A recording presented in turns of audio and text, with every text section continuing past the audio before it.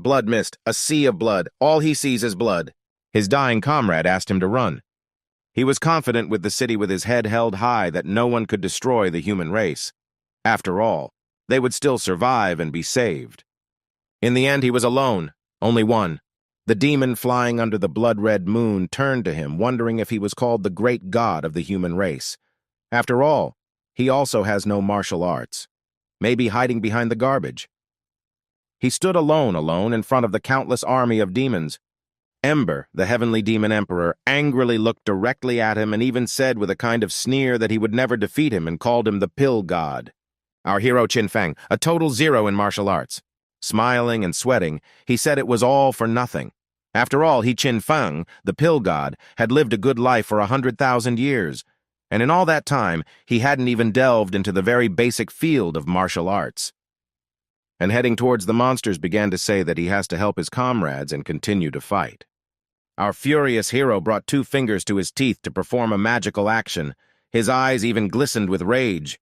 The young man struck a pose, thus showing that he was ready to fight. He was sparkling with orange and red flames. On our hero began to fly monsters from all sides.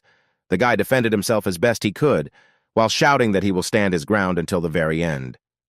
There was a huge demon coming at the guy. It looked even more terrifying than all the others. But the young man wasn't distracted for a second. He was ready to fight all the demons he could. But a moment later, the young man was pierced through. He flew off with a hole in his chest. The young man had been stabbed through. Perhaps that was the end. In this life, he possessed a useless body, able to reach the pinnacle of alchemy, yet he was incapable of being ultimated. He truly was a good-for-nothing weakling. Blood was flowing from everything it could. By itself, and his face was all bloody. If our hero had a chance to be reborn, he would definitely have mastered the martial arts to perfection. He would right the wrongs of this life against the heavens. A green pendant on a string fell from his neck. It was as if it was made of stone, and from the impact it crumbled and cracked. The boy jumped up in a cold sweat, all disheveled and frightened. He was in a spacious room completely cluttered with many things. Our hero sat in the middle of the bed and tried to understand what had happened. The guy had his whole body bandaged.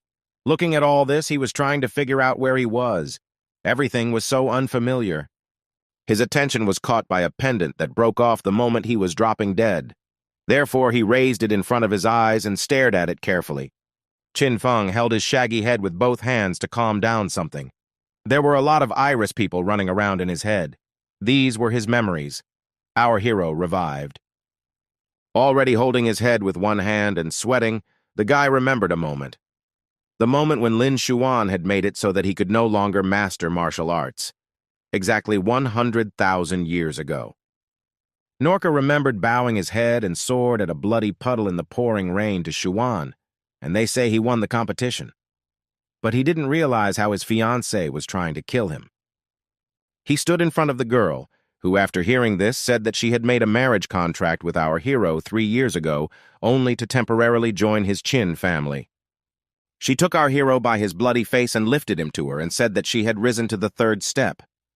At first glance, Mila and even the beautiful girl with pink hair and amber-green eyes called our kneeling hero a bastard, then asked if it was true that he thought he was worthy of her. After hearing this, our hero's pupils dilated and tears sprang from his eyes. In our hero's past life, the martial arts were exhausted and he had no choice but to focus on alchemy. Our hero sat and meditated.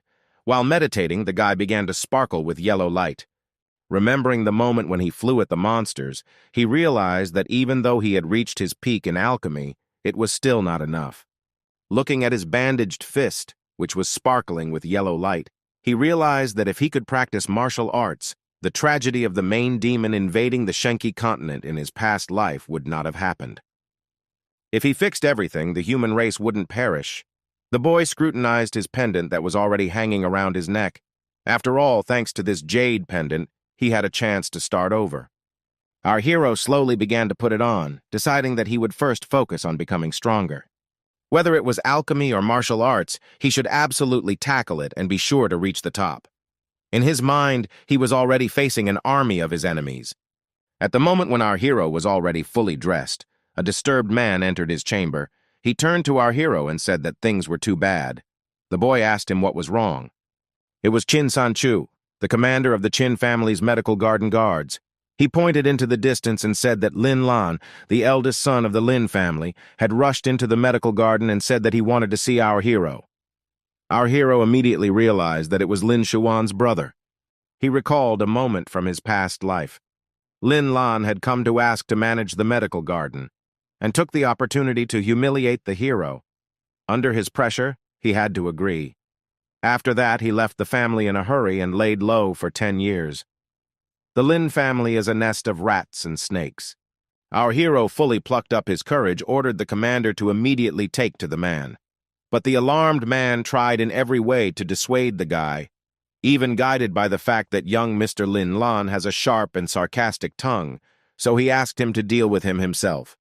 Kenhiro was determined, so she said that everything was fine and wanted to deal with him himself.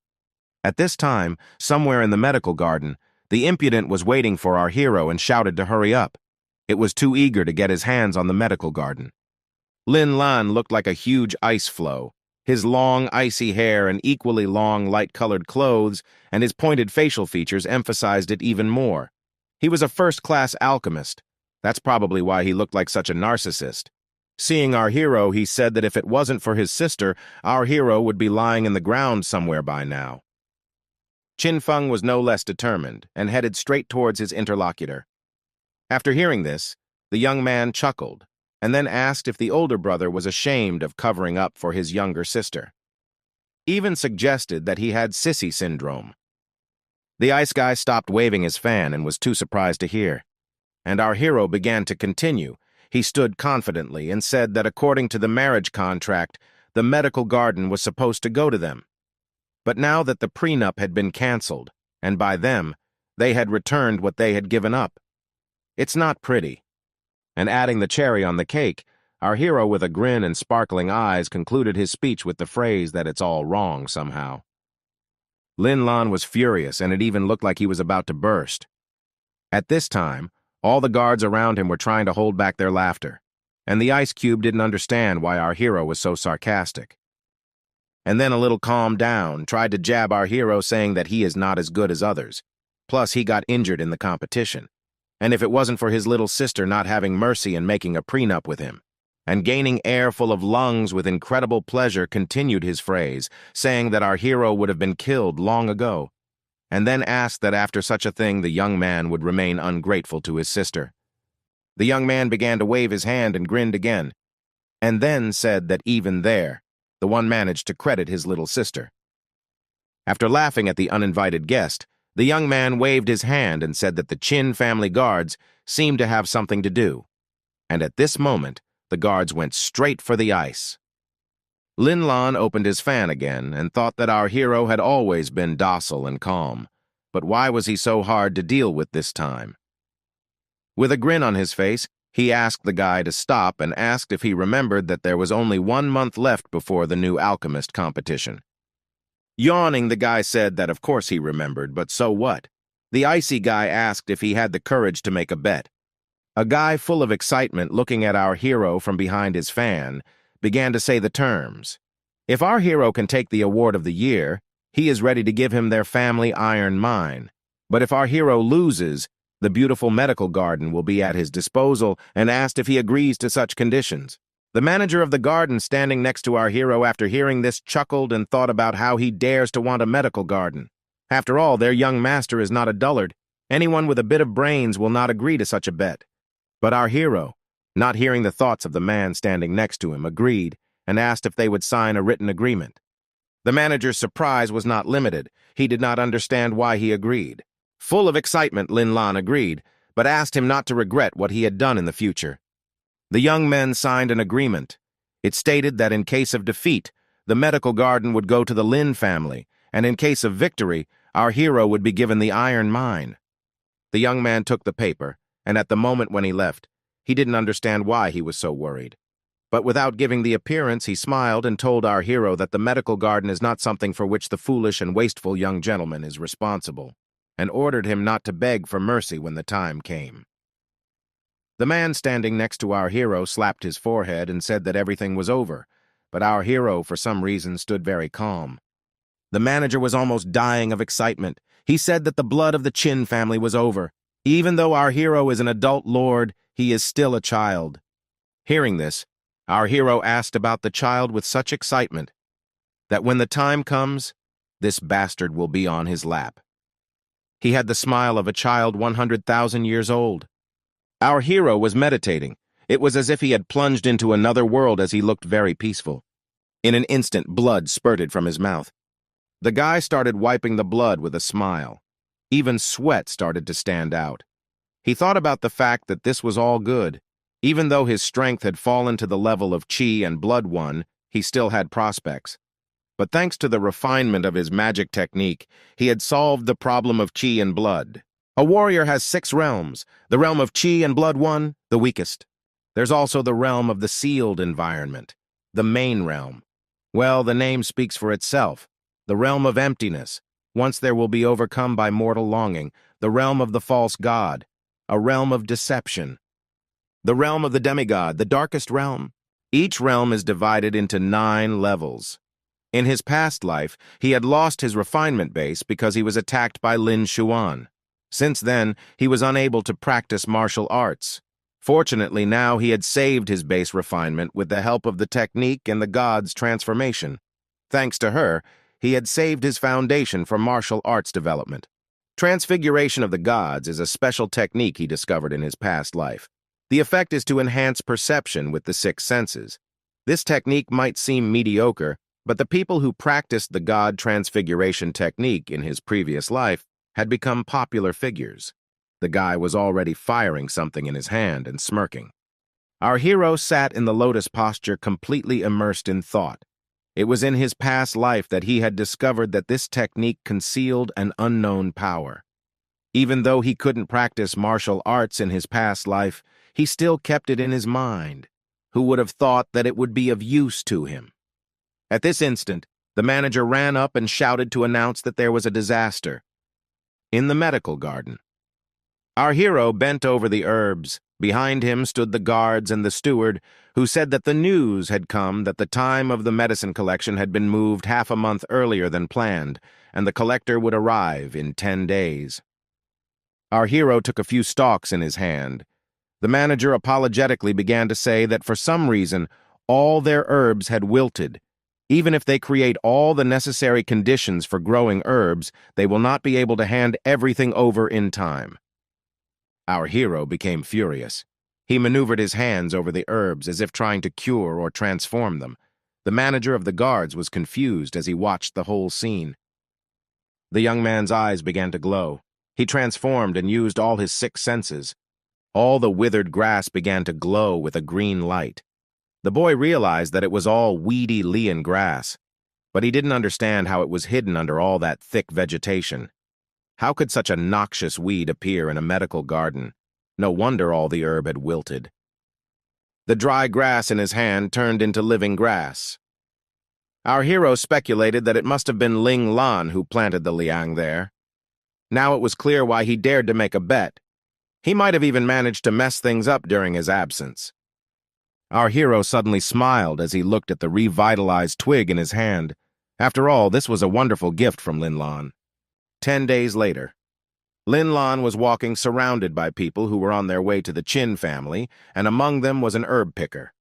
The insolent man began to wonder where our hero was and how come he didn't even come out to greet the herb picker. At this time, the manager of the guards leaned over the man and began to apologize, and then asked to wait a few minutes because our hero will arrive from a minute to a minute.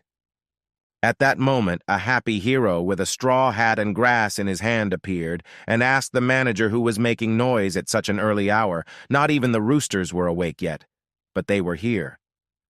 Lin Lan grinned cheekily at the man who was sitting on the horse, making sure that the man saw that our hero did not kneel down in front of the herb picker to greet him. And he's trying to make a statement. That's clearly disrespectful. This is the herbalist of the main branch of the Qin family, Qin Yulan. The man angrily turned to our hero and gave him one chance to apologize, and ordered him to kneel down. The manager desperately asked our hero to do as asked, so as not to anger him even more. The man was already almost falling at the feet of this herb picker and asked the young gentleman to apologize and kneel, but our hero just stood and stared without uttering a sound. The man, almost crying, said that the last time they had angered the herbalist, their medical garden had been fined triple the amount. But our hero looked directly at the herb picker, and Lin Lan smilingly sent them away for a long time. Everyone was amazed by this action. And our hero, with a haughty smirk, turned to the herb picker and asked if he really thought he had any official authority. After all, he's just a spoiled chicken, and our hero has to get down on his knee. The herb gatherer is a formidable man, who looked even more frightening in his rage, and after hearing what he had heard, asked angrily, "What kind of attitude is this? Where did such arrogance come from?" and then asked if he had even prepared the medicinal herbs. The young man listened to all this and calmly said that he agreed that there are a lot of herbs, and all of them are ready for the man. He did not expect such an answer, so he got even more angry.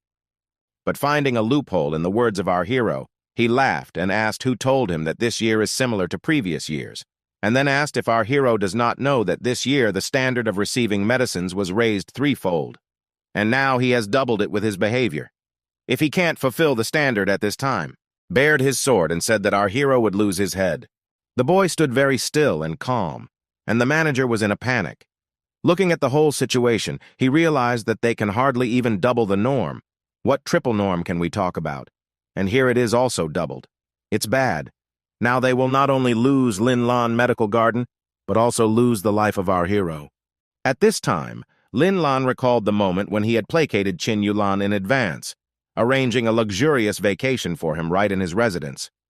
He then offered to split the medicinal garden in half if our hero lost the bet. The man agreed. Later, he hired a spy. He told the man that only our hero had been working in the medical garden all this time. What kind of effective tricks could a brat who doesn't know anything about herbs come up with? Our hero heard the terms of the herbalist with a smirk and then asked to follow him. Our hero actually led everyone present behind him. The manager was in a panic. Lin Lan was anticipating our hero's downfall. The herb gatherer was already in the mood for execution. Lin Lan walked past the wilted flowers and plants, waving his fan in front of him. He laughed as he was sure that our hero would be defeated. "I notice only dry herbs," the cheeky guy's status smirk asks. "Is this, and is the most famous medical herbs, because they are as rotten and wilted as our hero."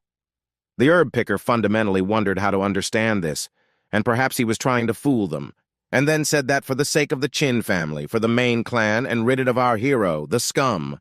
But the young man still smilingly put away his sword blade, saying that he expected this. After all, only trash sees trash, and the main treasure is not paid attention to. In front of the people was a plantation of green and healthy plants. He asked to look there, calling people blind assholes. There were red fruits on a twig, and on other branches, purple berries. All the people who came were confused. No one expected this from our hero. After seeing what he had seen, it couldn't fit in Lin Lan's mind. He didn't understand how this could happen. After all, he thought that Qin Feng didn't know anything about caring for medicinal herbs. And the herb gatherer didn't understand how our hero was able to take such good care of all these herbs. The lian herb he's planted everywhere. He can see it, it's still there. The color of the grass is quite good. All of it is first class. Its quality is above all standards. And he's also afraid there's 5 times what's needed. Even thought our hero was the devil. And the superintendent of the guards was delighted with his master. He guessed what he had been doing all these days, putting all his efforts into taking care of the medical garden. In an instant, our hero was bombarded by Lin Lan's anger. He flew the young man with questions. How is this even possible? How he, our hero, even dared to create such a thing? It was as if the guy didn't notice these questions. Lian grass is a creepy weed by nature. Planting it in medicinal plants would naturally cause them to wither. However, in this era, no one knows yet that if you plant the lion grass on the backside of the sun and give it some transformations, it will change its properties and accelerate the growth and quality of medicinal plants. Our hero, full of pride in himself, right in the face of his opponent, said that nothing, and he didn't care what, as our hero did what. Does it matter that the one lost in their dispute? It seems that the one himself had promised our hero an iron mine. The young man was furious. and then laughing hysterically said that he would not give anything, and what did our hero do to him in that case?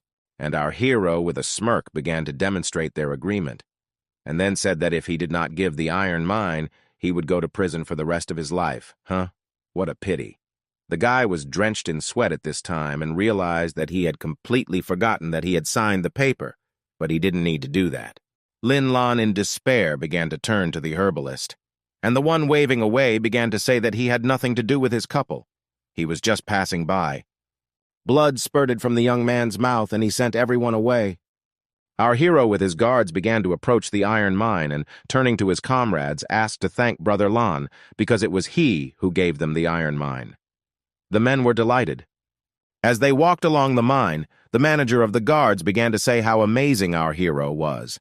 After all, he got the whole iron mine, and then he apologized and said he didn't understand something, and asked why he would risk a precious medical garden for worthless iron ore. I even assumed there was some kind of plan. And our hero turned to the man with a slight smile and said that there was no plan, but that he had just overreacted a little. The manager was shocked by what he heard. Indeed, the ratio of iron ore to elixir is not worth estimating at all. But from his past life, our hero remembers that this iron mine is not simple. It contains a lot of valuable, mysterious iron ore. If used for its intended purpose, the mine is worth as much as a medical garden. At the moment when our hero came out of his thoughts, a worker ran up to him and said that something happened in the mine. The worker standing right in front of him, who was already in full earnest, said that the mine had suddenly collapsed. Dozens of miners were crushed to death. The man standing next to our hero was horrified. Outside the mine, people were scrambling to pick up rocks because their relatives were there. Our hero pondered what he had heard, while the manager of the guards wondered why the mine had been destroyed as soon as they had gotten it, and then suggested that God must have hated them. At this time, the families of the miners, full of despair, were looking for someone to vent all their emotions on and find the culprit. So at the sight of our hero, they began to say that it was all because of them. Everyone was about to go and beat up the boy, but the guards arrived just in time. One girl shouted our hero's name and said that as long as their iron mine belonged to the Lin family, they were always safe. But as soon as our hero's family came, everything went wrong. They angered the mountain god, and he unleashed a landslide on them. One man still came close to our hero, even took him by the collar, and full of rage and despair, ordered him to bring his son back. The young man stood there without moving or uttering a word. The manager of the guards, sweating with excitement, asked the young gentleman to leave. It was very dangerous there. But the young man was not going anywhere. He was furious. He realized that as soon as the mine came into his possession, there was a landslide. What a coincidence. Our hero walked over to the chest of rocks and began to induce a state of sensation internally. He began to glow. Our hero found himself inside the mine. It was full of people lying there. And with the help of his power, our hero heard the hearts of these people. The miners inside it, they're still alive. And from the tracks, it doesn't look like a full mine. Just a landslide at the entrance to the cave. Obviously a man-made explosion. Our hero's amber eyes glittered. He noticed that somewhere far away, Ling Lan was watching. He realized that he was the one standing there. After our hero won the bet, he blew up the mine. By killing the miners, he wants to incite public anger against the guy. He doesn't value human life. Our hero called for silence. He stood on a rock, and like a warlord, he began to speak. Specifically, he said that the miners inside were still alive. If they remove the rocks at the entrance, they can save everyone. Acting now is the best time to save them, so he suggested that everyone start. People thought it was all a joke. So the men tearfully asked that the mine had collapsed. How could anyone who was inside be alive? The woman called the young man names and didn't understand how he could lie to them in such a situation. At this time, Lin Lan saw that people did not believe him and cried with laughter. He was proud that he could think of such a thing. At this moment, people were flying at our hero. The manager of the guards asked the young gentleman to run away from there, and the guard picked up the manager's phrase and said that otherwise this angry crowd will definitely kill the guy. They tried to hold them back as best they could. Our hero looked at them and just kept silent. In an instant, he shouted that the Chin family would stop resisting and ordered his guards to drop their weapons. The manager, as well as the rest of the people, were shocked at the young master's order.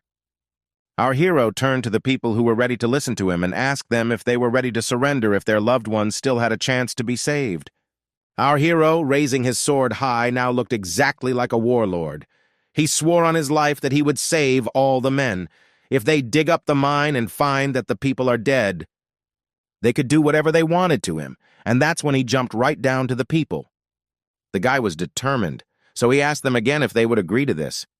The people were puzzled. For a while, they just looked at each other and tried to find the right words. The manager of the guards fell at the feet of our hero and began to embrace him, begging him to change his mind. At the same time, the young man was passing his sword to a man, and people were thinking whether they should trust our hero. People began to run to the entrance of the mine and remove stones from it. The guards took offense from behind and asked to help each other. Some began to say that they would work with a shovel, and someone said that they would move the stones. Our hero asked Sanchu to come back and do one thing for him. The young man began to wonder why the young master asked him to do it so quietly, even suggesting that he had lost his mind. At this time, Lin Lan was watching this picture and said with a sneer, "Let people dig. After all, they wouldn't be able to do anything anyway." And he thought to himself that he had long ago placed the swamp miasmas in the mine, and this is a terrible grass. The people inside won't be crushed to death. They will definitely die from the toxins. Chin Feng, such loud words in such an audience. He will not fulfill his promise, and he will be killed.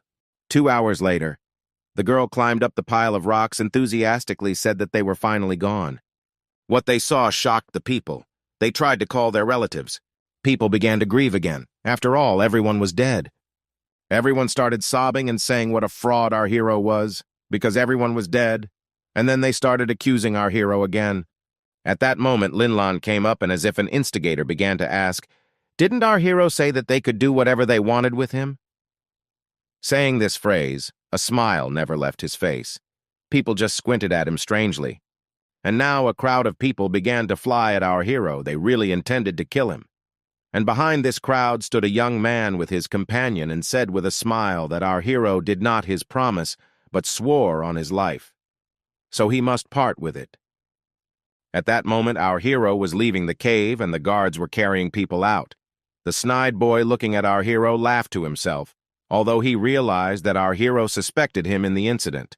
But he has no proof. Even if he tries to dig up something, still nothing will come out. At this point, our hero ordered his assistant with a basket of fruit to approach him. The boy bulged his eyes and did not understand why he was so calm and noticeable that he did not even think about running away. The young man took a bite of the fruit and ordered Sanchu to shove the pre-chewed peel into people's mouths, but to do it quickly. The young man was very determined and angry. Sanchu immediately obeyed with a guilty look. He sat over the man's body and wished for the peel. He shoved it into the man's mouth. The snide boy thought that our hero had gone mad, and to vent his anger he was mocking the corpse. But then he started to incite the upset and angry people. But it was enough for them, a couple of phrases, and they already flew at our hero with a crazy look. They really intended to kill our hero. Our hero was shoving chewed peels into people's mouths, and asked Sanchu to continue. But the guy sobbing thought that does not the young master realize that by such an action they increase the chances that they will be killed. And moreover, he had given this man his first kiss. At this moment, the man's eyes slowly began to open. The man began to touch his face, thinking that he had been sleeping for a very long time, and it seems he was having a very long and strange dream. Seeing the man wake up, Sanchu bounced up and tried to understand what had happened. Had the dead risen? A girl, an adult man, and a child ran up to the man in an instant. They all had tears in their eyes. They were the wife, father, and child of the man who had risen. Our hero, wiping the sweat from his face, wondered who said all the people were dead. He knew that marsh miasmas are extremely poisonous plants. But if the poisoned person took the medicine-cut skin of Tianluo fruit in time, the effects of poisoning could be easily gotten rid of. That's why he asked the manager to go to their family's manor and bring the fruit. It was just that in this era, he was the only one who knew about such medicines. The young man went up to the poisoned man and asked for forgiveness, and then asked him to tell him what he remembered before he lost consciousness. But the man was surprised by the fact that he had lost consciousness. Then the man put his fingers forward, and you could see him trying to remember. He remembered. Lin Lan, he had blown up the entrance to the cave and forcibly locked everyone inside. He was afraid that even so they would be able to escape, so he brought the swamp miasma there. He wanted to poison them. He wanted them dead. Slowly, people began to wake up and support the man's words. They all began to point at the snide boy. After all, it was all his fault. The guy stood there and did not understand how it was possible. Our hero, smiling snidely, asked if they really think that Lin Lan is behind all this. After all, the truth had come out. And then, looking directly at the guy who had fallen and was in despair, Qin Feng said that if someone was angry that their loved ones had almost died, they could express all their grievances to that person right now. And the kid was trying to figure out what these people were going to do to him. And still, it was all happening in the iron mines. Inside the mine, our hero was looking for something very carefully. It didn't make sense to him. There must surely be somewhere out there somewhere. Just why can't he find it? According to his memories from his past life, Lin Lan's mysterious iron ore should be hidden in one of the pieces of ordinary ore. As he was pondering, a man came up from behind and placed a hand on his shoulder. The man smilingly began to thank our hero for saving their lives. In an instant, everyone began to bow before our hero. They chorally said that they would never forget the virtue and humanity he had shown. The boy smilingly began to wave away. The young man said that everyone was tired and that's why he would give this mine a couple of days off, and after the rest, they would start work, and asked how they liked the idea. And he thought to himself that it seems that in his previous life, none of the townspeople recognized him. The men began to swear that from now on any of his orders would be fulfilled by them. The young man asked where Lin Lan was, and the man began to remember where he had gone after being exposed. He remembered the moment he had strangled the boy in his arms, but then he took his head.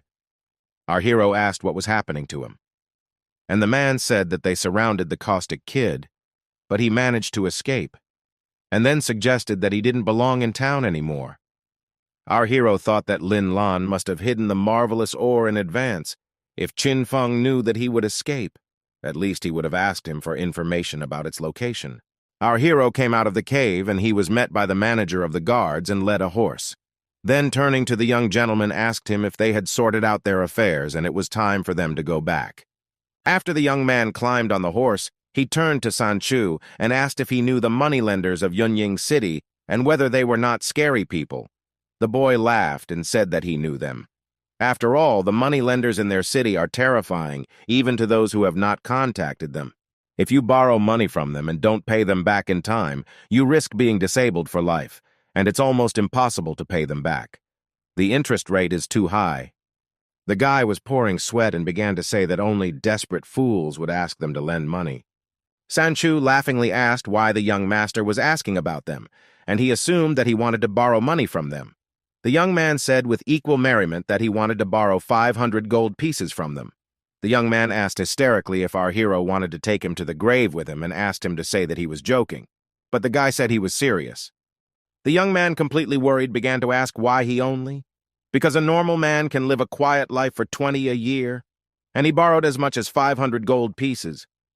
Our hero began to feel his head and innocently wondering where he would take the money from to take such good care of the medical garden. The man in extreme nervousness said that was the end of it. The medical garden has 100 gold at best, so how would they repay the debt? The young man wondered. After all, he had originally thought that if he took all the iron ore, in addition to finding the Xuanfeng wonder ore, he would be able to repay the debt. But now that Lin Lan had run away, he hadn't found the miracle ore. So where to get the money? Our hero and his companion began to leave. Our hero calmly rode on a horse, and next to him walked a man who shouted that everything is over, and the only thing left was to sell the medical garden, and without it the whole family would perish. A girl noticed these two, but she didn't say anything. Our hero was still sitting on the horse and in an instant heard a strange form of his name. The guy was surprised. In front of him stood Qin Wanli, our hero's father and the guard of Yunyi City. This affable man wondered how many days they had not seen each other, and then said that he would see another person in front of him and did not recognize him. Later he asked if our hero was better, but the guy in response asked when he came back. Without thinking about the consequences, the manager of the guards wanted to tell him that our hero had borrowed money, but the guy arrived in time and closed his mouth and whispered and asked him to shut up. Our hero remembered that in his past life, his father had gone out of his way to take care of him, literally risked his health. In this life, he will never let his father worry about him again. The boy doesn't want his father to suffer again because of him. The man approached the young man and inquired about his body after all. After all, he doesn't have to worry about it now. The father spent a lot of money and bought our hero pills to harden his body and handed them to him. With these, our hero would definitely be able to establish his cultivation base. Chin Feng waved away and told his father that his body was much better than before, and asked him not to worry about him. He concluded to himself that his father had been worried about his injury all this time. For the sake of those 2 pills, his father went out of his way to do so much work. But the man grabbed our hero by the arm, and more seriously asked him to stop, and then asked how his cultivation base had grown to the highest stage of qi and blood. But the young man smilingly asked his father to calm down, and when they returned home, he would tell him everything. The father and son were sitting at the dinner table. The man was interested in our hero, whether it was true that he had found a teacher who helped the boy, and what's more, he would teach him alchemy. The man seemed happy, so he wondered if his son would really become an alchemist, and the lad in turn said that the teacher had reported that he was the most talented student. Chin Wanli laughed out loud and began to say that he had always known that his son was a genius of the heavens, and no one would be able to ruin his son's future, and then inquired if his teacher lived and he was obliged to meet him. Our hero, scratching the back of his head, began to say that his teacher does not like outsiders, and he obviously doesn't want too many people to know about his existence. Then he said that he thought he would refuse to meet his father. The man hesitated and said that indeed experts of this level prefer a life of seclusion. It may be wrong to lie to his father, but he doesn't know any better excuse for his sudden knowledge of alchemy. He'd better make up a teacher so his father won't worry. The man had already told him it was time to leave. The man handed our hero a piece, asking him to keep it. He took it for our hero. If he gets into a difficult situation in the future, let him use it. It's the Chin family's battle warrant. The boy agreed, but he couldn't believe that his father had given him such an important item. Saying goodbye, the father told his son that even though they hadn't seen each other for a long time, but he really had to go on business. Their family would be left to our hero, but our hero really understood everything, so he said that everything was fine. The man stroked our hero's head. In the meantime, he was considering the present. He wondered why his father had given it away after all. The Chin family's battle warrant really mattered a lot. But to him, it was an honor. He would never, ever let his father down. A few days later, medical garden. Someone was calling for the young master. In the chambers of our hero entered the manager of the guards and excitedly shouted that someone had come and wanted to see our hero. And he in turn poured sweat, covered his ears, and in principle was very anxious. The guy did not understand why they came so soon. Chin Feng ordered Sanshu to raise all the guards of the medical garden and bring them to alert. The man immediately accepted the order. Our hero raced toward the entrance. In his mind, he was thinking that this was the end. It had slipped his mind that the day had come to pay off his debts to the moneylenders. He'd originally wanted to withdraw money from his father, but he'd spent it all on body-hardening pills, and all the family's supplies were used up. There's someone banging on the door. After all, if the debt wasn't repaid, the loan sharks could take the house. All the guards and our hero were at the ready. The young man gave the order to open the door. As he lowered his head and closed his eyes, he realized he was ready to fight to the death. Managing guards began to address our hero, and he slowly and hesitantly opened his eyes. With our hero, someone fishy said hello. It was a blonde-haired, attractive girl. She introduced herself as Manhwa. She said she came to thank him for saving her life. But in our hero's mind, he couldn't imagine that it could be a loan shark. Didn't even realize if there could be such a fine collector. Our hero asked if she had not accidentally come to collect a long time. The girl timidly said that she was only a minor and the day before our hero had saved her life, and she came for her future husband. The young man coughed. At this time, the manager of the guards was smiling very much looking at the girl. After our hero coughed, he realized what he was talking about. He remembered. She was the only girl he had fed with the tunyalut fruit mouth to mouth. He hadn't paid attention then and had inadvertently taken advantage of her defenselessness. Our hero waved his guards to leave. They immediately obeyed. Our hero, still coughing, began to assume that the girl had come to them to pay for their kindness, and he thought to himself that she herself had said that she had come for that. And how is she going to pay for it? Our hero has huge ambitions, and he's not going to get married so early. And the girl said she really came to pay for saving a life.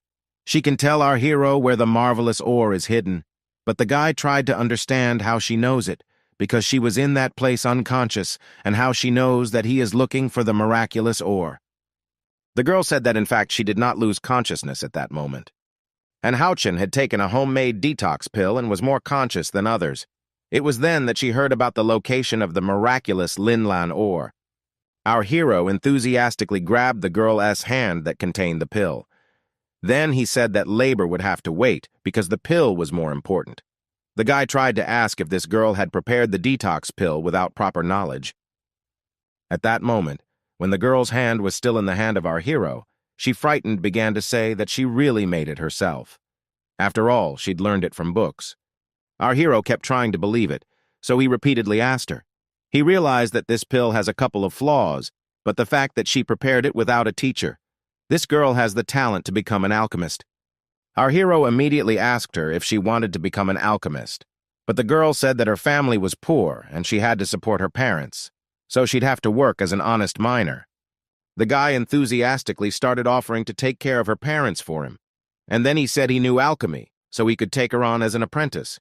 The girl just needs to promise to follow him. The girl stood more and more confused.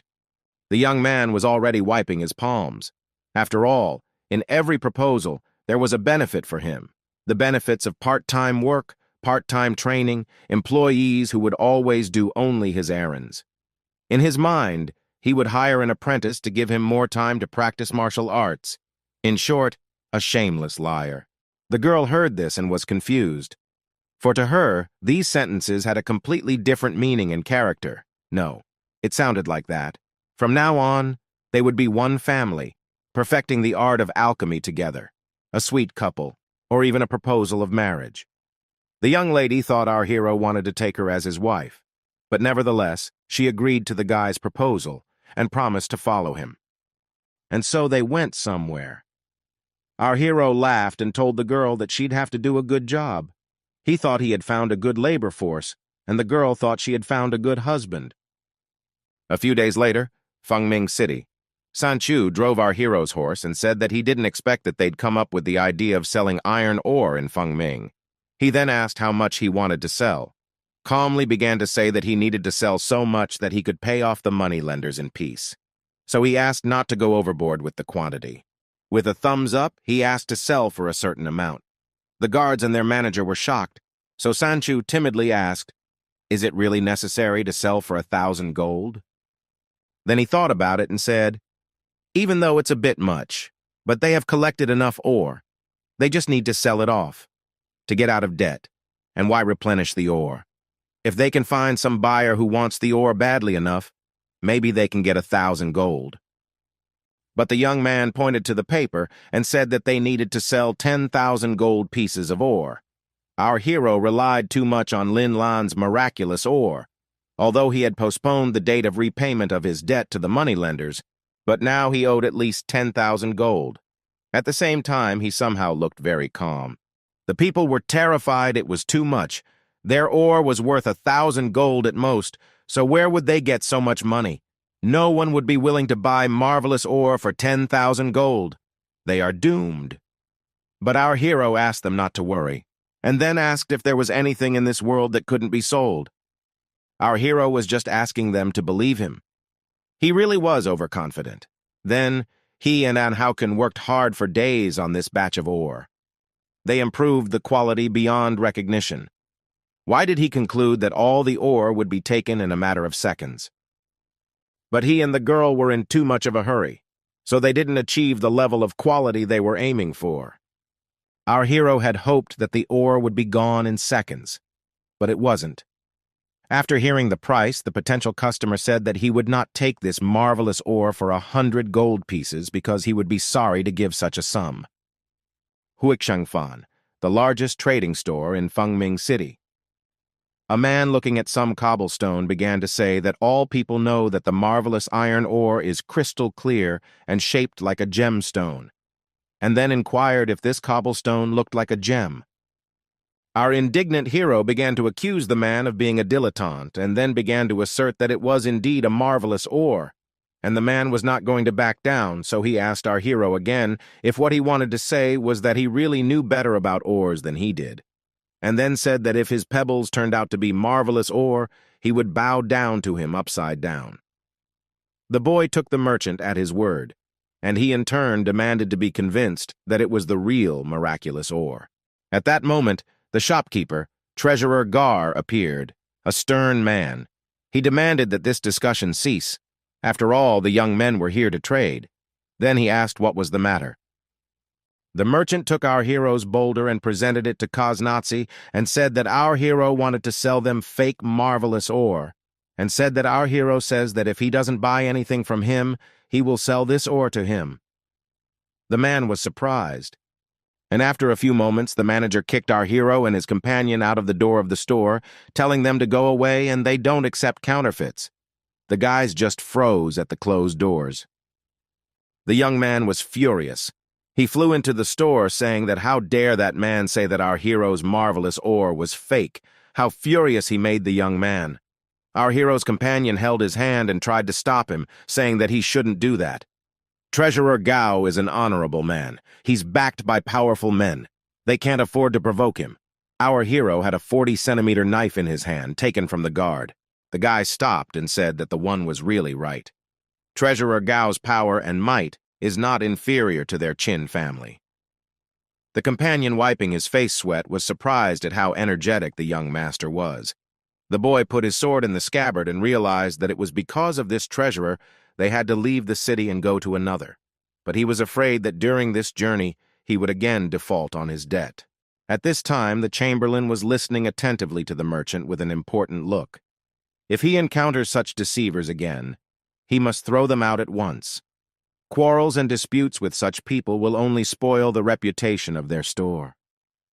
The man bowed and said that he had learned his lesson. Looking at the cobblestone, the owner asked why he put the coal on the counter. It was dirty. Then he realized that it was our hero's miraculous ore. Taking this boulder in his hand, the man asked the seller if there was an ore mine nearby. The man smilingly began to say that yes, there is, but it is the most ordinary iron ore. A piece of iron, in other words. And this charlatan, or rather our hero, wanted to sell it for 10,000 gold pieces, but he's got the wrong guy. He's no fool, so he didn't fall for it. The owner praised him, but the iron ore in the owner's hand began to crack, and in an instant a soft blue light poured from the cracks. The owner tried to shut himself off from such a bright light. He didn't understand what was wrong. The seller, looking at the owner with this bright light, asked snidely if our hero had put a flashlight there.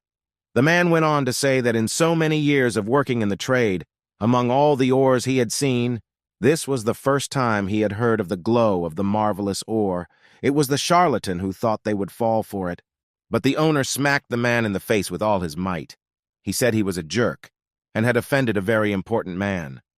The big man dragged the poor merchant by the leg, saying that everything is over. Because of him, our hero offended them. And ordered to prepare the money, they are going to apologize to this important gentleman, and hope it's not too late.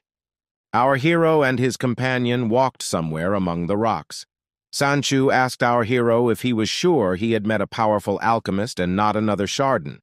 He just couldn't believe that even after the help of a high-level sastron, they were kicked out in disgrace. One of the guards suggested that because the price was so high, he had a feeling that even if they went through a dozen of these large stores, they still wouldn't sell for the right amount. Another suggested that when they arrived in another city, they should lower the price a little. After hearing all this, our hero said that he thought that the point is that these people are ignorant ignoramuses. He processed the ore too well, and they did not even realize it. In an instant, the young men noticed that they were being chased by the very merchant who had asked them to wait, and then shouted that they were ready to buy back all their marvelous ore. Our hero wondered if they were really ready to buy back all the ore, and if it was really true that they had 10,000 gold. The man bowing at the feet of our hero said that of course they have, and he buys it all. There was a misunderstanding between them, for which he apologizes very much, even brought money. Our hero, with a kind of smirk, said that he really knows about goods. The manager of the guards and the guards themselves were delighted. Someone was actually willing to buy all the ore. They were very lucky, and asked the young lord to agree to such an offer. With a smirk, he said he wasn't ready to sell it to them and apologized. The guards were horrified at what they heard. They did not understand how such a thing was possible. Our hero said that he really wants to sell them all the ore, even right now. But still he is concerned about one question. The man began to ask what makes our hero refuse. Our hero said that this owner's buddy has embarrassed his subordinates a bit. They have a grudge against him, so for their sake he's not willing to sell. And even if he did, they wouldn't let him. The guards, meanwhile, were puzzled. Horrified, actually. After all, our hero accused them of not wanting to sell the labor himself, although it was the first time there was a demand for it. They were very eager to sell the ore, and they were not offended by anyone. The owner walked up to his subordinate and took him by the ear, and the jeer was saying that it was all his fault. He had made the owner and his subordinates angry, so ordered to apologize to them properly. But the man crying began to say that he tried to sell them a fake and asked why he should apologize. The owner angrily began to wonder if what he still dares to call our hero and his goods are fake, and then said that he was blind and a bad salesman. Ordinary miraculous ore is crystal clear and shines like a precious stone. That's because ordinary miracle ore has a lot of useless crystals in it, and they are extremely difficult to remove. It's an illusion that miracle ore is like a gemstone, but in fact, the purer the miraculous ore is, the darker the color. And once you stimulate it with your aura, it will begin to emit light. The higher the quality of the miraculous ore, the stronger it glows. And then he dared to say that it was the best ore he had ever seen in his life. This lecture shocked absolutely everyone present. Our hero's subordinates came to the conclusion that this is a black and strange ore, very rare. This ore is a magnificent level of refinement on which our hero has made an effort. The shopkeeper even suggested that behind our hero is an inscrutable and powerful alchemist. The unfathomable alchemist is our hero. Realize that everyone has now realized that the ore is of the highest quality. Obviously, he and Manhwa used the method he had been refining for 100,000 years. Since the merchant had realized the value of this ore, he would ask for more. Turning to Treasurer Gao, our hero said that there was no need to apologize. After all, the yokemate was working hard for the good of the entire store. He was so sure he was right that he said, "Yes, if your pebbles turn out to be marvelous Ruta, I will bow to you upside down." And still seated in the saddle, the lad said he might even have said something like that. The owner was shocked by what he heard, and the salesman was even more frightened. And for good reason, because the owner had already clenched his fists to hit the man, but he understood and started to run away. The man hit his subordinate again with all his might, calling him an asshole, and said that if he promised to bow upside down, he should be held accountable for his words. The man went into the standard upside-down bowing pose. He was crying and could not understand why he had been treated so unfairly. At this time, the merchant asked our hero not to be angry at his subordinate. He did not want to break wood, so he offered to buy ore for 30,000 gold pieces. Our hero, waving his hands, began to say that it did not matter that he would be at a slight disadvantage, but would agree in any case, mainly because he, Treasurer Gao, had kept his expensive reputation. The man thanked our hero for his leniency and hoped for further cooperation. The guards were thrilled to finally be rid of the ore, but they did not understand how the young gentleman would be left with 30,000 gold pieces. Some thought that this was the way to become rich. Holding the money in his hands, our hero, with a satisfied face, said that they were rich, because not only the debt would be paid off, but there would be more left over. So they all decided to go shopping, as if they were cool. Then, that there are more things to buy for his martial arts perfection, and he can finally spend money recklessly. Night had fallen on the city, and the full moon illuminated everything around. Lin Lan begged his father to help him. He was humiliated and was on his knees in front of him. Qin Feng had brutalized him, and now he needed help. Now he wanted justice. The guy with long blue hair did not stop crying. There seemed to be absolutely nothing manly left in him. He was telling his father that his son had been humiliated, and his father should avenge it. The boy's father was furious, and his menacing grin reflected this moment. He absolutely did not understand how some passerby dared to frame his son. The son kept crying and begging his father to make it all right. Right now, this scoundrel was in Fengming, and only his father could help him get justice. The man in the black cloak was furious. He pointed his finger at the guy and said, "No father would sit idly by when his son was framed." "That asshole will not survive tomorrow," said the father, and promised that to his son. The boy wiped the fake blood from his face, gloating, and realized that he had very cleverly framed his opponent, and now he would be the main witness to his death. Night had also fallen on the Qin family's main estate, but one of the windows was bustling with life. It was our protagonist who was meditating and thinking that the pills his father had given him were quite good. Thanks to them and the reading of the gods, he could rise to the 5th level of the Qi and Blood realm. Energy began to fill his body, and he realized that the 5th level of the Qi and Blood realm was just around the corner.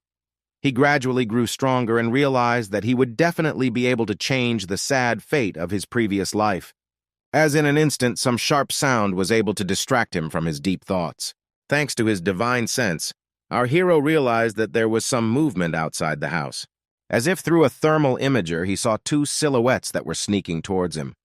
He smiled broadly, and fixing his suit said that he didn't invite anyone today. But since they dared to invade his personal space, he would fight them and see how much his strength would increase. The 2 men stood outside the house and thought about their next plan of action. One of them was already looking out the window to see where our hero was. The other was saying that he would distract his attention, and then the other guy would rush in and kill him. They were ready to attack and put their weapons forward, but suddenly something happened that scared them. Our hero opened the door with all his might. His rivals were very much frightened and surprised at the same time. It seemed that their plan was not destined to come true. At the same time, our hero smiled broadly and told his rivals that apparently he was the man they were looking for today. The stealthy killers began to ask him how he did it, to which our hero answered them that he had learned of their arrival before they came in. The men looked at him angrily through their masks and were ready to destroy him at any cost. He scratched the back of his head and told them that even though they were killers, they didn't stand a chance. In fact, he went out to practice on them. The men were very taken aback. The man in the blue armband looked at our hero prejudicially and said that he was just a scum at the 5th level of the Qi and Blood stage, and he would definitely not be able to practice on them. But the second masked man told our hero that they had never killed another person before, but this was the first time the prey had come to them with open arms. Our hero told them that everything happens the first time, and in general he is going to fight for the first time in his life. Since in his previous life he had given all his attention and energy to alchemy, he had not had to fight anyone for 100,000 years. It was time for him to try out the results of his work. The ninja men were very much surprised at such boldness of the boy. Was this really the first time he would fight now? The man in the blue cloak expressed his desire to kill this boy. The masked man didn't really resist. He just wanted to let the upstart know that he was mistaken. The man drew his sword and started swinging it in different directions, apparently to intimidate our hero even more. But that didn't faze the boy. He got even more excited and filled with the desire to destroy the offender. It's just a fight, and in the study of martial arts, sooner or later face it. He must accumulate as much combat experience as possible in order to fight better. The man's arms were bare and one could see his muscles. Behind him, some creature appeared as if created from a stream of pure energy. It warned our hero that he was at level 8. He had killed at least 80 people. His brother was surprised that the boy would use his powerful skills to deal with this weak boy. But the man was undeterred, for he must do his best and not take his opponent lightly. Our hero stood, and on his face there was not an ounce of fear. He was ready for any outcome of this fight. The men realized that our hero wouldn't get away with it. After all, he's only level 5. And our guy was very happy that finally his first battle in 100,000 years was happening. He advanced his fist to meet his opponent, and something was about to happen. And what happened was that his opponent was on the ground with no chance of getting up. The man slammed into the stone floor, and his partner tried to understand how this could have happened. Our hero tried to act surprised. And then he began to joke and said that he just hit the man, and the man himself was weak and not involved in the death, but the man was in a panic. Now the hero squinted a little and apologized, saying that he didn't feel the charm from the long and exhausting fight and offered to fight again. The assassin squinted his eyes even more. He tried to understand what our hero was talking about. The killer clearly wanted to attack our hero, even called him a jerk and said all that he thought, and our hero offered revenge in the form of a fight. But the guy decided that it's never too late to avenge his brother and ran away after saying goodbye. Our hero tore off the kush, then thought that with the construction of the foundation can be finished, especially he did not expect that the reading of the gods will make his own power so powerful. And then he thought, why not follow that assassin and find out who sent those 2 assholes to kill him? At this time, in the Lord Mansion of Fengming City, the young man came down from the wall and remembered that the assassin had run there and disappeared, and the person who ordered the assassination should be there. In an instant, the young man turned around in surprise and noticed that someone was standing next to him. There was a man reaching out to our guy with an arrow through his chest and an arrow in his back, asking for help. But barely had time to finish his sentence, the guy dropped dead. But there was only one thing unclear, whether the customer gets rid of his people himself. At that time, people were coming with torches and shouting that a thief had got into the house and he should be caught immediately. All these people were around our hero, who did not understand what was happening. Our hero was surrounded by, unfortunately, all these people were masters of 8th level ki and blood. Behind our hero was already the worst enemy, who did not stop gloating and threatening. The guy with a gloating smile asked Qin Feng, did he come there because he failed to finish him? But our hero only smirked. He did not understand why he did not immediately guess that this bastard had sent those assassins. I concluded to myself that Lin Lan wanted him dead. The two stood in the middle of the formed circle. Lin Lan pretended not to understand what our hero was talking about, said that she knew that the guy came there, directly to the mansion of the Lord of the City to kill him, and the guy really noted to himself, where is? A map of Fengming City formed in our hero's mind, and he thought that the ruler of the city was supported by his family, and Lin Lan dared to use his family and the Lord's mansion, so he wondered, does he want to use the power of the city lord to plot against him?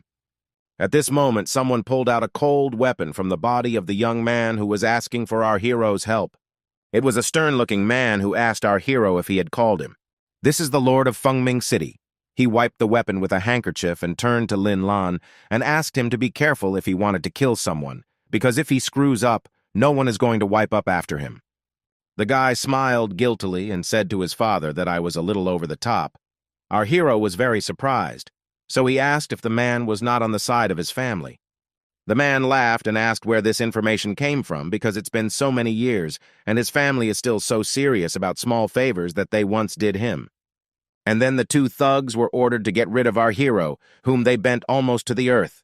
And leaning over to our hero, he said that his former fiancée had not only advanced greatly in the development of martial arts, but also was going to become the concubine of the 3rd prince, and her plans to displace the family of our hero, deprive it of power, and raise the Lin family in its place, making it one of the 5 strongest families. And pointing his finger at the young man, he gloated unbelievably, and said that the Lin family had a great future, and no one cared about the Qin family, which was also going through hard times. The young man was beyond furious. At this time, behind his father's back, Lin Lan could not stop laughing, but still managed to ask the man what he intended to do to our hero. The man asked not to worry, said that he would use a legitimate reason not to interfere in the affairs of the Qin family, and still get rid of our hero. At night in the city lord's mansion in the stone dungeon, the guy tried to meditate, realizing that he was careless this time, especially not expecting the city lord to side with the Lin family. But in an instant, a noise broke up and the guy tried to realize what it was. And it was a happy Sanchu. who somehow climbed through the stone wall. He was happy to see the young lord. Our hero tried to understand what was going on there, but the young man said that he could not come, especially the hotel was taken under arrest. A moment later, the guy was already rushing to our hero, trying to change how on the gentleman was able to do such a stupid thing, but the young man could not understand what the problem. The guy leaned to the young man's ear and said that the people in the mansion of the city lord are discussing the formation of Lin Shuan's scissor third prince, and that because of this news, our hero fell into hatred and killed 2 members of the royal family, so the guy will be executed in the morning.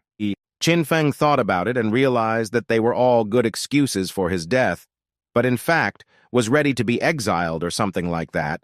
Well did not expect that the lord of the city actually used the royal family to kill him and just to serve the Lin family. Right now, the Ye family was the family that was the strongest. Even if they said that they wanted to execute him on their behalf, it would be the same, because the top Qin family would only have to be angry, but nothing to say in opposition. Sanchu was already panicking. He suggested that the young master run away through the hole he had just dug. Well, instead of running away, the young man nestled against the wall and said that no one from the royal family he did not kill, and is not guilty, so he is not going to run down the hole, tried to convey to our hero that they have no time to think about such things. And the young man proudly grinned and said that he is a member of the Qin family, cannot just go away, he must get out of this situation with dignity. In a moment, the guards heard some sound and decided to go look into the camera of our hero, who was already pushing the guy back into the dug hole. But the young man did not want to run away without the young master. But the guards looked into the cell of our hero, did not notice anything suspicious. Even Nara was thrown on the straw. And our hero reflected on the fact that it was quite unexpected to learn that his family would put so much effort to bail out such an unfeeling, ungrateful man. Especially Lin Lan recognized him as his father, so there is nothing else to do. The guy shoving something through the window said that nowhere to put it on him to use extreme measures. He then threw that something somewhere in the distance. A few moments later, our hero's last name lit up in the sky in fiery letters. In an instant, the prison was in an uproar. Our hero sat seemingly completely unmoving. He could hear the indignation of the guards. And right in front of him was an incredible struggle. A second later, in front of our hero, knights bowed their heads and swords. This is the main guard group of the Qin family, who were trying to understand what happened. Our hero said with a smirk, "Just someone who relies on his daddy too much." The true martial arts masters bowed their heads to our hero. Early in the morning, on the way to the execution site, our hero's men cheered each other up as best they could. The head of the guards said that the young lord had figured it all out and had escaped from the prison on his own, and the guards immediately supported all this. The boys were approaching the crowd, and the head guard was trying to convince himself that there was no way his young master could be dead. But at the beginning of the crowd, one of the boys pointed his finger up and shouted that someone had already been hanged in the morning. The morning began not with coffee, but with a gallows. Our hero's subordinates immediately burst into tears because they could not believe their eyes and did not understand how this could happen. They all fell to their knees and cried. They were ashamed in front of the guy for not being with him in the last moments of his life. At the same moment, our hero appeared scratching the back of his head. He was glad that Sanchu had finally appeared in front of him, but did not understand why he was crying. The guy asked if the assistant had brought breakfast, and he could not answer at all from surprise. And in an instant, the guy and the guard swooped down on our hero with hugs. They were happy that our hero was alive, but did not understand how it happened. Qin Feng tried to get rid of the hovering people. He was embarrassed, because there were people around, but replied that Lin Lan wanted to kill him with the help of his godfather, but he could not, pointing his finger upwards, and he also informed that after all, godfather was not as good as his. Therefore, Lin Lan had now lost his godfather. It was a city lord who could no longer be saved at all. Sanchu was a bit at a loss. He didn't understand how the young lord managed to do this alone. The lad pointed to the thing his father had given him and asked his assistant if he knew what it was. The young man immediately realized that it was a Qin family martial order. The Qin family's battle order is equivalent to the treasure of military might. The Qin family's main guard group only need to see the sign of the battle order, and then they will arrive and obey the sender's order unconditionally. But still, the aide couldn't understand what was next and what order our hero had given.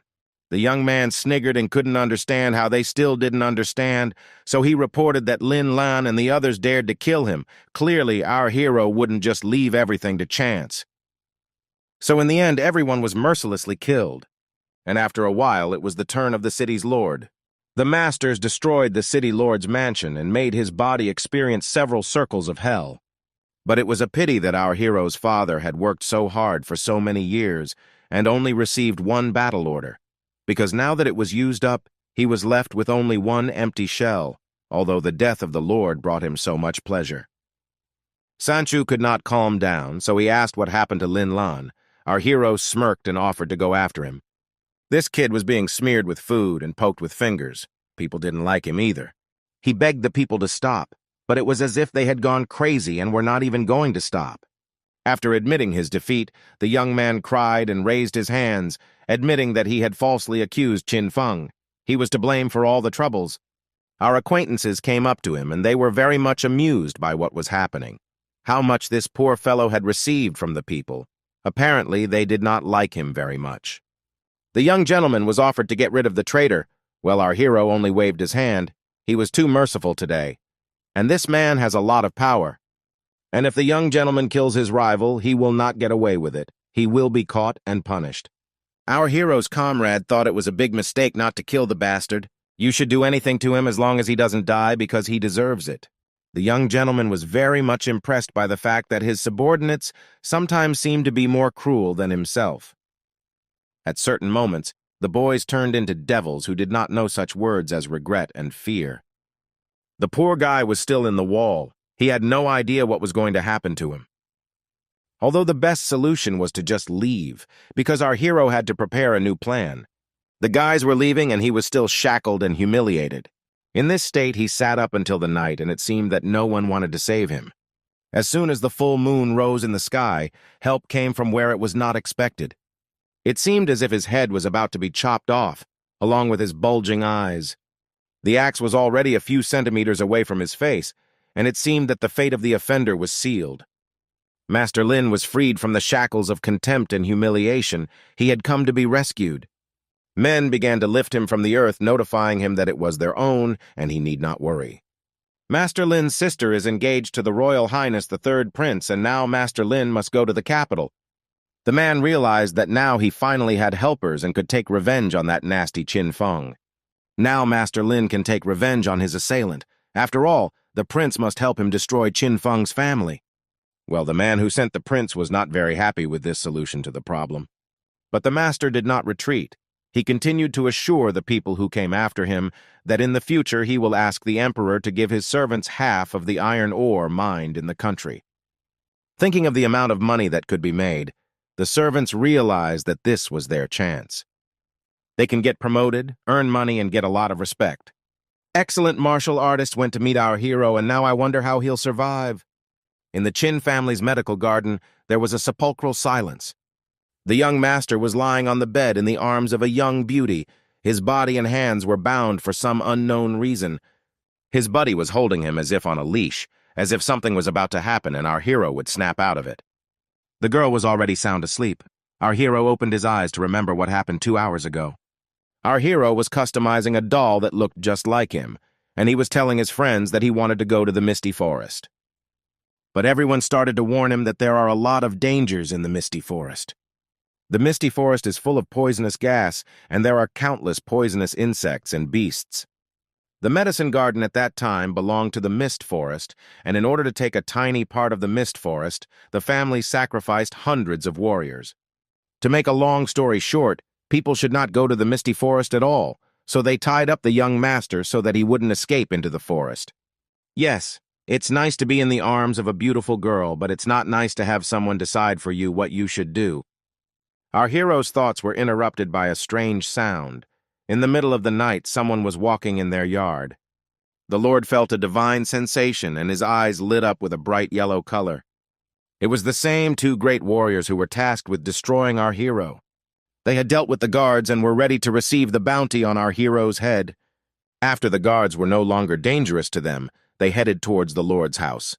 Our hero, realizing that his house had been invaded by the masters of the hardening stage, realized that he was now in huge trouble, for not one of his guards would be able to resist them. He got out of the shackles and was ready to leave, because if they fight here, all the people in the medical garden will be involved, and he can't put them in danger. The warriors of the hardening stage saw our hero and were already heading towards him. They were determined because money was the most important motivation for them right now. Behind Ma Axe, and in a couple of seconds, our hero will be without a head. And indeed it happened. The young lord's head flew into the air like a soccer ball. One of the warriors reached out his hand to the trophy to take it because that way he could prove what he had done. But something surprised him very much. It wasn't a real head, it was a wooden puppet. Those dumb-headed guys stood there staring at the wooden statue, realizing the fact that the hero had escaped, leaving them fooled. Our hero was very happy that he was able to trick two masters in the hardened stage of an ordinary puppet, but he needed magic fruit to escape them. When the men noticed that their target was slipping right out of their hands, they became enraged, and our hero seemed to flirt with them.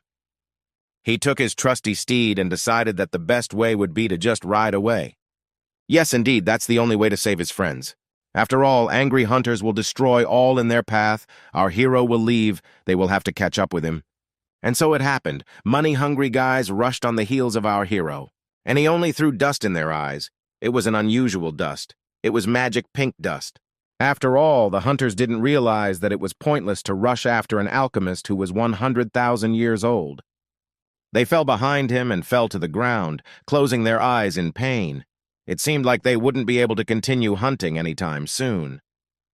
Yes, our hero was a genius because the fruit pollen of the fruit would deprive them of their sight for a while, and during this time he would be able to escape. But it wasn't that simple because our hero once again felt the feeling of divine sensation. And thanks to the magic technique, he can see at night as if it were daytime, so he can ride his horse more safely. The magic pollen didn't work as well as it should have. His pursuers were waiting for him in the tree. In an instant, they rushed at him with all their best weapons. With a doomed look, our hero stared off into the distance, but we know he's not going to die now. There's been an explosion of unknown force in the woods that tells us something unusual. Once again, the warriors had failed utterly. Our hero was unharmed. But only they themselves did not know it, because the pollen of the fruit still acted on their eyes. They naively thought that they had killed our hero, but unfortunately, they did not know that it was his horse. Our hero realized something, in particular, that if the hunters thought they had caught up with him, they had not mistaken him for a horse. So they're hunter-killers who hunt by scent, and they have their own animal spirits. The guy was able to pull off the dummy trick, not because the hunters are stupid, because they're hunting his scent, and he was able to do the same with the horse. They're back on our hero's trail, and if two hunters smell the scent, the prey has very little chance of escaping. The guy began to tear his clothes, as this is one of the ways to hide from the pursuit, because in this case the hunters will be confused with his scent. The hunters realized how our hero wanted to hide from them, but this way caused them only laughter, even if they are blind. Even if our hero is throwing clothes with his scent, he still has only one way to escape from them, and they know it. What our hero saw before him didn't make him very happy. It was the misty forest, a forbidden place for the living. A forest that was both frightening and enticing with its violet glow. Our hero realized that he had taken a wrong turn, and now he had one chance to save himself. The hunters were getting closer and closer to him every second. They realized that the guy couldn't jump off the cliff because as soon as he did, the poisonous gas would kill him. As the fruit wore off, the hunters regained their sight. They assured the lad who would kill him quickly, so he shouldn't jump into the forest and die painfully. Only the lad was not agreeable to this kind of death. He crushed the fruit and jumped into the unknown, into the forest that could kill him. As he flew down, the young man once again shouted that he would never give up and would not die a dog's death. But the pursuers froze on the rock. They did not understand why our hero chose such a death. The young man flew into the misty forest. One of the killers suggested that our hero thinks that he is some kind of protagonist of the story and will survive if he jumps off the cliff, and the other confirmed such assumptions, because the poisonous fog will immediately kill the guy. And after that, the villains laughed loudly. It was funny that a young gentleman from the strongest family would die from some fog. And the young man could not stop admiring. He was sorry that he had not come there sooner. The boy with interest began to study everything. There were medicinal plants aged 1,000 years and looked fresh, poisonous difficult flowers also aged several thousand years, and a lot of spiritual herbs. But the guy himself realized that these two bastards thought that he was dead. Well, let it be, because it was him in the forest, really deadly. The guy beforehand drank the juice of the Tianluo fruit. It is the easiest way to protect himself from the fog. And now this forest is not only safe for him, even saved his life. The effect of the fruit may not last long, but there are so many high-quality spiritual herbs out there, so you have to prepare a defense from what you have on hand. You're a genius alchemist like our hero. It's a simple matter. This kind of spiritual herb is only worthy of our hero, so it's time to get started. 2 hours later, the guy was still shamanizing something, but in an instant he heard a certain rustle. It was a red raccoon dog that is very hard to catch. It seems that the effect of the pill that the guy had prepared to scare away the animals was so strong that it made this animal faint. Our hero had been thinking for a very long time about how to deal with those two bastards, but he still hadn't come up with anything. But now there was a point. Early the next morning, the poisonous fog at the edge of the swamp cleared, and those two were already heading into the forest. They wanted to find the dead body of our hero. In one chapter, one of the two men noticed a guy. It was even assumed that he had been tormented by the local miasmas before his death. So one of the men decided to take the head as proof. But at the same moment, our hero jumped up and pointed the thing in the direction of the villains. They were naturally very surprised and did not immediately realize that our hero is not dead. Our hero jumped back some distance. One of the assassins came to the conclusion that the guy is very weak because of poisoning, and the other decided that because of the poisonous fog, the young man in the extreme dumbed down, see short-distance attacks stealthily. Qinfeng crossed his arms and smiled as he thought about whether he could really make a mistake, because he was at the stage of qi and blood, and it was difficult for him to injure his opponents. But as professional hunters, they should know something about swamp poisons. Therefore, one asked, smiling excitedly, what would happen if the blood of the red raccoon dog collided with the miasma tree in the sunlight? One laughed loudly, saying that it was too obvious. A new poisonous mist would be produced. And the other continued, saying that if such a thing were to appear, 10 breaths would be enough to make even practitioners of the stake stage to die. But the red raccoon dog is agile and cunning enough to be almost impossible to catch. Meanwhile, our hero at this time, still smiling gloatingly, started the countdown. These two hunters noticed this behavior of our hero, noticed the fog that appeared out of nowhere, and were very frightened. And almost immediately the two realized what was going on. One still managed to guess and put the puzzle together, so he shared this guess with his partner, saying that our hero smeared the blood of a red raccoon dog on the darts, and the tree of miasmas has already started to produce poisonous fog, and they unknowingly started to inhale the fog. Meanwhile, our hero continued to talk, for unfortunately for the boys, last night he had accidentally picked up a red raccoon dog, and yes, the target of the dart shooting was not the killers, but the tree of miasmas. A couple minutes ago, while the boy was playing dead, the only thing to do was to risk pretending to let the two men get close, shoot, and then create a distraction so they wouldn't realize what he'd done. These two killers wouldn't stop giving up. They were going to take our hero with them. And the guy looked very peaceful. He even had a little fun on one side, because the guys noticed what was happening only now. But he opened his eyes wide and said it was too late. And just at that moment, one of the men's mouths spurted blood. The scoundrels did not have enough to reach our hero a couple of steps, as they collapsed dead. Our hero, already looking at these corpses, it seemed even sighed with regret. After all, if these people were ordinary people, the poisonous fog would not have acted so quickly. But for the two of them, hunters, specializing in a keen sense of smell, the deadly effect of the fog came almost instantly. At one point, an incredible number of red eyes appeared behind our guy. They were raccoon dogs, and the guy apologized to the kid for taking a little blood without his permission. And as a good apology, he gave him 2 killers to tear apart, while he thought about the fact that not only had he dealt with potential enemies, but he had also picked up a lot of useful spiritual herbs. At this time in the medical garden, our hero's closest aide couldn't believe what some gentleman was telling him, namely that our hero was dead. This was the guy who had freed Lin Lan, therefore. He threw our hero's item as proof. It was the young master's horse saddle. There was blood on it. The scoundrel Lin Lan tried to hold back his smile, but still said that they found this saddle next to a pool of blood in the forest, and almost a relative confirmed the words, said that the young master was seriously wounded and fled to the misty forest. Sanchu mumbled something like the young master had said the day before that he was going to the misty forest, and the girl collapsed to her knees and almost cried. Lin Lan was jubilant, but still held back. He could not calm down, so he said that he admired Qin Feng, because not everyone can dare to enter the misty forest alone. Sanchu was furious when he heard that Lin Lan was going to discuss the nuances, and since our hero is dead in his opinion, so the iron mine is returned to him, and the medical garden is simply transferred to him. And he immediately sent the royal guard at the boy and the girl. They poked at them with their weapons. Amir Zayevich continued to speak, said that from now on he would take care of all Qin Feng's property. The guy could not understand how this scoundrel had lured the royal troops to his side, because now he was impossible to resist.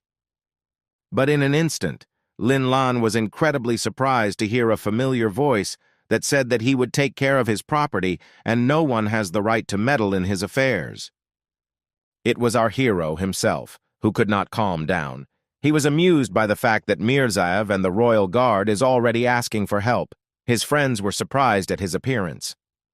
The girl immediately rushed into the arms of the guy, who could not contain her emotions and asked where he was such a long time. The young man replied that everything was fine and just decided to take a walk in the misty forest. Lin Lan would be incredibly furious. He did not understand how our hero went to the misty forest and did not die there. And the guy smiled even wider and said that he had just walked in the misty forest, but he also acted surprised why he had to die there. The young man was clear that these two assassins were sent by Lin Lan, who was incredibly surprised. Almost immediately, our hero was approached by a member of the royal family, who asked if our hero knew which family he represented, and then informed him that they had come to discuss the ownership of the iron mine. Sanchu was a little confused, realizing that this eunuch represented the royal family of Yi. The young lord could not put anything in opposition to him. He would only have to obey, for he would have to deal with the royal family. But the young lad informed with a wide smile that he didn't care who anyone there represented. The guy portrayed an unpleasant, gloating smile and informed that he was in too bad a mood today. He had dared to be pissed off and almost killed. Even if someone standing in front of him was from the Qin family, you would still kill. Our hero leaned on Lin Lan's shoulder and turned to the eunuch and asked if he knew that a few days ago the lord of the city was hanged, and he belonged to the Qin family. He thought it would be better to go along with the Lin family, since it joined the royal family and supported the idea of killing our hero. It seemed that our hero's capillaries were about to burst, but he kept talking. That night, the young man activated the Qin family's military order. The lord's mansion in the city was completely destroyed. It was our hero's order. And last night, he was walking in the misty forest, and there were two men who appeared out of the blue and wanted to kill him. And looking at the frightened faces of these two men, Qin Feng finally said that he used another Qin family military order. The masters cut them into pieces and fed them to the wild animals. And coming almost close to the eunuch, threatened him that if he dared to provoke him again, then the guy will launch a military order on him. And then, as if nothing happened, asked what they wanted to discuss with him. The eunuch could barely restrain himself not to scream.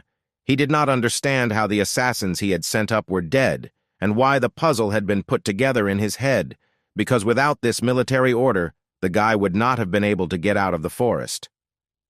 Our hero still continued to poke this order of the cheek of the man, who realized that he had already felt on his own skin how terrible the military order of the Qin family order. More, he does not want to go through such a thing.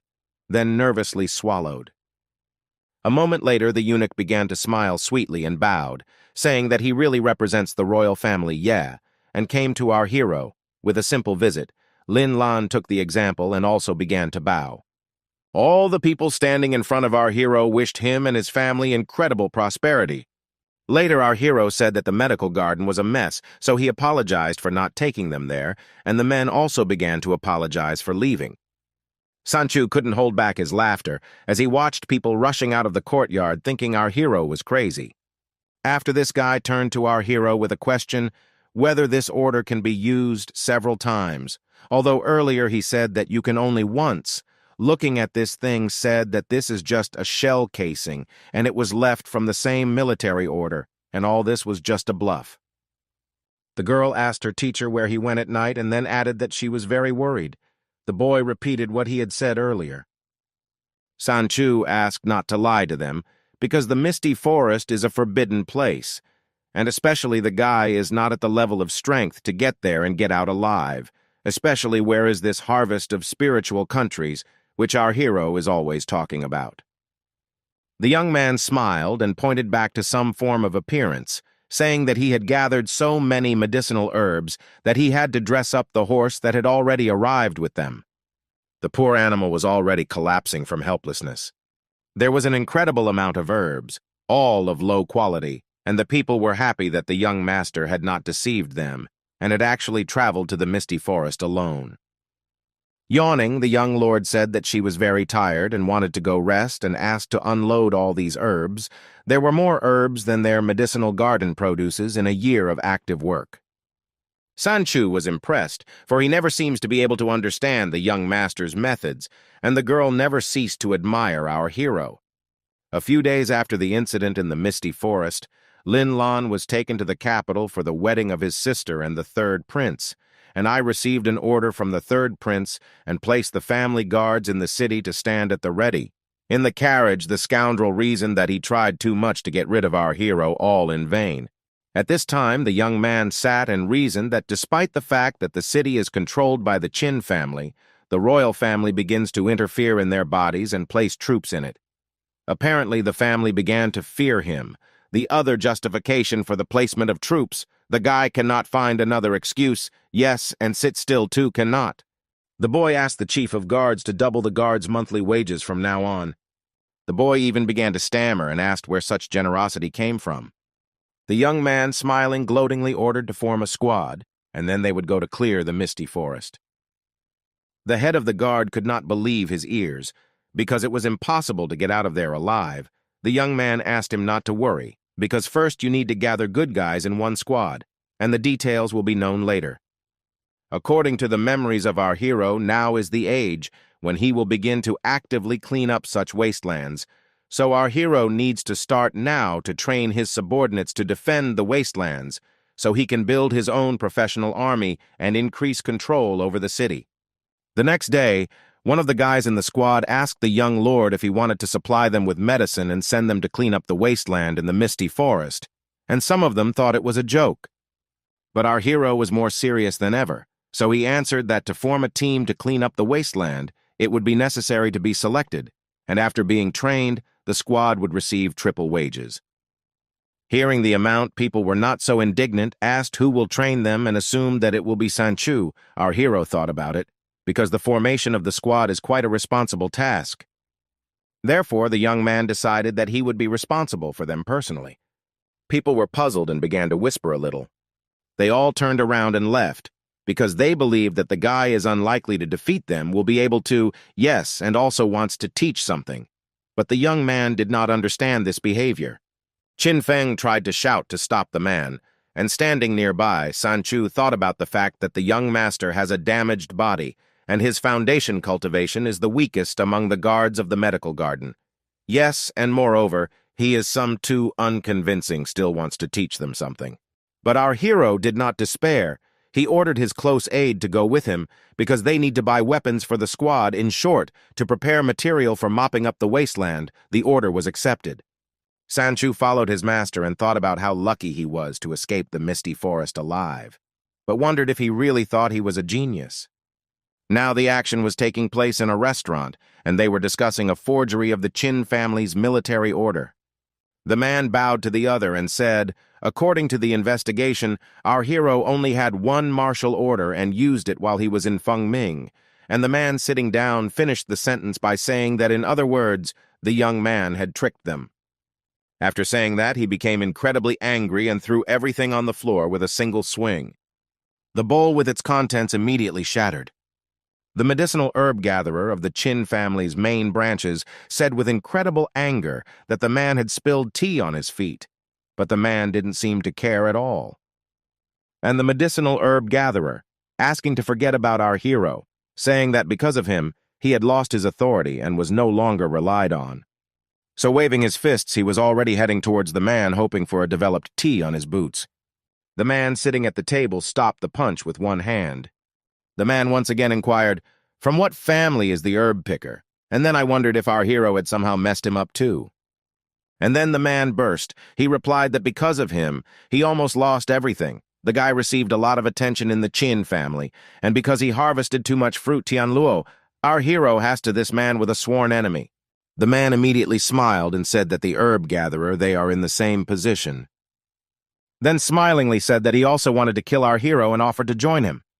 During the conversation, this man from the royal family realized that our hero's teacher is an alchemist, and after learning this, everything started to make sense.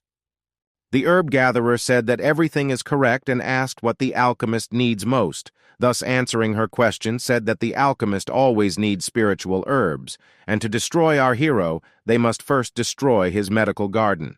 Answered that their family represents the royal family, and if one of their family destroys from our hero, it can handle the war between the royal family and Qin. Well, the collector did not get away. He was obsessed with the idea of destroying the medicinal garden and asked if he knew anything about the boiling blood pill.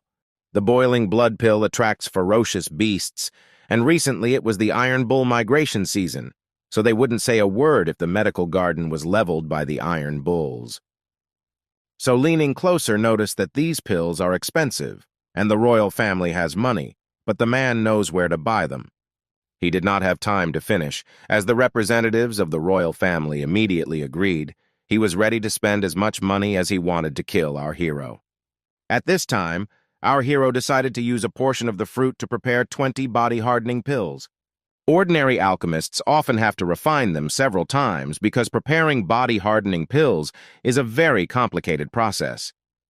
But for our hero, the pill god, it would be easy, because in his time he had mixed hundreds of spiritual herbs. Not to mention how easy it was for him to process spiritual materials.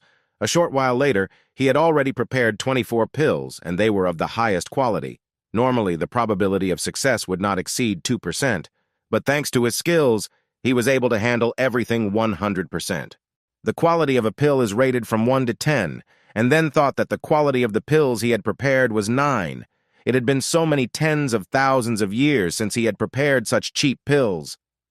If one were to put such high-quality periods on the market, there would be many questions for him. But if one wanted to sell the pill, one would have to find a way to lower their quality. Our hero's body was already undergoing divine advancement. He had advanced to the 6th level of the sea and blood stage. It was a tremendous power. The body-tempering pill combined with the divine advancement had an excellent effect. Now one must take a period to calm the body.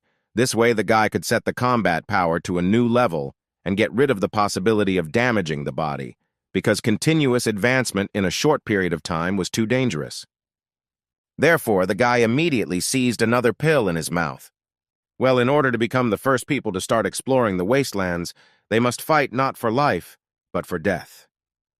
At this time, the girl stood outside the room where our hero was and thought, has the young man overcome his cultivation foundation? Her gaze, one would think that she was in despair, but she recalled hearing Brother Sanchu say that it had been over a month since our hero's defeat at the top of the mountain, and that defeat had traumatized him greatly, and then wondered, had he begun to work hard to regain everything he had lost? And then it seemed she took all her strength in her fist and firmly decided that she wanted to help the young master immediately.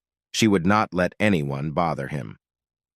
At this time, outside the medical garden in the forest, someone shouted an alarm and that ferocious beasts were approaching. It was worth immediately preparing for battle. The girl froze in incomprehension. But waking up from the shock, she could not understand where they could come from. She was more worried that the young master had not yet completed the breakthrough. At this time, the spears were breaking like twigs. People couldn't stand up to this Iron Bull at all because his defenses are too strong. An Iron Bull with incredible strength, speed, and power crushed everything in its path. But then, out of nowhere, an arrow came flying. directly aimed at the Iron Bull. What they saw shocked people. It was a girl who fired one arrow after another. The guards were happy and realized that it was not for nothing that the young master had bought a crossbow recently, but the other guard didn't seem to be happy about it. Because the Iron Bull became even more furious and began to crush even more, so the people made him even angrier. At this time, the herb picker was watching what was happening and laughing. The man was happy that they were so lucky, because it was an Iron Bull barbarian, which even a master of the staked stage would be difficult to cope with. And the man from the royal family, and in general openly living death to our hero. The Iron Bull was rushing straight at the girl. But she wasn't going to stop, so she kept releasing arrows from the crossbow. But they only bounced off the monster. The guards were very afraid for the young lady, so they shouted at her to run away. She was not going to retreat, for she intended to help the young gentleman and certainly would not let the letter pass her by. And herself, while attacking, she thought about the fact that even if she died in battle, she still would not retreat. The girl crushed her sword against the iron head of the bull. And these splinters cut into her body. Naturally, the girl was badly wounded and bounced back. The young lady lay helplessly at the hoof of the monster. And the men couldn't wait for the moment when they would finally find our hero. The bull's horns were already right at the young lady's pretty face. But the girl opened her eyes when someone asked where the creature came from, and it was our hero. The guards were astonished at what they saw, and they were surprised that our hero grabbed the girl and flew across the sky. The guy was very angry, because the man who infringed on the lives of his subordinates deserves death. When he got down to the roof, the caring guy asked Houchin if she was all right. The girl was fine.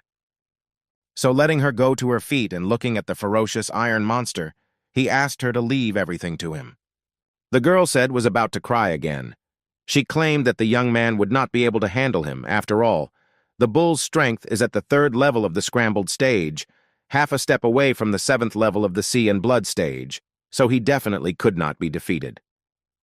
Qin Feng smilingly asked not to be afraid. After all, it's not the realms of strength.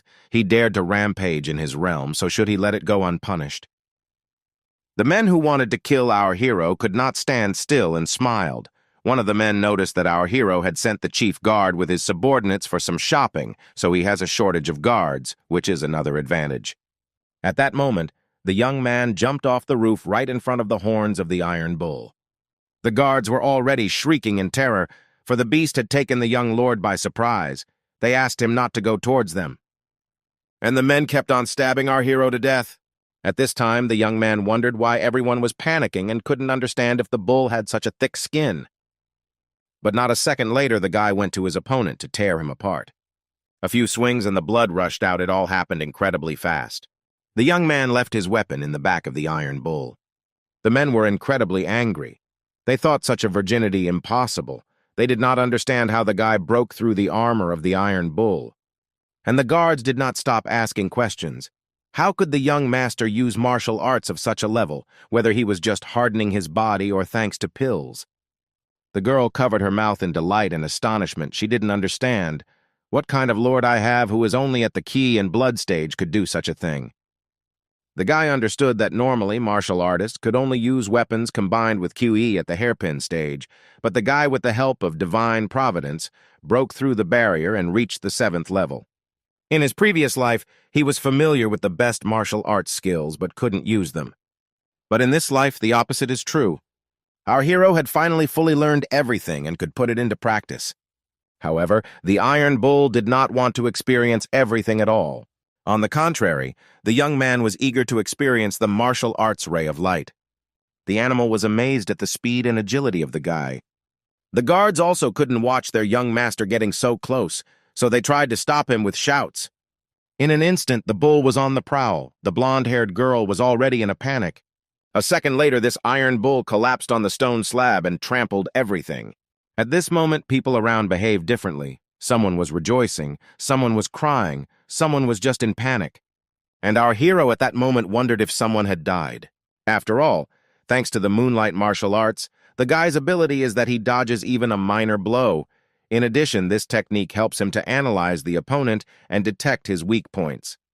So the young man relies on this technique, and immediately decided to finish off his opponent, or rather to finish him off. And at this point, absolutely everyone was surprised, especially those who bought out the Iron Bull because Qin Feng is more destructive than the bull itself. After the blow, the guards rushed to our hero, who did not understand what happened, because the guy is on the third level of the ordering stage, and began to ask the young man how he did it. Only the girl rejoiced at the success of the young master, who was already right on top. At the moment when our hero sitting on the bull saw that he was approached by the guards, he asked, "Well, are we there anyone so far that he does not have the skills to properly train them?" And then, smiling cheerfully, said that he was giving the last chance to enroll in his team of hunters, because then it would be too late. And that hour, people began to raise their hands. They all wanted to enroll in our hero, because they thought that with the guidance of the young master, they could break through to the hardening stage. This flattered our hero a little, so he asked with an incredible smile to calm down everyone. So she said that first you need to bring the bull in the warehouse, because he may still be useful to them. And he himself rejoiced in his heart that finally solved the problem with a group of hunters. But in fact, he did not understand how the Iron Bull invented right into his medical garden, and why. And what does not give him peace is that around the medical garden there is a smell of some pill. Then he sniffed and realized that it was a pill of boiling blood. Qin Feng pondered for a moment and then came to the conclusion that this Iron Bull was pissed off by someone with this pill. And with the help of his divine sense, it was not difficult for our hero to see some two people on the cliff. He noticed those two rascals arguing, blaming each other. They blamed each other for a bad idea, and then realized that now they not only lost the pill all bloody, but also gave away the precious Iron Bull.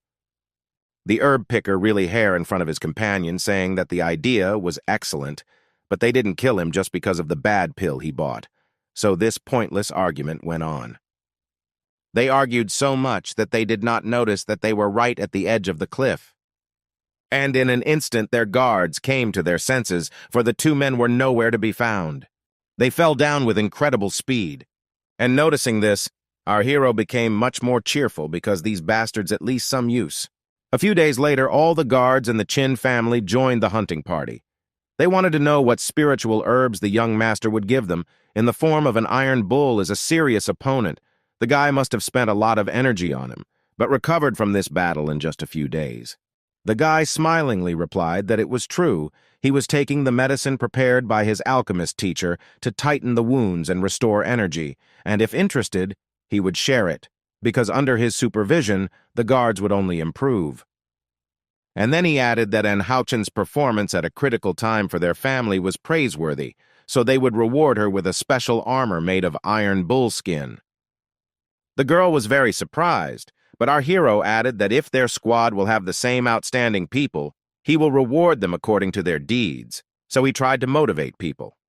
The moment our hero handed over the armor to the young lady, everyone around was admiring. And then he continued by saying that, in addition, every guard who had guarded the medical garden the day before would receive a body-hardening pill from him personally. People began to thank him. But that wasn't all. He smiled and said that in the next half a month he would choose the most worthy, and those who would prove themselves to be the best would join the hunter's squad, because their goal was to clear the misty forest. As a presentation, each member of the squad would be given 2 pills of blood and a bonus. Then he asked them to remember that he was Qin Feng, and he should encourage his subordinates in this way. The young man relied on them a lot. At this time, in a tavern in Yunying City, people were discussing some rumors at the entrance. One to another said that our hero was gathering a team and going to the misty forest, while others did not believe it. And at one point, people even started placing bets. They bet everything they had because they believed it was impossible to return from the misty forest without losing personnel. But in an instant, one man shouted frantically, saying that today only their family was betting, namely that no one would survive. As he walked into the room, all the people squinted at him, but he kept saying, or rather asking, "Does anyone really think it's possible to return from the misty forest?" and then mentioned something about the royal family. People were naturally frightened and surprised, so they asked the man several times, which made him angry. He intended to brazenly take away the money. People wept at the injustice. But the man, rubbing his ear, thought that the blood-boiling pill was too expensive. He even had to resort to such methods to get the money back. and then decided that to make sure of his victory right in the forest, he should organize a secret attack on our hero's squad, and this time the guy should definitely die. Half a month later, our hero's closest friend reported that they had gathered a squad of hunters. There was even a young lady in the front ranks. They had been selected for half a month. 12 guards at the Ki and Blood stage. They had shown their abilities and were recognized as the elite. They would become members of the squad. Each armed with a full set of throwing knives and crossbows, everything was ready. This could not but please our hero, so he asked to remember that this is the first time they get into the misty forest and their expedition promises to be difficult. But he believes that after the training, each of the people will show themselves at their best. And so finally people started to move out. So in conclusion, our hero said that they are all working to achieve the result they need. In the misty forest, our hero walked first and informed his charges that the first danger in this forest and the main one is the poisonous miasmas. But the miasmas and the poisonous fog are no longer a danger to them, for the pill which he gave to his wards guarantees that for 2 hours they will receive no harm from the miasmas. The second danger, poisonous insects and beasts, they hide in the fog. If you encounter them, you cannot panic. Otherwise, everyone will die. So the guy gave the order to split into 3 groups, each consisting of 4 people. All of them will move in different directions. Our hero will lead the main, move forward. Members of his team should not lag behind, but go behind. The guy with the leftover crossbow was thinking that relying on the magical sense amplification technique is enough to detect the possible danger lurking in the fog. If everyone follows the established rules, they won't lose a single person. In an instant, our hero's charges began to discuss how accurately described everything their young master, as if it was not the first time there, and the second began to wonder if our hero, unlucky to survive, and he himself tried. But the guys wanted to show off. They wanted to move forward to expand the young master's horizons, so they will cover a large territory. So they will let the master know that they are not a finger, and even in the foggy forest they can rely on them. The boys really intended to break half of our hero's rules. They wanted to sneak up quietly and get their prey. After all, then the young master will give them more rewards. We in this chapter is not directly above their heads crawled some insect. Noticing something wrong, one of the guards turned around and was very surprised. There was a monster flying at him. At that moment, our hero was trying to understand what was going on. Guards, when they realized that in front of them, Steel Centipede decided to run away. They actually rushed off without waiting for anyone. In an instant, one of the guards decided to laugh at his comrades that this poisonous insect could be shot to death. The other realized that the guardian who was mocking everyone was very strong and could be relied on, and he said that he had already been in the misty forest, long before the young master and he had more experience. At this time, a few more centipedes crawled up to the men. And then our hero shouted for the humans to look around. He said that the corpse of centipedes make noise, that is, attract other insects, and around them already reigned a whole army of these monsters, because the killing of one centipede will attract their brethren. The man, who had been in the poisonous misty forest before, was not the same as before. Our hero shouted, or rather ordered the men to hold the line. They were trying to do something, and some of them had their crossbows jammed, some of them were just afraid of the number. Those steel centipedes were everywhere, and they looked pretty scary. One of the guys turned to the brave one, trying to find out what was happening to him, because the guy had been there before, and now he was in a stupor. A moment later, the man humbly said that everything was over, but he didn't want to die, so he could handle 1 centipede, 2 at most, but they wouldn't survive among so many. And at that moment, the centipedes flew into the man's arms, and he was really sure that they would all fall there. The other guards tried to fight off the centipedes flying at them with all their might. Our hero saw what was happening and called everyone idiots and ordered them to stand behind him. The guy decided to use the martial arts of moonlight. The guards, some of them were crying, because these monsters kept coming and coming. Meanwhile, the young man was coping as best he could. The men were confused. But still some monsters managed to bite the young man, namely at the moment when the guy was saving his charges. The guards were amazed by such an action of the young master, because he literally covered them with his body to protect. They actually had tears in their eyes already. The closest friends of our hero, or rather a girl and a guy, rushed to help. Our hero angrily looked at them and ordered them in no way to stay away. After all, with these monsters no one cannot cope. And at that moment in his hand appeared a sharp weapon, which he killed the iron bull. The guy began to swing with incredible speed, cutting the creatures in two. The young man looked like he was about to die. He had to deal with these things alone. They were everywhere and even behind him. The girl was terrified watching this picture. But our hero did not stop at anything. You could see the green blood jumping in all directions. Steel centipedes were flying in all directions. Our hero could not contain his emotions, and so he periodically screamed. The girl was really very excited and surprised. After all, our hero single-handedly interrupted all. The guards, when they realized that the danger had passed, collapsed to their knees and began to rejoice. And the supposedly brave one began to weep and thank for life. At that moment, someone ran up to this guy, took him by the collar, and started yelling at him. It was our hero, who was covered in blood and incredibly angry. He was furious that this man did not do what was commanded. After all, the rash action almost led to the death of the entire team. If our hero had not interrupted everyone, especially everyone was sitting and shaking like puppies, which means that all the training was in vain. Men did not stop crying and tried to say something. But something began to happen to the young man, and he bent down to cough. At the same moment, his comrades ran up to him to help him. But it was at that moment that the group of hunters realized how stupid they had been, for they had let the young master down and almost killed them all. The girl took Chin Feng under her arm, who could barely stand, but did not stop saying that he was fine. It was all that one centipede had hit and poisoned him, so it was worth taking a few periods to detoxify. The young man's face was devoid of life. He realized that his vitality had been severely undermined, and he really could die, especially since this was their first expedition to clear the wasteland and had already encountered such problems at the beginning, so it was likely to end here.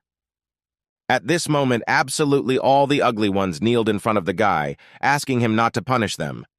After all, those who put their team members in danger, according to the rules, will voluntarily leave the team.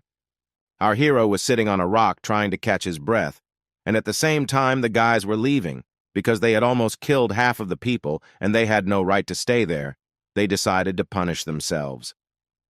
But almost immediately they were followed by a bag and the question, where are they going? The girl was still helping the young man to stand up.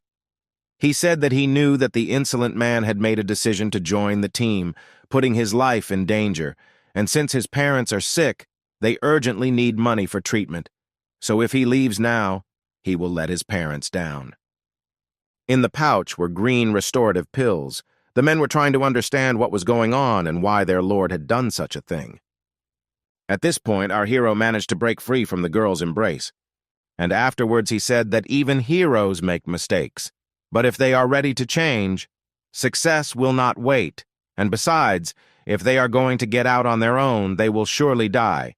So it is necessary to first restore their strength and rest, and the conversation about punishment will come a little later. The men were very surprised, after all. The young master almost died because of them, and he was still willing to stay with them. Chin Feng did not stop walking ahead and talking. The guy agreed with his wards, and then kindly asked to find a safe place to set up camp. And if the guys behave well and follow the rules, he will lead them out of the forest alive. Everyone immediately accepted the order. 3 days later, our heroes were still in the woods. The young man was very focused. The elixir his body was now in contact with was too low level. Otherwise, one can't explain the fact that his body had been recovering from the centipede venom for 3 whole days. Now the only thing left to do was to use the divine technique to speed up detoxification.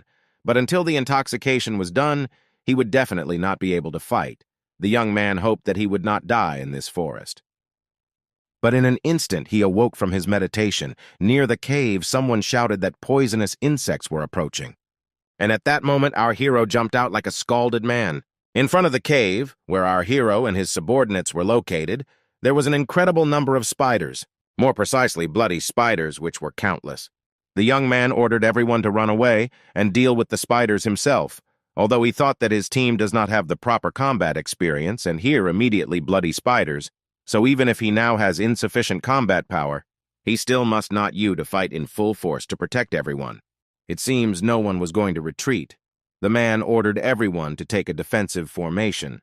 It was necessary to protect the entrance to the cave at the cost of life. He further ordered not to let the spiders get to the young master who had not yet completed detoxification.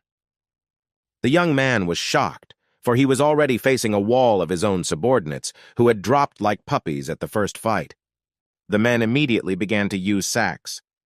More precisely, they threw these sacks at the spiders. Qin Feng was very surprised by what he saw and basically what was happening. He didn't understand how his squad knew that they had to use the beast repellent pill and how they had organized a protective structure right away. The man who had originally shown himself to be the most cowardly now took command. He ordered them to go back and clear the center. They all wanted to trap the spiders. At this point, our hero put his hand on the man's shoulder and informed him that blood spiders can't jump. They can do something completely different. They are weaving a web at the perfect level. The men have done everything they can, so now they need to run away immediately. Such an order even amused the man a little. He didn't understand what the young master was saying. They all lured the spiders into the pit just so they could shoot webs. And looking at these spiders, he asked the young master if he remembered their training, for the spider silk of blood spiders is an excellent material for extinguishing forest fires. And then inquired of our astonished hero if it was not a reason to have a campfire feast if spiders shoot webs and crawl about. There were more questions than answers in our hero's mind. The guy assumed that his squad knew everything. In an instant, something incredibly huge began to crawl out of the flames. The young man again ordered everyone to run away, because in front of them was the Queen of Spiders. She has such a strong skin that the fire does not harm her. It will be difficult to cope with her, even the master of the stabbed stage, and a group of hunters even more so. As the men loaded their crossbows, they said they knew absolutely everything. And when they flew into battle, they said that if they killed the small spiders, then they can finish off the big spider. Moreover, what about the fact that the Queen of Spiders is not afraid of flames, because it does not mean that they need to stop. Spot Hero taught them that even when a warrior gets into a desperate situation, he has the right to run away from the battlefield, even if the enemy is stronger. One must make a decision at once, get rid of fear and fight not for life, but to the death. These guys really seemed eager to die. They all pointed their weapons at the same enemy. They attacked that huge spider as hard as they could. Green blood spurted out of its head in all directions. On one of the men, when the blood hit and he tried to wipe it off, he turned to the young lord saying that in all the time they had been holed up in the camp and he was recovering, the boys had reanalyzed all the information he had taught them. So while he is ready to rely on them, the squad is ready to give their lives for our hero, to become a pillar worthy of his support, and asked him not to carry this burden alone. The men want the young man to be able to hide behind their backs as well. The young man stood there and didn't know at all what to answer. He only realized that his boys had grown up and even destroyed the queen. And then, scratching his forehead, he smiled and said that he had somehow underestimated all of them. So now they can continue the main goal of their expedition. The closest friend assumed that he was talking about going home. But the guy shouted and said that the squad was progressing very fast, and so going home was out of the question. Now they should move forward and take as many spiritual herbs with them as possible. Otherwise, their expedition would be pointless. The next day, in the safe zone outside the misty forest, everyone waited for the Qin family's hunting party to return soon. The people prayed that no one would survive, for the eunuch had forced them all to make an unwanted bet that if they lost, the people of the city would be impoverished. And the eunuch sat and rejoiced that he had made everyone bet that our hero would win a complete victory, although he was sure that no one from the squad had survived. The man did not believe that the boy, who did not even grow hair on his chest, will take out the whole team without losses. Yes, even if he, God forbid, will succeed, he will be the first to realize it in history. The man prayed for the death of our hero, because it will allow him to make a fortune. And in an instant, someone noticed something moving toward them from the misty forest. If they did, it would be clear that someone from the squad was dead, so they wouldn't have to lose money. It was just a bird flying. The eunuch was also a little disappointed. People were in despair as the day was coming to an end and no one had come out. Everyone thought that our hero and his squad were dead. The eunuch was delighted, for what he wanted had come true. So at that very moment, the eunuch's guard began to demand money. After all, no one survived. People tried to pity him by saying that they had a family, and they had to support it somehow. But the eunuch didn't care about these families, he just wanted money. Then he said that he represented the royal authority, and that's saying a lot. But in an instant, the eunuch turned around after he heard that someone had sent a bird up there to go up. Why? There are so many people there. It turns out just jerks from the royal family blackmailed the people of his city. It was our hero who had a pigeon perched on his shoulder, and he reported that he thought the whole town had rallied to block their exit, so he didn't dare go out all day. And then he leaned over to the eunuch, showing that he was safe and sound. Not only was he alive, but all the personnel had returned alive, and they had a huge catch. The people rejoiced, for no one had died, and they would still have the money, but the eunuch's eyes were flying out of his orbits. The angry man snorted something about it being just luck and decided to leave. But our hero headed straight for him, and at the moment when he was almost at the eunuch's nose, asked him if he had lost the wager with the people of Yunyi and did not pay. The man was slightly agitated, but shouted that he represented the royalty, so he would not give anything back, and then asked what our hero would do to him in such a case. But he only smiled and said that he couldn't do anything, but he would put a notice everywhere that he, the royalty, owed money to the people of Yunyi City, and if the royal family saw it, he would be dead, and then he wondered what would happen to the eunuch. The man was very excited as he realized that our hero was right. A quarter of an hour later, and already lying things in one pile. It stood half-naked eunuch with his guards and shouted that he had no money left, because he had to pawn his clothes, weapons, and armor of his guards, and just to pay off the debt, he gave everything he had. Our hero asked him to wait and give him time to count everything, and then replied that a little bit is not enough, but if he gives his underwear, it will be enough. The man has already a word to shout. In this case, our hero decided to go to the royal family to make a request for help. A minute later, the eunuchs early were already completely naked. They ran away, closing their eyes, and the man representing the royal family shouted that forever remember this shame. But people, it was very fun, and so no one paid attention to it. A little time later, our hero was approached by people with gratitude, because he stood up for the people, tried to joke that they all flatter him, because he did so in his own interests.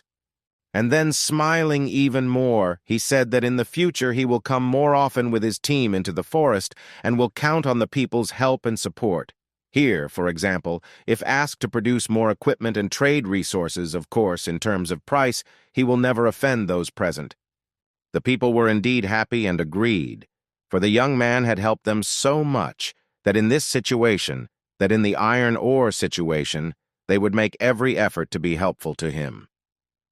3 days later, the eunuch and his guards, half-naked, were sitting by the fire covered with some pieces of clothing, talking about how our hero had come out of the forest and how they were now living on the street. In an instant, someone appeared behind their backs. This certain someone reported that according to the royal intelligence, our hero's squad came out of the misty forest without a single poisoned. He must be relying on the help of the mysterious alchemist. The eunuch asked this certain someone how he got the royal intelligence lannies and who he was in general. This is Ye Wen, the royal alchemist. He said that he is a first-class alchemist. He was sent there by Lin Lan and Lin Shuan straight to the capital, and he is the one who will help the eunuch kill Qin Feng. At that moment, something heavy fell on the stone tiles. It was his first mate who provided the 1,000-pound hammer he had been asking for. Last night, all the craftsmen in the city had made it for our hero overnight, so the quality must be excellent. Our hero grasped his hand, saying that he didn't expect it to be made so quickly, so he decided to try it out. A moment later, and our hero had already lifted this heavy weapon off the ground. But something happened to his back, and he grimaced in pain. The hammer rumbled back into place, and the guy grabbed his back. His assistant asked if the hammer was so heavy and offered to remake it. But what was the surprise of Houchen and our hero's closest friend when they heard that the guy's hammer was fine, and even ordered to prepare for the second trip to the Misty Forest, and thought that he had recently mastered a new skill, but still not fully, so if faced with strong opponents will have to deal with them with a hammer. The next day, in the Misty Forest near the swamp, the boys were glad that they had found one more suitable place. There are mud cobras in the swamp, and if they catch them, they can sell them for a good price. Our hero kept wondering why his divine sensation was telling him something was coming. He thought it was very strange. In an instant, he rushed out of his seat, ordering his companions to find a safe place and take a break while he took a walk and checked something out. A short while later, the guy did find what he was worried about. It was an alchemist and a eunuch who were traveling on horseback. The first-class alchemist told the eunuch that he had prepared an advanced detoxification pill for him, so they would definitely make this forest a grave for our hero. Our hero watched these two from the tree. He assumed that the eunuch hired the alchemist to kill them all in the forest. And then he thought that even if he and his team would be out of his skin, the royal cavalry is much stronger than his hunting team, and he can't escape right now. They took the route they came. In other words, we need to think of a way. In an instant, one of the guards reported that the tracks were getting fresher and more distinct, which meant that they would soon definitely come upon our heroes. This encouraged the eunuch, so he decided to move faster. He wanted to take the boys by surprise and kill them. The horses were moving at an incredible speed. But in an instant, something surprised and frightened the eunuch and the horse. All of them fell into a precipice where there was a swamp. A moment later, they all fell into the swamp. They were very angry, and the eunuch did not understand how they could have fallen into the swamp. And a second later, our hero's hammer swept over their heads. Almost immediately, the representative of the royal family noticed a guy standing on the rock and asked what he was doing there.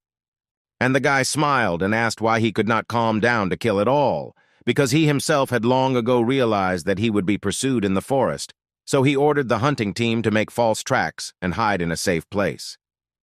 And at that moment, the hammer of our hero began to knock down the guards one by one, and the eunuch just spread his hands watching the situation. And then the hammer flew straight at the eunuch. At that moment, a first-class alchemist appeared and threw the hammer back.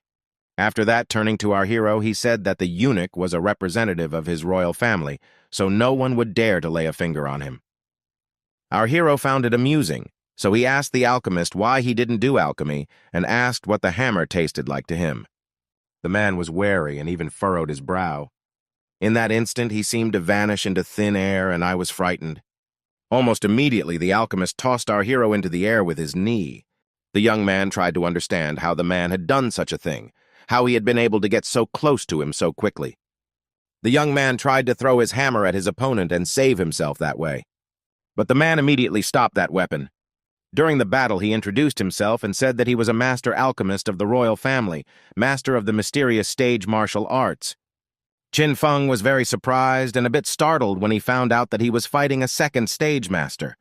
Ye Wen turned to our hero and said that he had heard rumors that he was a disciple of the alchemist.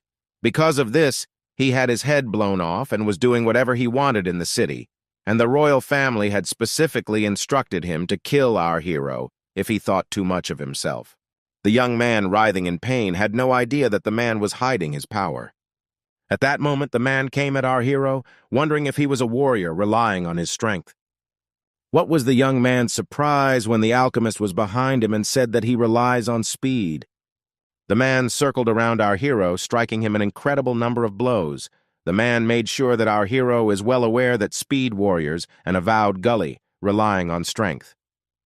And at one point, he knocked the hammer out of the guy's hands, and everyone wondered if the young man was going to fight him. At that moment, the man climbed out of the swamp and laughed. He was glad that finally at least someone was able to curb our hero. It is all the more to knock out the hammer. Trying to understand how such a speedy type like his opponent was able to knock away his 1,000-pound hammer with a single blow, the man replied that his speedy type body movement technique was based on strong legs. The man actually began to strike with his legs, saying that compared to people relying on strength, they did perform, but their leg strength was much stronger than theirs. The young man was not going to back down either, so he tried to defend himself as best he could. The moment the young man slid back, realized that body technique was what he was relying on, his opponent, and it depended on the strength of his legs. The alchemist chuckled slightly, for he had not expected our hero to be in such good physical shape, even though he was on stage and blood, but he was holding up quite well against him. He brushed the blood off the corner of his mouth and asked him to underestimate him. After all, he is the man who single-handedly killed the furious Iron Bull, and the alchemist's speed is not enough to kill him. The man laughed and threw a pill into his mouth. The man was angered when our hero doubted that it was difficult for the alchemist to strengthen himself, while watching and marveling at the fact that this type can also create a residual image. The alchemist in flight shouted that our hero recently could hardly follow him, and after he ate the enhancement pill, he reached a speed twice as fast as the previous one, and then asked how our hero was going to deal with him. At this time, the eunuch rejoiced, for our hero, in his opinion, could do nothing at all against such an opponent. There was indeed a man flying over our hero trying to pick his moment, but in an instant the young man seemed to concentrate and went into himself. The alchemist was very surprised and did not understand what our hero was doing. The boy used the same method as his opponent, that is, kicking. The alchemist had several teeth popped out at once. Blood was pouring from everywhere. The man was trying to understand how this happened. The eunuch was trying to understand what had just happened. The man looked very pitiful. At this time, the alchemist was also trying to understand how it happened. How did our hero hit him after all? He was at the double peak of his speed, and assumed that his type was a force type. Our hero laughed lightly. After all, he didn't say that he was a power-type warrior.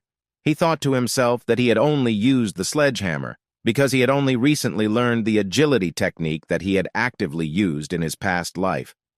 The ghost dance.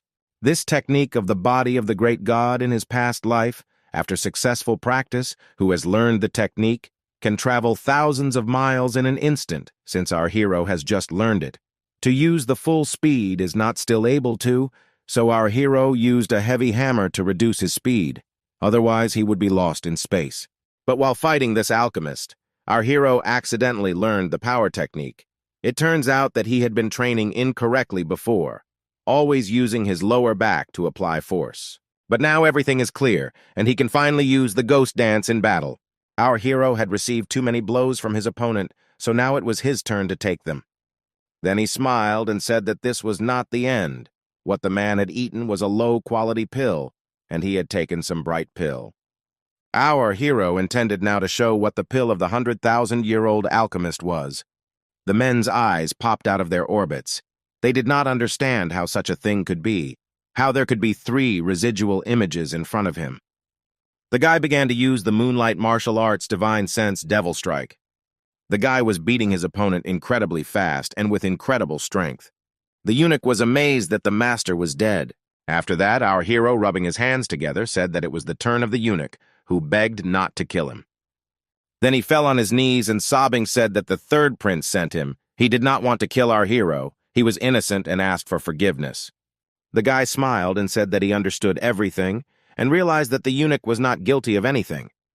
But a second later, the master jumped up and snapped the eunuch's neck with his foot and said that he had better tell his story to the Lord of the Dead.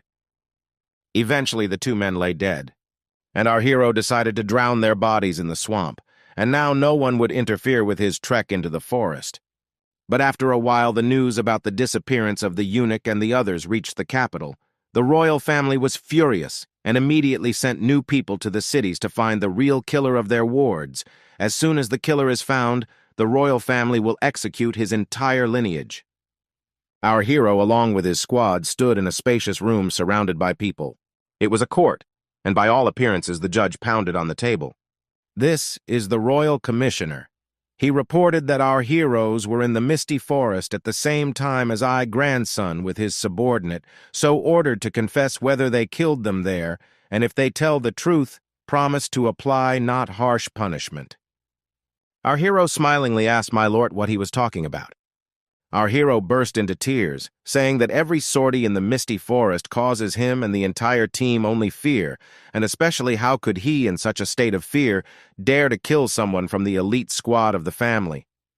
At the same instant, our hero's men picked up on this dialogue, saying that they didn't fail too much, and when they first entered the misty forest, they were attacked by an army of centipedes. Then the knights, also weeping, asked if the Melor knew how much damage those centipedes had done to them at all. They had barely gotten away from their attack and almost died. The girl collapsed on her knees, saying that after all this they met the bloody spiders. Taking a breath after their brutal and unexpected attack, the queen of the spiders appeared, and she almost ate them.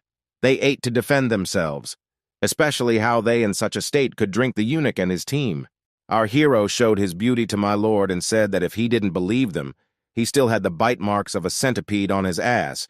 So he decided to demonstrate. The man asked our hero to stop. The commissioner was no longer delighted because our hero said that only in this way can make them believe in their innocence, and he himself wondered if the news is wrong, especially how a group of these ragamuffins could kill or this family, and suggested that this information is someone's bad joke. So, let the royal family wanted to find the killer, but the commissioner really did not believe that the royal or there could kill a bunch of weaklings, so successfully let our hero go.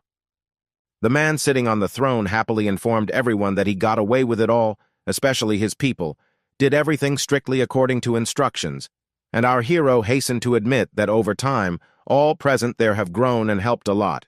So if any of the people reach the 9th stage of Ki and blood, then he will reward Pill's hardened body. In addition, those who successfully make a breakthrough will receive a bonus of 20 gold coins. The people were grateful to the young master and wished for prosperity. As his subordinates left, he thought to himself that even though the tempered body pill was a rare and valuable item, but he didn't spare anything for his subordinates, and indeed, he had gathered a lot of high-level spiritual herbs through these 2 wasteland sweeps. At night in the Chin family's medicinal garden, our hero can finally start refining tiger bone and bear tendon and all for pill preparation. Even though they are third-rate ingredients, but it is difficult to make a pill from them, so they are quite rare. If sold, our hero will be immediately recognized. When Lin Xuan and the third prince get the news that the guy can prepare this kind of pills, it will be too late for him. At this point, it is not difficult for them to suppress him, so it is better to use them exclusively for their own purposes, that is, pills. The guy put the soul-returning herb into the furnace and awakened the soul of the Iron Bull. At this instant, flames erupted across the room from the furnace. The guy was satisfied, for the spirit of the Iron Bull was still active. The stronger the residual energy of the soul, the higher the frequency of the refined pill. The whole body of the monster was under the control of our hero, and he wondered if the soul could escape. The young man decided to use the soul capture skill, and in that instant it really did seem like the Iron Bull was being placed into the furnace, but the pill processing mode had actually begun, as well as the formation of the shell. The guy was glad that the Iron Bull's soul was still intact, refined, and tiger bone successfully formed, and then popped it into his mouth, because warriors absorb the souls of ferocious beasts, which is of great benefit to cultivation. With the technique and the transfiguration of the gods, she not only washed the marrow and cut the bone, but also quenched the divine creature. The guy was undergoing the transfiguration of the gods. But the pain brought by this pill is capable of destroying the consciousness of people weak in spirit. In the process of its absorption cannot be distracted by anything. Our hero's clothes were torn. The tiger bone pill can only be used by warriors of the sealed stage. It is extremely risky for those in the chi and blood stage to take it. As soon as the pill enters the body, the meridians begin to be seriously damaged. Fortunately, our hero has 100,000 years of knowledge of alchemy that has greatly reduced the damage. Our hero must endure this suffering. The room where he was doing all this was glowing from every crevice. The guy was at the 8th level of the ki and blood stage. Our hero had broken through. But it wasn't enough. The guy didn't understand how such a single pill could do so little good. Its power was still in our hero. He hadn't fully absorbed the pill. More was needed. So the boy made the decision to interrupt again. In an instant, an incredibly strong wave came from this room. Our hero opened his mouth a little and was surprised. It all worked. Our hero was at the peak of chi and blood. This was the 9th level of the stage. It felt very different from the 9th level he had reached 100,000 years ago with a corrupted cultivation foundation. All of this was fine, because now the strength of his punch reached 770 kilograms. Now our hero would not yield even to a master of the stabbed stage 2. At this moment, a girl approached him, wondering if he had improved his pill. At this moment, he covered the girl's mouth with his hand. He said quietly that no one must hear of his success in alchemy, or else he would be in trouble, arrested and executed, and asked the girl if she would like that. And Hauken assumed that if the main branch of the family found out that he had become a third-rank alchemist, they would definitely take him and the entire branch of the family to the capital, and wouldn't that be a good sign? And he also wondered what could be so good about returning to the capital. After all, he doesn't want to stop the main force doctor under their main branch of the family. If he returns to the capital, the girl won't be able to stay by his side. He can't allow that either. The girl imagined that the young master confessed to her, but in fact our hero just wants the girl to stay by his side and help him with alchemy, and the girl decided that in this case it is definitely impossible. If she spreads this information, she will never see the young master again. The guy thought about Lin Xuan to arrange an engagement banquet in the capital. In his past life, she had made him so unhappy, so he must take revenge to keep you away. Qin Family Medical Garden, someone said that it has come to his attention that someone has done a lot of important things in the past few days. It was his father who spoke to our hero. He said that even if this is all true, he asked in the city, we should wait at least until Lin Xuan and the prince are married, and maybe by then not forget about our hero. Then the man said that, of course, everything would be fine if the royal family did not target the guy, because then they could be sent to the barren lands. The lad was very surprised, for his father really wants him to stay out of the spotlight and live a nice, quiet life in the city. And at that moment he crossed his arms and said that soon Pro-Grandma will be 90 years old and he wants to go congratulate her straight to Paige. The boy became very serious. He needed his father's permission. The man replied that as a father, he knows that our hero is very attentive and caring to his ancestors, but if he goes to the capital, he is afraid he will be a target for the third prince, which is what he should avoid. The young man replied that he is a warrior and can stand up for himself anyway. He is a worthy fighter, so why should he be afraid of Lin Xuan and her family? Why should he hide behind them? He then smiled and continued his speech. Even the hero decided to show his strength. He said that he was no longer a weakling. Our hero slammed his fist into his father's palm. The man was pleasantly surprised, for our hero had completely restored the foundation of cultivation. The young man agreed, and added that it was not only in self-cultivation that he had grown. It was the martial arts field in the Qin family. The guy said that he had helped 5 guards of the medical garden break through to the 10th level of the Qi and blood stage. And the weakest among the guards is at the 5th level with tradition and blood, and in addition all of them have martial arts battle experience. The man was surprised when he heard that there were 5 9 levels in front of him. After all, when he left, Sanchu was the strongest among the guards and seemed to be at the 5th level, and the guy coughing again said that it was all thanks to him. At this moment, his father took him by the shoulders and asked, did he exchange all the fruits from the medical garden for self-cultivation pills and let a huge disaster happen in this way? Because this is the main treasure of their medical garden, and it will take them years to recover everything. The young man was a little shocked. Then he wondered what his father was talking about, and where did he get the idea that all the fruit? The young man had long ago given the main clan the necessary amount of fruit. Now they still have a lot left. Even if you sell the rest, you can get at least 100,000 gold for everything. The man looked at all of this with his mouth open. He was wondering how the guy had increased the amount of fruit several times after handing over Danny. The guy only laughed when he saw his father trying to pinch himself that I would make sure that he was awake, because it had never occurred to him that the medical garden could be so transformed. Putting his hand on our hero's shoulder, he said that if our hero wanted to go to the capital, his father would not stop him, but asked him to remember the advice. If in the capital that it happens, it is necessary to stay cool. If he can avoid problems, it is necessary to avoid. But he will always stay in Yunyi City, so he cannot help. Our hero said in gratitude that he will always follow his father's advice. Lin Xuan's engagement ceremony is still a month away before the protagonist leaves. Qin Wanli will train the hunting team with the necessary skills. Qin Feng taught Hao Chun the technique of preparing the pills before leaving to provide the means for the necessary squad. Half a month later, the boy and Qin Sansku went on a trip to the capital under the pretext of visiting his great-grandmother, but it was all for the sake of taking revenge on Lin Xuan.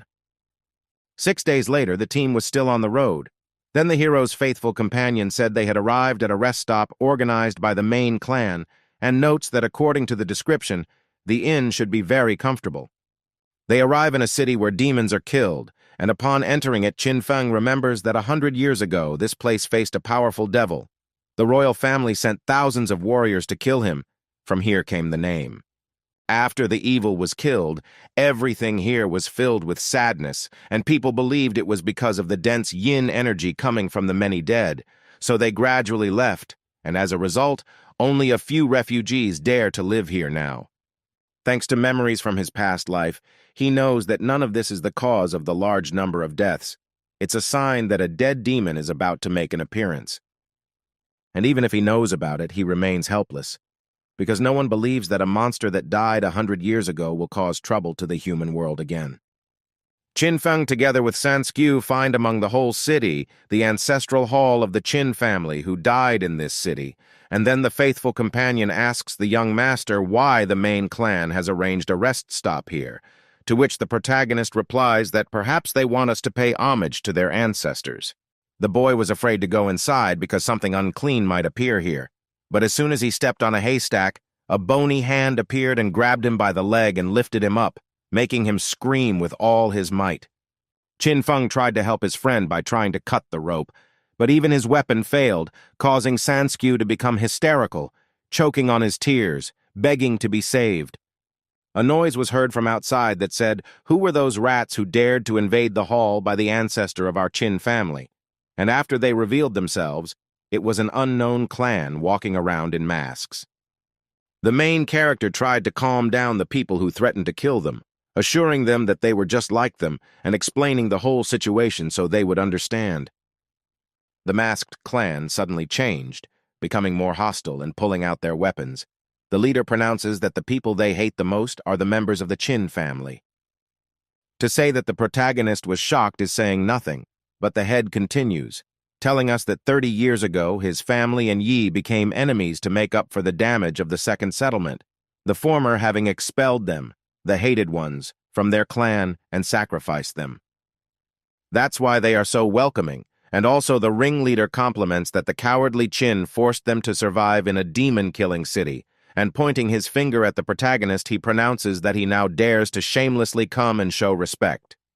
Guy recalls that this group of strangers eventually formed a force and repeatedly committed acts of revenge against the main family, but he still asks what those want from him. The masked man answers whether he dares to fight a duel with them, then the loser will be punished either by disability or representing his family in surrender, for they want the world to know that the Qin ancestors are a group of weaklings who bully the weak and fear the strong. After clarifying that if he wins, his men will be freed, he agrees, to which Sanskew, who was hanging upside down, notes that his self-cultivation has just recovered. Then Qin Feng tells him not to worry, for looking at their weak appearance, he will be able to defeat them. Stepping forward, the protagonist smugly pronounces that they're all pale and gaunt, so he'll let them hit him first, and only those who can do damage are worthy of being his opponents. Suddenly the clan was silent for a moment, and then broke into loud laughter, noting that this was wonderful, for he could not have wished for more. Sanskew asks the young master what kind of nonsense he's talking about, to which Qin Feng says with the same confidence that he has, that it's fine. He can't believe that someone can beat him. Unfortunately, the protagonist notices at the last moment an approaching fist that takes him by surprise, and not having time to dodge, he takes the entire blow on himself, flying off in the other direction. The head of the masks only mocked the guy more, noting that the people from their clan were truly shallow for thinking that they couldn't overpower them. After all, they had mastered the fourfold body purification, which was a natural divine power. A worried Sanskew asks the young lord if he's okay, to which he replies not to worry, because he still has a plan to defeat him. The big man grinned that the guy could still smile, and swinging his powerful fist for another attack, he uttered that hopefully he could laugh as the battle ended. Qin Feng shortened from the blow just in time. Jumping up, taking a few stones in his hand, the hero began to throw them one after another at his opponent. On the face of the fighter again appeared a caustic smirk, who notes that these blows do not even hurt or itch. He tried as much as possible to humiliate his enemy, but he only smiled harder. The protagonist said nothing. He launched attacks over and over again with stone pellets and shortened himself from his opponent's formidable blows. The fight-experienced man says that it's all not bad for a cowardly clown who doesn't dare to fight. As expected, the Qin family is full of cowards who don't dare to fight, to to which Qin Feng replies, smiling that it's all unimportant. Holding another pebble in his hand, the guy asks that his attacks really didn't cause him any feelings. The young lord compliments that he must now feel, and at the same instant his opponent's body is pierced by 1,000 bolts of lightning, causing him to fall to his knees, unable to move. The fighter was in shock. He didn't understand why he suddenly felt weak and numb all over his body. The masked clanmen couldn't believe it either, noting that it was simply impossible, as the guy couldn't beat their best warrior. The protagonist confidently approaches his opponent, trembling with weakness, asking if he can still fight or just finally admits defeat. At the same second, the big guy began to lift up, though it was not easy, but he said that even if he died, he would never surrender to him. Such a cocky idiot. Standing up on 2 legs, the fighter is about to deliver a powerful punch again, to which Qin Feng remarks that he shouldn't waste any more energy, as his energy isn't even enough to hit him anymore. The man still delivers his hate-filled attack and tells the guy to feel his punch, which showed the result of his arrogance. Suddenly, the fighter notices that the hero's legs have been grabbed by his father's bony hands. Upon reflection, he asks the chief to release Qin Feng. After all, he never committed unjust and dishonorable deeds for the sake of victory. The head of the masks began to swear already at the most powerful warrior, saying that what kind of justice he wanted towards the members of the inner clan, and he complimented by saying that the protagonist was an alchemist, so a fair fight would not be seen anyway, and he used the stones to disturb the main points of his body. Hearing that the protagonist is secretly undermining his self-cultivation, the fighter turns to his opponent in shock, clarifying to him if this is really the case, to which Qin Feng agrees, smiling achidically and telling him to continue, for he hasn't given up yet. The guy's reply enraged the big guy, who clenched his fists tighter for a punch. He's going to attack and says it's a duel between 2 men, and he dared to resort to such sneaky tactics.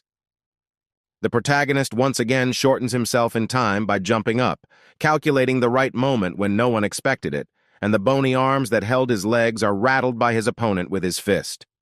After getting free, Qin Feng grabs the fighter's arm and does a somersault, causing the man to fall to the ground, and he in turn kicks him to the ground, saying that his strength alone is not enough to win.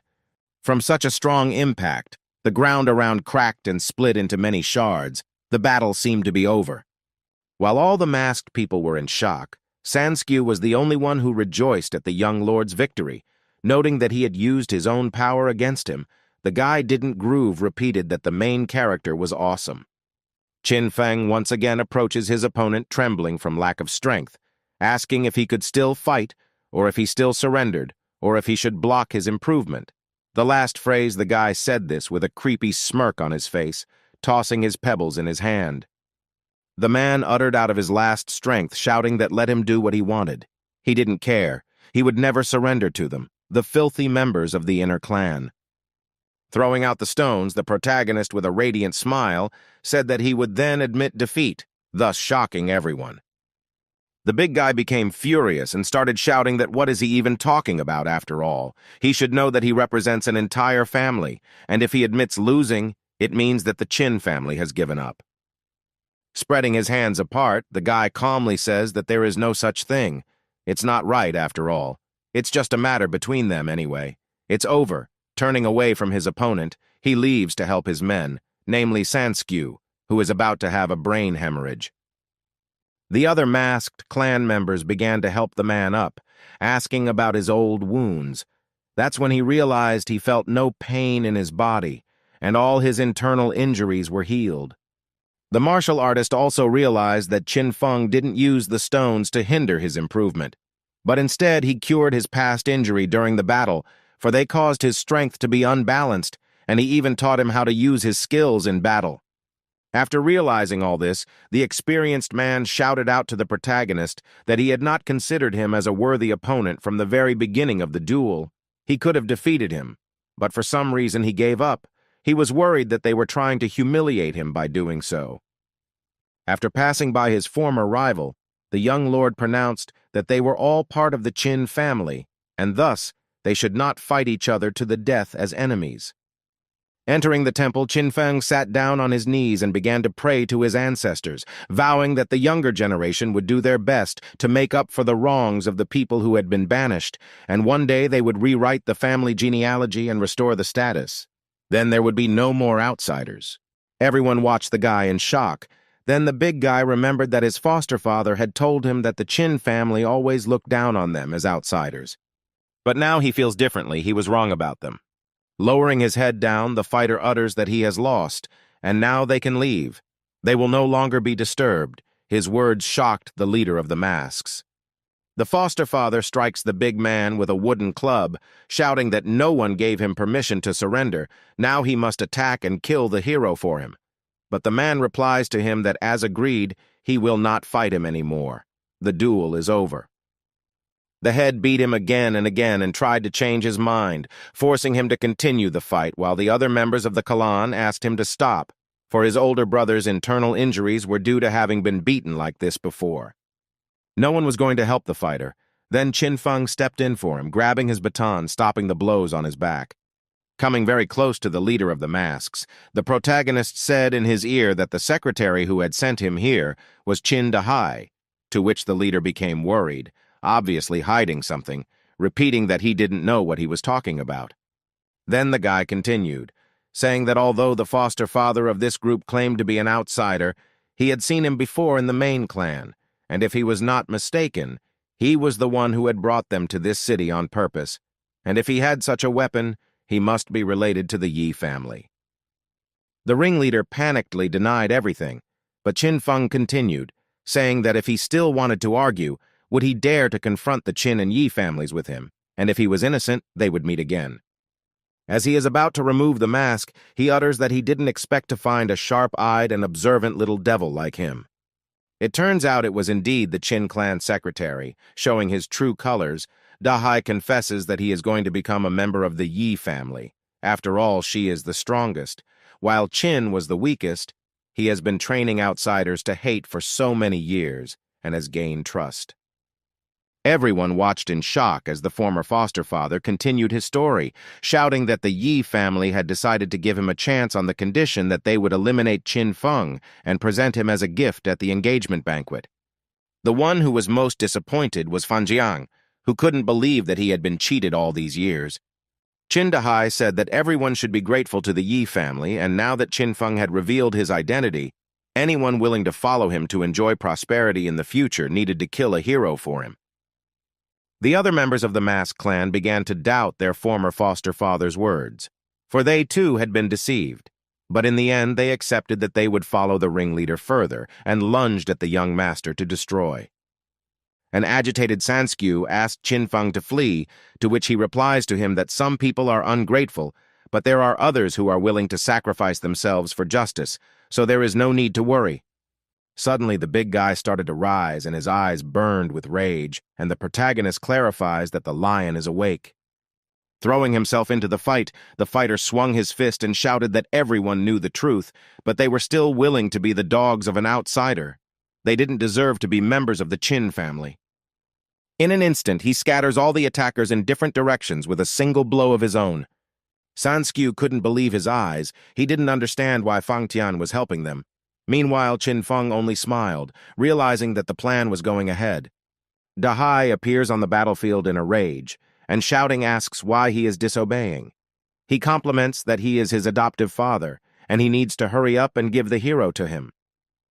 But he doesn't even have time to finish speaking before Fang Tian punches the man in the face. With utter hatred, the fighter sends the traitor flying with a punch and shouted that the blood of the Qin family's victims flowed in his body. He would never kneel down, and he would not be anyone's dog.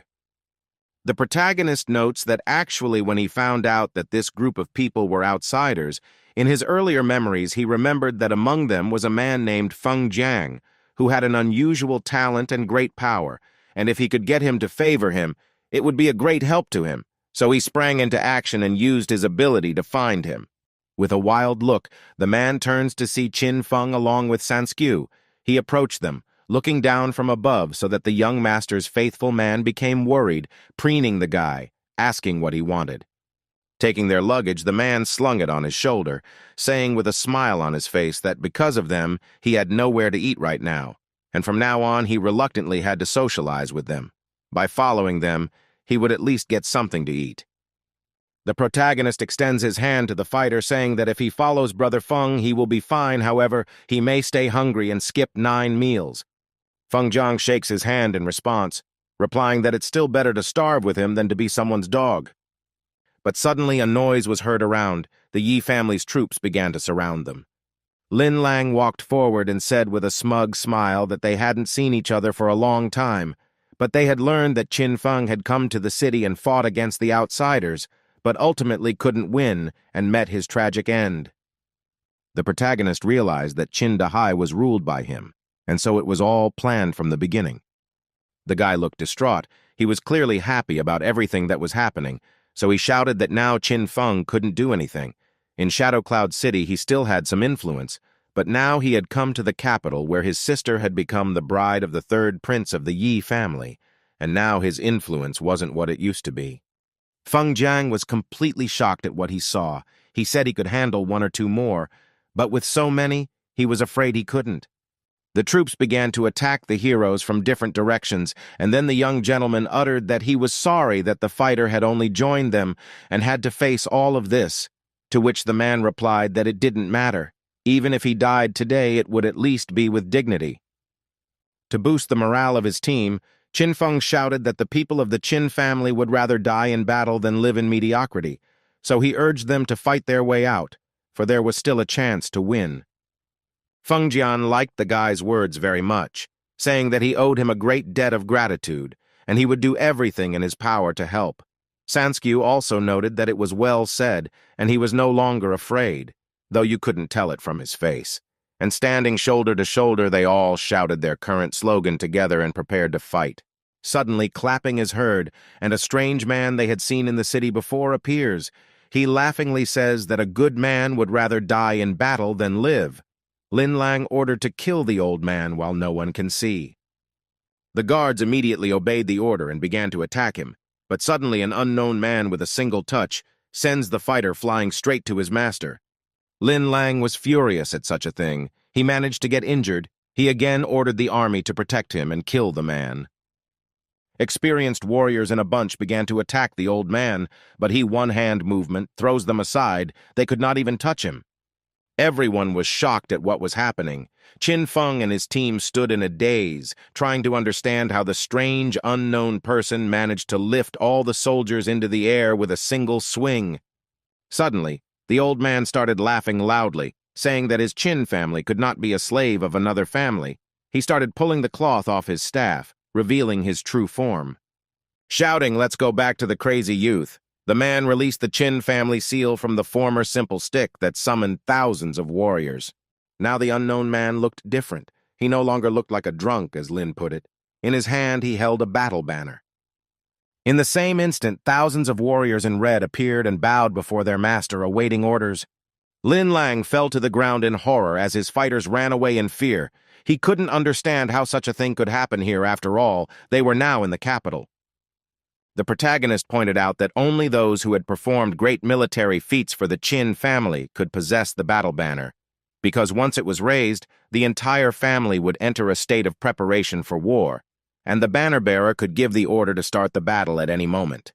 There were only a few family members who had it, but he couldn't figure out who the old man was. The army of warriors that bowed to the man said they were at his disposal and called him a great master. It didn't take long for everyone's reaction. Qin Feng notes that it's no wonder then that he was able to defeat those experts so easily. Even though they are strong, the scales are split when facing a great master, since no one was able to reach the first stage of the pyramid of strength, which was divine. It means that this old man's stage is the strongest. This means that Yu Lao is the greatest power of the legendary Qin family. His fame would be extremely respected even in the 5 great families. The lad wondered why such a legend had appeared now, when he had been thought to have been missing for over 30 years. And then the old man said, as if reading the hero's mind, that he remembered when he was young, the Qin family had begun to decline, and at that time there was constant fighting between his family and the others. He says that 30 years ago he was bullied by the Yi family, and when they intensified, he couldn't stand it and led his military unit to fight back. It was the Yi family who first caused trouble, but the Qin family was afraid of retribution from the royal family. He was the reason why his team was tried, and seeing such a weak, shameful concession, he thought his family was hopeless, and although he wasn't punished, he did it himself, secluding himself in this city. Pointing his finger at the protagonist, the Grand Master uttered that today he saw hope in this young man from the Qin family, causing him to be surprised. Yu Lao menacingly declared that the lion was waking up. It was his time, and today he raised the battle banner to announce his return to the Qin clan, not to start a fierce war. Walking up to Qin Feng, the old man continued, saying that everyone should know something important. The Qin family should be united instead of pleasing outsiders and killing each other. He had once been disappointed by the leadership of his family, but now that someone like him was in it, he decided to assert himself again. The Grand Master, with a smile on his face, holds out a battle banner to the protagonist, telling him that perhaps he will leave it to him to lead the family, and that the standard bearer has changed, warning the Qin family forces to expect orders from their new master. Thousands of warriors bowed in front of the guy and shouted that they would act on Qin Feng's prize. Concerned Lin Lang was worried for his life, fearing that the entire army was about to tear him to pieces. Then Sanskew and Fengjiang began to ask the young master what he was going to do to him. The protagonist thinks that the master decided to hand over the command of the troops to me, so he handed him the battle banner, but he doubted that he has the right to do so. Then Yu Lao also asks how he will deal with those who want to harm him, waiting for the answer. The guy thanks the man for trusting him, but he thinks that using an entire army to fight a bunch of trash is pretty pathetic. Lin Lang, expecting that he would be released now, began to bow to Qin Feng, saying that he was very merciful, but in fact, the young master had his own plan. He has a more murderous and heartbreaking way, and he is not going to kill him because of the fact that a war might break out. In his mansion, the third prince irritably asked about the history of the Qin family's battle banner. He was beaming that it might scare his guests. Lin Xuan appears and asks Ye Fan not to be angry because there might be something serious going on outside. She hopes it won't inconvenience His Majesty in any way, and she would like to postpone the engagement banquet. Pulling the girl to himself, the third prince said that no matter how it was, the celebration should be celebrated in a big way, and he will make it the envy of the whole city, to which his bride replies that she is not interested in fame and fortune. The main thing is that he was near. It will be enough for her. A guard appears and says that the Qin family's army has arrived and surrounded the mansion, causing both of them to be horrified. Ye Fang is furious out of the gate, shouting that they are scoundrels. The great Ji dynasty is under his family's control. He asks where the Qin family army came from. Are they planning a rebellion? Sitting on the horses, everyone flaunted a sly smirk on their faces. Then Qin Feng utters that he had come specially to attend the third prince's engagement banquet and congratulate him. Lin Xuan wondered how he got here. After all, she had asked her big brother to go and eliminate him, and her Fang uttered hatefully that they didn't invite them, so let them get out. Telling him not to be in such a hurry, for he has not come empty-handed, he asks the warriors to carry him in, and they throw him undressed and bound on the floor of Lin Lang, which was a gift they cannot refuse. The protagonist compliments that Lin Xuan's older brother threatened people by committing obscene acts in the city where demons were being killed. He was captured by the people of the city, and just as he was about to be put in a cage, they happened to pass by and rescued him. The villagers are still agitated because of the pig's loss of chastity. If he is not allowed to attend the banquet, then they will have no choice but to send him back. The invited guests began to whisper, calling it a moral decay that was alarming. Then the third prince's fiancée couldn't stand it and shouted that it was all nonsense after all. She had clearly asked Lin Lang to go and kill. Without letting her finish, Qin Feng asks the girl who she slept to eliminate, catching her off guard. Then Lin Xuan is horrified and asks the groom to let them attend the banquet to prevent the situation from escalating. Since the girl said so, Ye Fan allowed the heroes to enter, which they did, leaving behind muddy footprints, which His Majesty was outraged by, for it lowered the standards of their celebration. Noting with a sly smile on his face that Miss Lin is the center of attention on this long-awaited day, He must, of course, impress her and create unforgettable memories of the engagement banquet. The celebration began, and everyone was asked to take their seats. The third prince began his speech, introducing his bride to the guests, saying that she was the one he loved most in the world. Not only was she chosen by the moon-shaking immortal palace at a young age, but she is willing to be the woman behind my back despite being so honored and sworn to be only his for the rest of her life. All this guy said with such a smile that it seemed like nothing could go somehow not his plan. While all the guests were happy for their master that he was marrying such a good, pure, and kind young girl, Sanskew was burning with rage, noting that all Lin Xuan wanted was to be Ye Fan's wife. The protagonist asks the guy not to be like that, because anger makes them lose their sobriety, but when asked if he wants to just let her go, Qin Feng replies with a smirk that instead of fighting, they will fight. Standing up from his seat, the guy asks for his warmest congratulations, causing the bride to be shocked, but Ye Fan pronounces that it's okay. Let him speak, because he would like to hear how good his girlfriend is. The young master's eyes shone with cunning, and an even bigger smile stretched on his face. Then he says that in fact, Zhuan's simplicity and kindness goes far beyond his imagination, and he asks to listen to him carefully.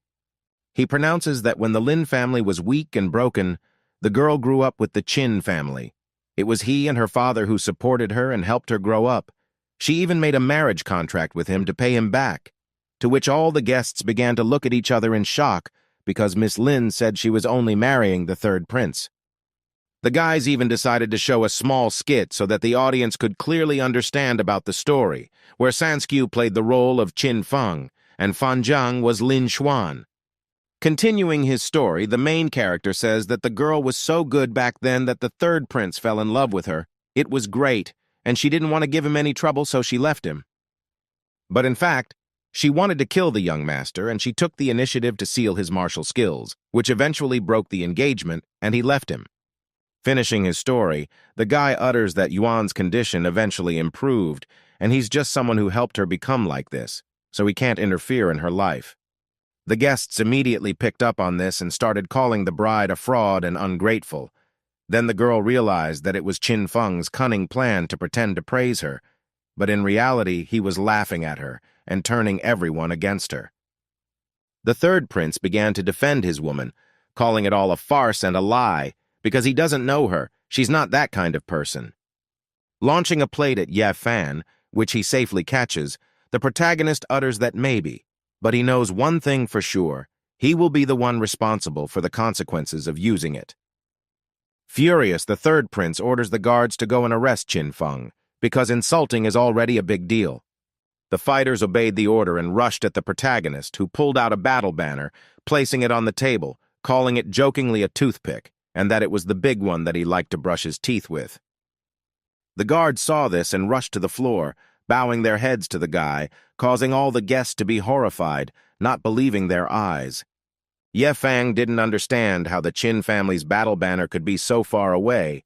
Then one of his subordinates approached him and whispered in his ear that they had investigated and found out that the new banner bearer was Qin Feng, which His Highness couldn't believe because he was still too young. The guard also complimented that they should not do anything reckless, because one of the people sitting next to the protagonist is one of the 10 masters of the Qin family, causing the bride and groom to be horrified with fear. And then, Yu Lao, as if reading their thoughts, said, interjecting to the third prince that he had just ordered. Ye Fan's face changed in a second. Now he looked kindly, saying that he just wanted to offer them a drink to enjoy the meal. The martial artist also adds that they investigated Lin Lan and his molestation of pigs, and it turned out to be Qin Feng's slander, to which the third prince said that it didn't matter anymore. Now he had the battle banner, and the great master was on his side. Who would dare touch them now? Lin Xuan realizes that from today, her family would be famous in the capital, but now that a commotion has been raised, the Lin family has become an object of ridicule for the entire city. She promises that she will not let him get away with it. The team began to rejoice that they had succeeded in pissing people off and their plan had come to fruition. Sanskew notes that the young lord is very quick-witted, to which he replies that he would not be proud even if he praised him. But suddenly, there is an army in red, which with force takes away from the main character's battle flag and grabbing him by the shoulder. They put his hands behind his back, pinning him to the ground until the guy did not realize what was happening. The guys also didn't understand who dared to arrest the Chin family's flag bearer, and then the head of the Chin family, John, approaches, who pronounces that under the orders of the family's Elders Association, they are here to retrieve the battle banner and bring the criminal Chin Feng to the law enforcement hall to hold him accountable for his actions. The whole team was in shock. Everyone did not understand how to act in this situation, because such a turn they did not expect, but to influence the decision and go against the whole army, they cannot. In the law enforcement hall, the protagonist is brought before the Chin family court, and one of the elders said that the guy used a battle banner to cause a huge commotion at the Ye family engagement banquet, which almost led to a war between the families. He asks the culprit if he will plead guilty. To the word said, Chin Feng replies that the Ye family was the first to attack him in the demon-killing city, so he counterattacked, and since the battle between the families did not start, he cannot call him a military intruder. The hooded elder notes that the boy, as he called him, has a very sharp tongue, but let him not think that he will get away with it just because there is no evidence against him, and also complimenting. He said that he should know that they are not the ones who will judge him. It will be the grandmother who will do it. Everyone in the hall began to look over and whisper. Even Chin Feng himself was surprised by this turn, not realizing what to expect from this. Sanskew wondered in horror that this woman was the most powerful in the Chin family, and anyone who fell under her power would be finished, even if they were innocent. Yulan started shouting from the top of the podium, who was clearly happy about this turn of events. He said that he never thought he would see the guy in a situation like this. He notes that the guy would be imprisoned. That's the difference between the two. The man also adds that he was the first to inform the court about his use of the battle banner. People reported that the grandmother came, and she pronounced while asking the protagonist that some people say that he used the banner to go to Ye family and make trouble. She also points out that, in addition, he broke the family laws and arbitrarily contacted outsiders who were exiled long ago. She asks the culprit if he will confess his actions. Getting serious, Chin Feng, sitting on his lap, says that he admits everything. He did it. Then Lu Fanghua started to slowly walk down the stairs to the guy. Coming close to him and looking down at him with a cold stare, she asks the protagonist to give her a reason not to act this way, to which he sneers. Then Chin Feng utters that the Ye family has always underestimated them, and also he has always been so disgusted by the laws made by this family to expel the foreigner. And standing in front of the woman, he compliments that the laws of the Ye family are pedantic and despicable, so he thinks it's time for a change. The elders in the hall were furious. They started shouting that it was a rebellion and raising his staff up. Lu Fanghua asks the guy, these are his true reasons. Sanskew, watching with Fang Jiang, was very worried about his young master. He hesitates, noting that Chin Feng is confused. Unlike all the masters here, the grandmother has the level of a great master. At this time, Yulan couldn't stop gloating, hoping that the protagonist would now be convicted and imprisoned. He shouted laughingly for the guy to count his crimes, calling him a traitor, and his name would be expunged from the family. Lu Fanghua breaks the chains on the criminal's hands with her staff, and with a smile on her face says that as expected from her fearless grandson, noting that it was very well said, making not only the guy surprised, but everyone sitting in the audience. The only one who was most displeased with this turn was Yulan, who began shouting again, addressing the Grand Master that he had committed too many crimes, and for that he should be expelled from the family. To which the grandmother looks at him with an angry look full of rage and says that the family desperately needs someone like Chin Feng. They need someone as brave to break the unjust laws. She also adds that she talked to Mr. Yu, and then she understood the main character's train of thought.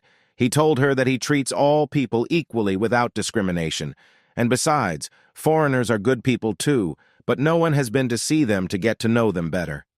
The elders sat in shock, unable to believe that the old man who had returned was already talking about their former criminal. And at this time, Lu Fanghua remarks, asking if the 5 Great Families Wasteland Development Tournament is just around the corner, and completing her words, she utters that the guy will go and participate in it. The Judicial Council was even more horrified at what they heard, noting that not only was he not punished, but he was also rewarded.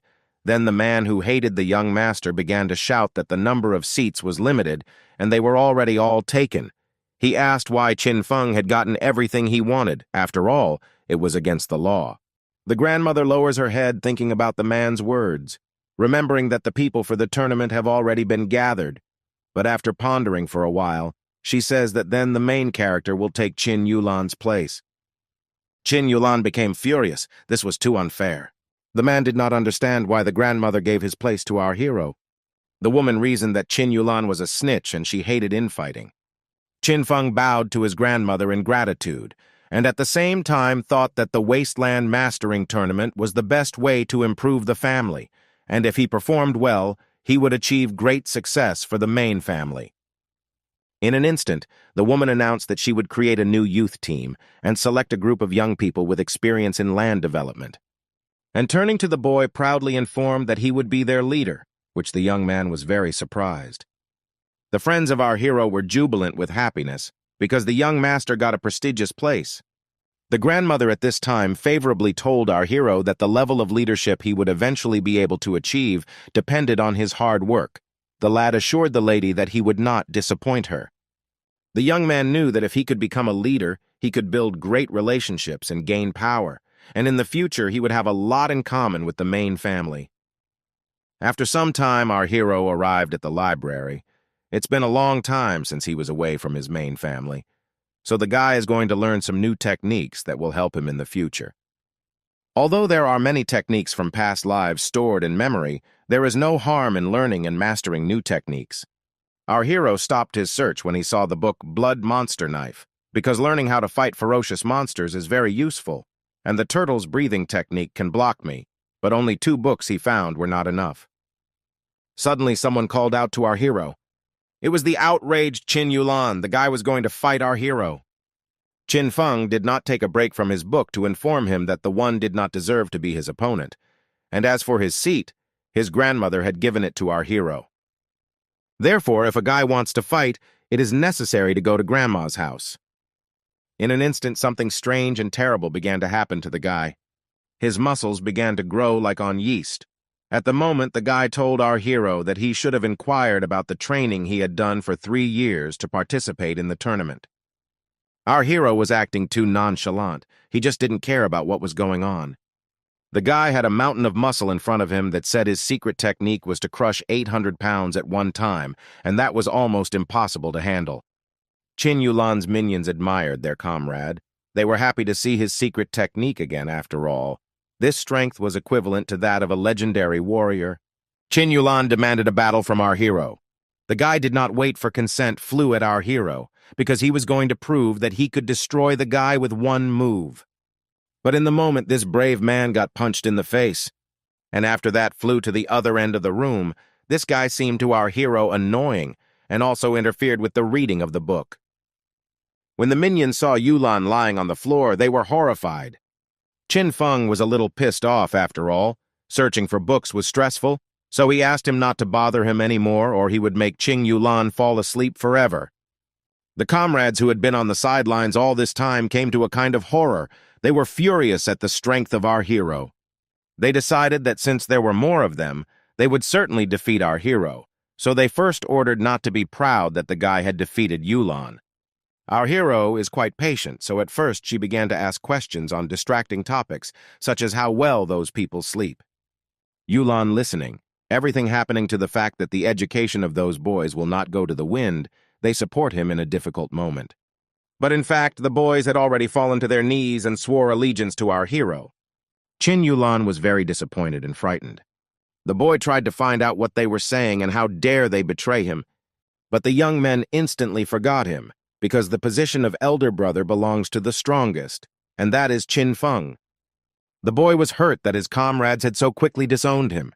Our hero at this time made an innocent look and said that they could be his younger brothers, but if they could help him find books on martial arts techniques, and in fact he thought their boyfriends were ungrateful and didn't understand how they could put up with the fact that he was their older brother.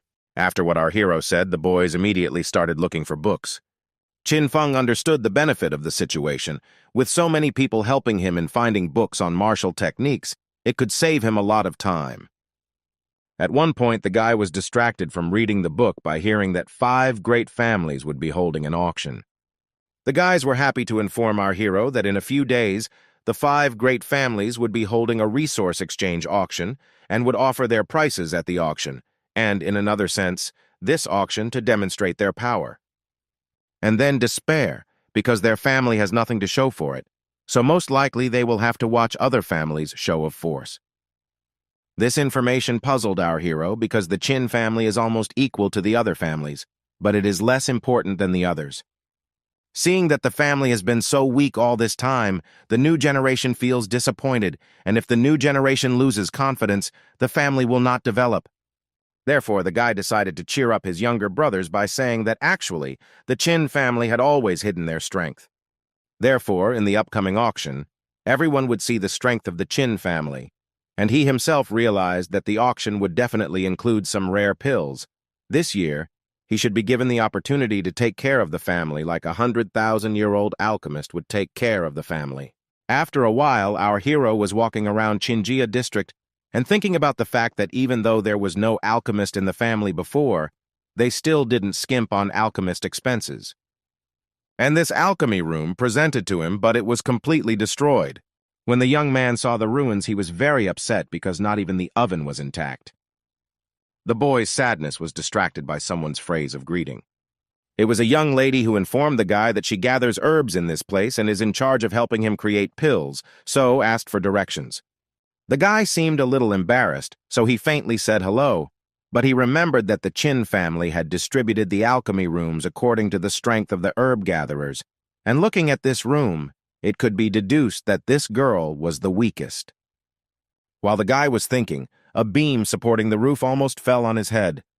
But looking at the collected herbs, the guy realized that the girl had carefully classified the treba according to their healing properties, and if she was inexperienced, she wouldn't have evaluated them so accurately. And watching her deft actions couldn't stop the question of why they made her work in the worst office, and maybe there was something hidden. As long as our hero has an iron furnace to make pills, he won't mix in anything that doesn't concern him, only deciding to inquire about the girl's name.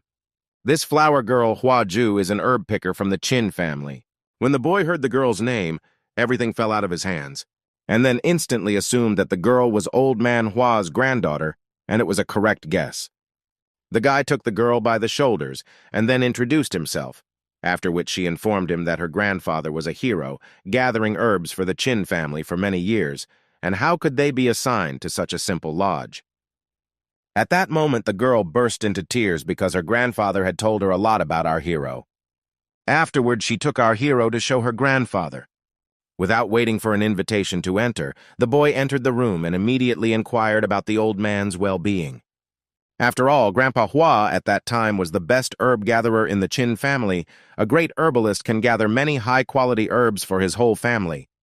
He was the one who introduced the guy to herbs as a kid, and he was our hero's mentor. Without him, the guy wouldn't be the man he is today. Grandfather saw our hero on the doorstep and asked why he had come back. The young man didn't pay attention to the questions. He wanted to know who had hurt the man. Without waiting for a reply, the granddaughter said that Qin Yulan did it. After learning that the guy had become an alchemist, he remembered that her grandfather had taught him everything, so he came and beat up the man. He also took advantage of his brother's authority and gave them the worst room for alchemy, and also the girl has no money for her grandfather's treatment. The man said that Mr. Feng's family had been transferred to the city and they were already in an unenviable position, so there was no need for him to cause trouble. In an instant, our hero was overcome with sadness because it happened to his grandfather because of him. The boy gathered all his emotions into a fist, because without the guidance of this grandfather, he would not have reached where he is today. So he will avenge his mentor. At this time, the Chin family's largest alchemy room. Qin Yulan relentlessly complained about our hero. The guy demanded justice for himself. The man Yulan complained to assured that he had just recently allocated the worst room to alchemist Qin Feng, and this was his first step to take revenge. This was Qin Guang, the general manager of Jiadan District's herb gathering department. He was intent on making our hero rearrange himself. In an instant, Qin Yulan was very frightened when he heard someone burst into the room. It was the incredibly pissed-off Qin Feng walking along with his terrified assistant. The guy seeing our hero decided to greet him and tell him that he was going to come to him to settle a score, but he didn't expect the guy to come to him. After that, our hero delighted his opponent with another punch to the face. Yulan's teeth flew out a few more from that blow. The general manager saw his brother flying over and was very frightened. Qin Feng was of the opinion that a real man didn't fight helpless people, and he had hurt Grandpa Hua. The general manager was very afraid of our hero's further actions. The guy intended to challenge them to an herbal competition against Huazhou, and if she won the competition, they would take this room. And if she loses, our hero will be completely at their disposal. Qin Yulan could not rest. He wanted our hero dead, but his brother still agreed to our hero's proposal. The girl was very frightened. She was sure she couldn't do it after all. Her grandfather had gathered herbs in the past, and she had only watched him and trained. The guy assured her that she could do anything, while he wondered how he could trap them if he didn't use himself as bait. Here it was time for the traditional herb-gathering competition. People needed to go to the barren mountain for 2 hours, and the one who gathers the highest level of herbs will win. The general manager introduced our hero to the very best herb pickers. And on our hero's side was a girl who was trained by Grandpa Hua. The guy had a lot of confidence in her. And now the general manager has already announced the start of the competition. And at that very second, all his charges rushed the place. Only our hero's candidate remained in place. The girl was very nervous, as she was not at all sure of herself. She was late from the start. After a while of pointless walking through the woods, she still found something interesting. The lady found a rank 2 spiritual herb. If she takes it, she might even be able to win. But her opponent snatched the grass from the girl's hand so quickly that she didn't even have time to object. She tried to say something to the guy, but it was in vain. Here our hero appeared and tried to calm Huazhou down. After all, she had learned from Grandpa Hua that second-rate spiritual herb didn't matter. Qin Yulan couldn't understand how a girl could be stronger than dozens of people. Our hero's opponents were really surprised that the guy bet on a girl. They thought he was a very foolish dreamer because she was lagging behind everywhere. Everyone in the circle did not stop to collect the healing herb. And in a flash, the young lady realized that there was nothing left there. Qin Feng's opponents were joking about the lady. They pointed at the remains of the fragrance stick and the fact that her master was going to die a sure death. With despair, the girl collapsed, for she thought that it was already over and they had lost. And moreover, she had involved Qin Feng. But then our hero whispered that there was still a chance. The girl was very surprised, and through her tears she tried to see if she was imagining it all. The young man advised to use Grandpa Hua's method. It was necessary to search with the heart, and after that he tried to cheer her up because it was impossible to fail in this competition. And it worked for Huazhou. She straight up got up and headed out to do the impossible. Her attention was caught by something on a very steep cliff. There's still a chance to win because there are spiritual herbs to collect, and she found them. While she was overcoming the obstacles, all of her hands were already abrasions. But no matter what, the young lady had no intention of giving up.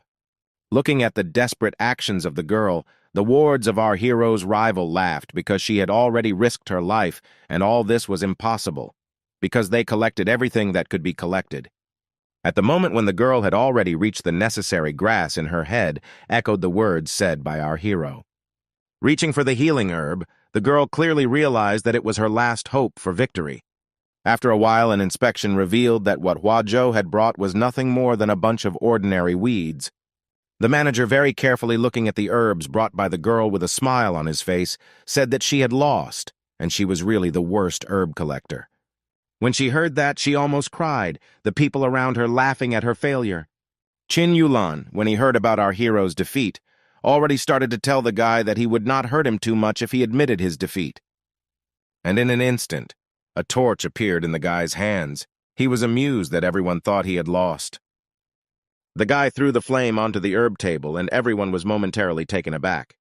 After a few moments, the general manager did catch on to what was going on and assumed that our hero was trying to burn the herbs and destroy the evidence. But our hero proudly announced that real gold is not afraid of fire, and he wants everyone to keep their eyes open and take a good look. Qin Yulan was furious, for all the herbal medicines had been burned and there were ashes on the table. In an instant, the general manager noticed some grass. Qin Yulan was so stupid that he didn't understand what was going on after all. The highest grade grass they found was second grade grass, and thought that after burning it, it might turn into third grade grass. The older brother understood much more, and so he knew it was more than just a third grade weed. It turned into a fourth grade magical herb. It was a fireflow flower. Our hero was still very calm, and little tongues of flame flickered in his eyes. No one could believe that in front of them was a fourth grade magical ripoff, and it was one of the rarest herbs in the entire region. Reported that the flower of the fire stream looks like dry grass and grows on the slopes of mountains, and to get to it to record requires not only keen eyesight, but also great courage. Many of the man couldn't find him even after outrunning Hua Ju, so the guy demanded to recognize the strongest herb gatherer, pointing at the girl. Everyone was furious because no one wanted to admit defeat. Qing Yulan couldn't believe it, and the general manager was acting very strange in general. Addressing the girl as a sister, the man offered to sell him the herb he had found, for he would pay 500 gold coins. On hearing such a sum, the men around them were astonished, for some of them the sum was equal to 2 years or 10 years' wages. The young lady realized that 500 coins could be enough to buy her grandfather medicine for several years, much to her doubt. But at this moment, our hero intervened. The guy tried to shame Qin Guan for trying to fool the girl. With the fire stream flower being sold at an auction where only the most experienced herb collectors could find it, Qin Guangyu became very scared. After that, the guy turned to Hua Zhou and said that he would buy the fireflow flower from her for 10,000 gold coins, which was twice the market price, so that she could buy medicine for Grandpa Hua and live a decent life. Everyone was very surprised to hear this. This sum made people furious, because some people had never received such sums in their entire lives, and they did not understand when our hero managed to get so rich. Qin Yulan muttered through his teeth that Qin Feng had won, and thought to himself that none of this mattered. This was just a fourth-grade magic herb, and as long as Hua Zhou worked for him, he would have a continuous flow of fourth-grade herbs in the future. Approaching the girl, our hero informed her that his team needed an herbalist, and from now on he would take care of Grandpa Hua, so he offered to become his herb gatherer. The girl agreed without the slightest hesitation.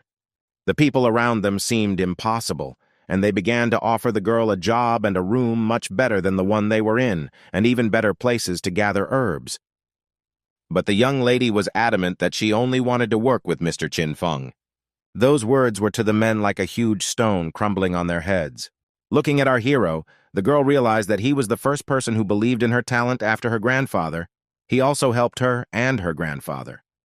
And our hero realized that a good herb gatherer was a powerful support for an alchemist, and in the future, when he wasn't in the medicinal garden, Hua Zhou would be able to gather spiritual herbs with his team. And after pointing at the door, Qin Feng proudly announced that from now on, this room would belong to Hua Zhou, so people should leave the room. And so they came down the stairs in a friendly crowd. For the general manager, the loss of a house a trifle compared to the loss of such a rare talent. The man started beating Qin Yulan, for he thought it was all his fault. He shouldn't have turned our hero against them. Looking at the huge furnace, the guy realized that this was indeed the most luxurious alchemy room in the Qin family, and with this furnace, he would be able to refine a high-level pill to auction them off. He uses the fireflow flower to improve his strength because the healing properties of the fireflow flower can help a person to penetrate his body. Although his main use is to defeat his inner demons, but there is a tournament coming up and the guy wants to show a good result on it. So our hero must take a chance. This trial with himself was difficult for the young man. After a while, his own opposite side appeared in front of him. The dark side did its best to destroy the guy in an instant. She was telling our hero that he was a sinner who failed to keep his family alive, so why should he deserve to live? Our hero could not understand why it hurt so much and whether the devil really lives inside him, because they say that if a person is killed by inner demons, his body will die. But none of that matters. Our hero can still use his most powerful powers. But this powerful fist the demon managed to stop without much effort. The guy was really quite surprised by this. The demon begins to taunt our hero with the fact that he knows him too well. By punching him in the face, the dark side was telling our hero that he was nothing but a coward who hurt others. And he has absolutely nothing to defend. The bleeding guy didn't even know what to do. The demon thought our hero didn't deserve to live at all. So with all my might, kicked the guy in the stomach with my legs.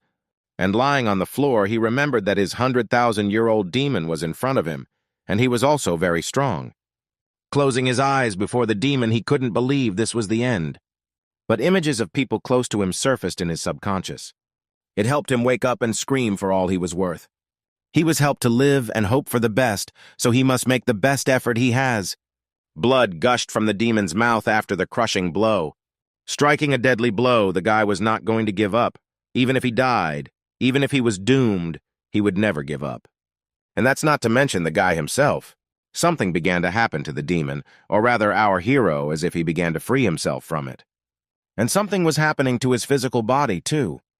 He had finally broken through to the realm of body strengthening, and now he could fight 4th-level body strengthening experts, and now practicing alchemy for the whole family would be much easier. Our hero's closest friend reported that Mr. Chin Izulan and Elder Chin Wen had arrived again, and this time they were there to cause trouble, but our hero thought the elder was a good man, and so he went to see. Upon seeing our hero, Mr. Izulan immediately charged our hero that he had come to sow confusion in the clan and occupy the alchemy room, and should have asked the elders in the family first. This man is the father of Yulan and Guan, as well as one of the elders. He said that an auction is approaching and the family is in dire need of an alchemy room to make pills. But our hero was already an alchemist's apprentice, and he only occupied the alchemy room to prepare pills for the family in time for the family to compete with other families. The elder didn't understand if a few days of studying chemistry was enough to deserve a better room, and Guan thought that the pill created by the newcomer would probably embarrass the family. But Qin Feng was not going to endure this humiliation. The guy demonstrated what he had done in the past few days. It was a body-strengthening pill. Qin Yulan and Qin Guan shouted in one voice that it wouldn't change the fact that the family was furious at him for occupying the room, and these pills weren't enough. But blindfolded, our hero, along with his underlings, showed a 3rd-grade pillory. After that, our hero ran up to the frightened elder and whispered something in his ear that made him even more uncomfortable. At this time, the brothers believed that our hero had slipped a fake and that Qin Feng could not make a 3rd-grade pill. At this moment, an elder ran up and slapped both of them, and then told them to shut up because she didn't belong to the same generation as our hero, but there was an incredibly large gulf between them. Afterward, the young man and the elder shook hands. The man said that the room would be considered as a reward from the main family, and he would go to represent the Qin family with him at the auction. The brothers were incredibly surprised at the blow, but were even more surprised at what they heard. And so after a certain period of time, our hero was already thanking the elder for his kindness, but even more the guy was happy because he got what he wanted. He was going to the auction. And now it's auction time. The auction of the top 5 families has officially begun. Our hero believed that auctions were a demonstration of family strength. Only powerful families have a say. And it seemed that someone very influential was present there, saying that for 50 body-strengthening pills, the Yi family was offering 40,000 gold coins. And the big bone bow bought by the Yi family for 20,000 gold coins, this guy seemed quite cocky. Finally, he added that the Yi family was paying 300,000 gold for 7th-grade pills. People were outraged that the Yi family stole everything again. It happens every year and most can just watch. And looking at our hero guy thought since he dared to come there, he would make the Qin family lose face, all to avenge the disgrace at the banquet. But in the past, the Qini family usually looked embarrassed when they failed. But this time, something was different. This time our hero had the face of a winner. And at that time, the announcer announced several times that the auction was over. But at this moment, our hero got up from his seat and asked to wait, for the Qin family had something to offer. The upstage presenter informed our hero that they could offer some good things by going up on stage. The young man was demonstrating the pill, informing that ordinary body-strengthening pills were not effective for warriors, but his body-strengthening pill, which had a quality of 8 units, could effectively increase strength. The Yi family representative was even a little amused by this. After all, the quality is really rare, but it's only 1 pill.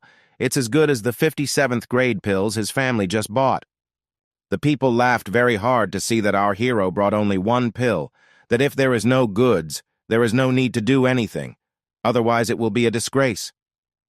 And some people were just ashamed of our hero and embarrassed because they thought that Qin Feng was humiliating himself. But the guy informed, without waiting for more condemnation, that if he only had one, it would be really funny. But it was one of his pill collection. And at this point, our hero demonstrated countless pills. The young man reported making hundreds of pills. Seeing such a number of people came to a standstill, they were really shocked. The representative of the Ye family was he believed that an ordinary family like the Qin family couldn't produce such a thing, couldn't produce an 8-fold quality pill. But our hero's comrades were very pleasantly surprised because their master made a pill to strengthen the body with an 8-point quality. The rest of the people were like crazy. They all wanted to purchase these pills because they could greatly increase the strength of the family warriors with them. And in this dispute, the representative of the Yi family intervened again. He offered 200,000 gold coins for these pills, and then added that anyone who dared to oppose him would be considered an enemy of the imperial family. People resented again. This guy was once again relying on the obscene power of the royal family to dominate everything. But they realized that 200,000 gold coins was really a lot of money. The guy didn't understand why the Qin family didn't want to keep such good things for themselves and instead just sell it. Our hero reported some time later that the body-strengthening pills were bought by Ye's family. But in reality, it's extra pills they don't need, and the third principal thinks they've won the deal. So now our hero intended to show the main lot. This surprised everyone even more, because everyone thought that 100 high-quality pills was the main lot. The box contained a third-grade elixir. Some people were confused by this because a third-grade elixir isn't exactly a grand finale. Turning to the audience, the young man said that this was an unusual third-grade elixir, and with a smirk he added that everyone would realize what it was when they saw it with their own eyes. After opening the box, a fire dragon-like spirit emerged from it. It overshadowed the entire space and lunged at people. This beast was beautiful and very scary. Seeing this, the gentlemen were astonished and frightened after all. This was an illusion created by the altered elixir. It was an extremely rare altered elixir, and an ordinary third grade was nothing compared to this. The elder who helped our hero thought it was all very grand. After all, when our hero told him that it was a third-grade change elixir, he asked Qin Feng to accompany him. The elder was very happy that he had done the right thing. The Ye family representative was covered in sweat of amazement and horror. The guy didn't understand how this could happen, and even thought that the Qin family had actually hired an alchemy master. At this point, people were really going crazy. They were coming at your hero in an attempt to buy this elixir. But this time again, a representative of the royal family intervened. He intended to buy this elixir on behalf of his father, and anyone trying to take it away would be accused of disobeying the imperial family. People were very annoyed because the guy is using the imperial family to pressure them. Our hero agreed to give the elixir, but only for 500,000 gold coins. Guy that our hero is a fool, for he is basically selling this excellent elixir, but ordered his servants to give the money. It was whispered in the buyer's ear that because he had bought 100 body-strengthening pills and spent recklessly, he had already spent all the money allowed by the emperor. Everyone started laughing because of the prince's lack of money. Our hero feigned upset to see the imperial scion crying, but then he started laughing because he had spent money on really worthless things. This made the third prince of the imperial family incredibly angry. In the end, the Qin family auctioned the pill for 700,000 gold coins, and they became the most honorable family. And the Yi family has become a laughingstock at this auction thanks to the prince. The elder couldn't stop thanking our hero, as their family hadn't had such a good time at an auction in years. This time he brought great glory to their family, and he will celebrate the guy's great achievement. But the man asked not to rejoice still so much, because the guy was in the center of attention, and this has its advantages and disadvantages. Although he shined at the auction and was remembered by many, but when the tournament is held, our hero may become a target. This information did not seem to disturb our hero at all. But for sure, the third prince in the Ye family, Ye Fan, although his development is ordinary, he has a level 5 bodyguard, and this person can defeat many. Or the new member of the Bai family, Bai Leng. His martial arts skills are so strong that he has no rivals below the 6th level in the body-strengthening realm. Nangong Xuanqian is from the Nangun family. It is said that when she fights, no one can beat her. Situshuan. He relies on the fighting style of his ancestors and is good at killing, so he is considered an extremely dangerous enemy. The elder thinks that Nangong Xuanqing and Xu Xuan are the most dangerous, so our hero must always be on guard. It seemed to the young man that the elder thinks that the third is the most ordinary, but it is just the opposite. He is the biggest threat to our hero. Our hero remembers that in a past life, the third prince had a strange ability to hide his power. No one can tell what he was up to. But the countdown has already begun. You know, my hero has a lot of work to do before the big tournament, and he has a lot more work to do before he stabs his body. 3 days later, there was a birthday banquet for the Qin family's grandmother, Lu Fanghua. Representatives of the 4 great families arrived. The Ye family, the Bai family, the Situ family, and the Nangong family all sent great gifts. The Qin family's grandmother was very grateful to everyone. And then a girl appeared and said that all 4 major families had given gifts, but she had yet to see the Qin family giving their own gifts. It was the Ye family's protector, Lun Xuan, who reported that the Qin family wouldn't even be able to afford a decent gift. The brothers from the Qin family were very angry because they know that their family is not as rich as Ye. They deliberately compare themselves to them. The girl sat down and came to the conclusion that, as expected, in terms of wealth, the Qin family couldn't handle the Ye family, and it was a wise choice to abandon the Qin family in the beginning. The girl was distracted from her musings when she heard that our hero had come to present gifts. In the young man's hand was a box that was a high-grade 9-point body strengthening pill. The young man opened the box, and there were indeed pills of incredible beauty. All people opened their mouths because, first of all, it was very expensive, and secondly, it was very difficult to make them. But it seemed an extreme rarity for a girl.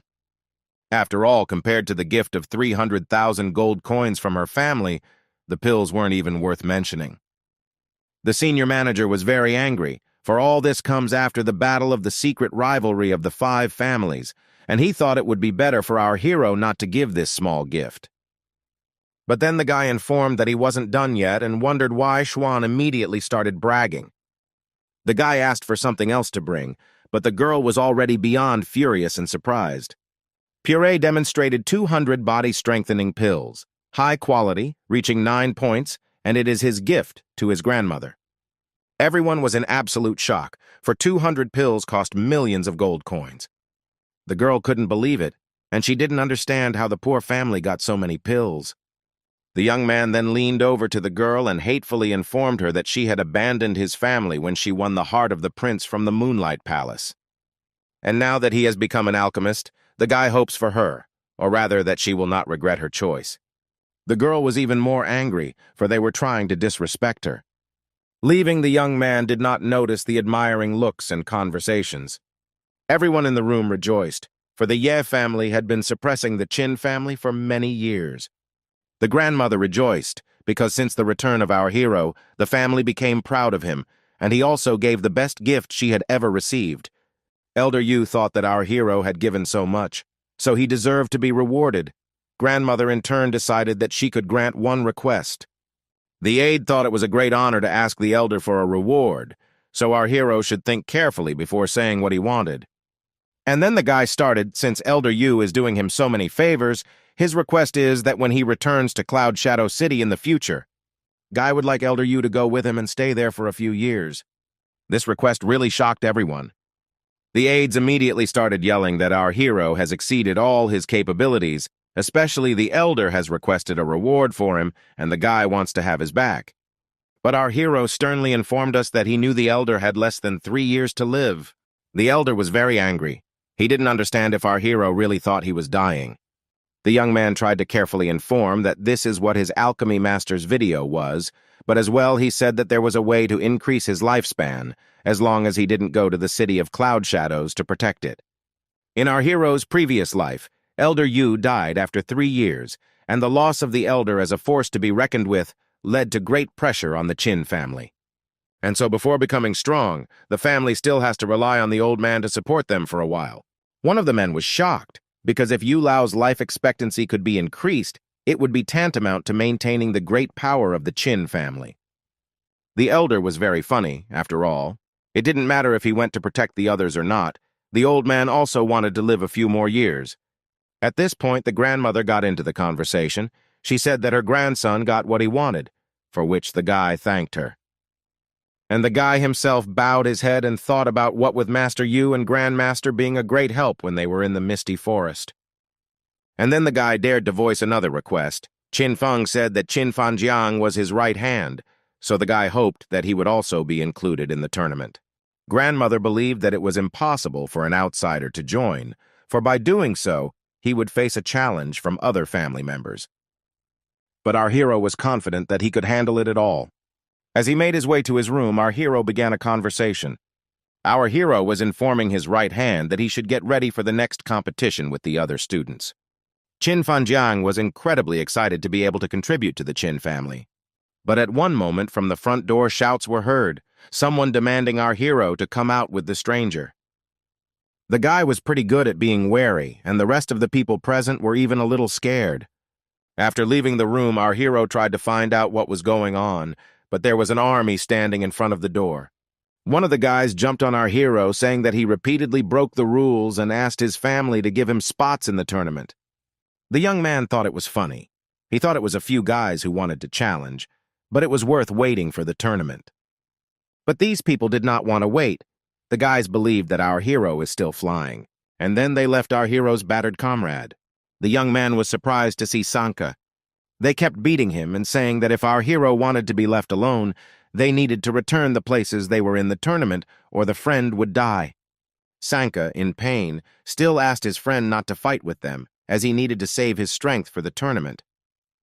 The rascals were amused by this because, according to them, Qin Feng must want to take Qin Fanjiang with him to the tournament to be his bodyguard. Otherwise, Qin Feng would have been beaten to death by them, but for now, it was Sanka who was being beaten. Our hero lost his temper. He was pissed off by the fact that people actually think they would beat him up. No one understood what was happening, and the young man had already attacked and dispersed the vigilance of his rivals. The young man struck with all his might at the man who couldn't keep his mouth shut. After all, the young master had warned, but if he wanted to fight so badly, the boy deserved it. The other people froze in fear, for no one had expected Qin Feng to be so strong. But there were also those who thought that the guy was still weak, and they should only be wary of Qin Fangtian. And at that moment, the guy flew right at them. He was pissed off at these guys, too. People froze in place, not realizing what was happening. The guy hit with such force that no one could stand still. This guy really is too powerful, and there were again those who underestimated him. In an instant, the guy took the heads of the two enemies and, calling them idiots, directed their gaze in the other direction, saying that they were underestimating someone else. These guys really saw a horrible sight, their comrades flying one by one. It was our hero who scattered them all, and Qin Fangtian chucklingly claimed that they still didn't know who was the great master and who was the junior master there. The people held by our hero's aid already seemed to have their eyes bursting, and the guy didn't realize if they really wanted him to defeat them. Our hero still decided to fulfill the request. He will defeat them, but maybe there is something else. The people were trembling in fear, for they didn't understand how it all happened so quickly. In the blink of an eye, Qin Feng was able to defeat everyone single-handedly. And all of them are first and second level body strengthening experts, contrived that our hero is at the Ki E and Blood Realm level. At the herders, the young man asked if they would like to see Fangtian's strength, and they began to beg for mercy. After all, up until this point, they thought that Qin Fangtian was the strongest, and they were afraid of him. But apparently Qin Feng is the strongest. Half a month later, the tournament began between the 5 major families, and already the Qin family was preparing to participate in this year's Wasteland Development Tournament.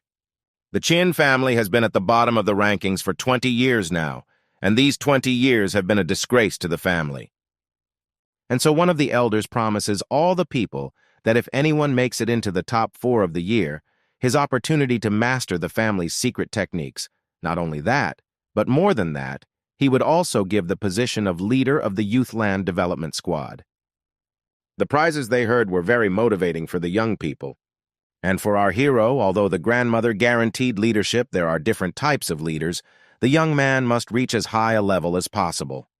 However, there are a large number of people with a high level of body strengthening, and the guy has been training hard for half a month, but even failed to reach this level. He doesn't know if he can achieve good results in the tournament. The Five Great Families Wasteland Development Tournament has begun. At the beginning of the tournament, the disciples of the Five Great Families will be sent to the Wasteland Club on a coachless wagon. But the monsters of the wasteland are extremely ferocious and compete with each other to kill humans. There are very few masters that can survive each year. The competition to master the mountain is tougher than anyone can imagine. In a moment, our hero noticed one of the attackers. The guy smiled and turned to the young man with the words that he did not expect them to be in the same wagon, and therefore offered to go through the whole journey together. The other young man was very awkward. He couldn't stand it and shouted and told our hero that the fact that he had defeated them that day was all just chance or luck. But this time, the guy decided to follow the masters of the Ye and Bai families. Our hero will be alone in the wasteland. The Ye family intervened in the conversation. They considered the Chin family as weaklings who can only walk behind them. But our hero laughed and said he didn't think the people sitting across from him were very strong at all, and advised the guy to join him again. But at one point, the wagon began to overturn. A huge beast came out and immediately began devouring people. Our hero didn't expect to see a ferocious monster so soon. A ferocious monster is approaching, or rather a giant ferocious swamp crocodile. The young man tried to lure the boy he had recently called to his side, but he froze in fear. In an instant, the guy heard other families discussing amongst themselves that the ideas that a family might come up with show them to be really weak. And now to be a powerful member of a large family, if there was a clash with a monster, there is no right to retreat. As for our hero, why not go home and cry in the arms of relatives? The boys had orders to watch them. The guy our Nero I wanted to save never stopped admiring the other families. He really thought they were all very strong.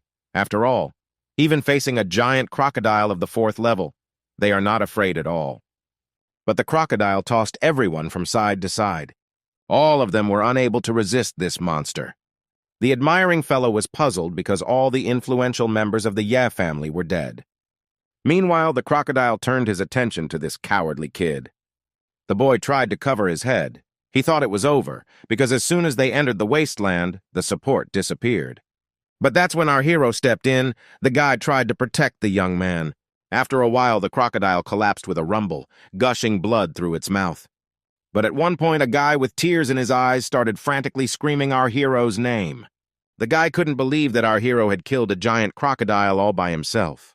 Chin Feng tried his best to catch his breath at this time. After that, he jumped off the crocodile and headed towards his comrade. Without waiting for an answer, he took him by the collar, and then dragged after him, for the lad didn't understand why he was still standing when he should be running.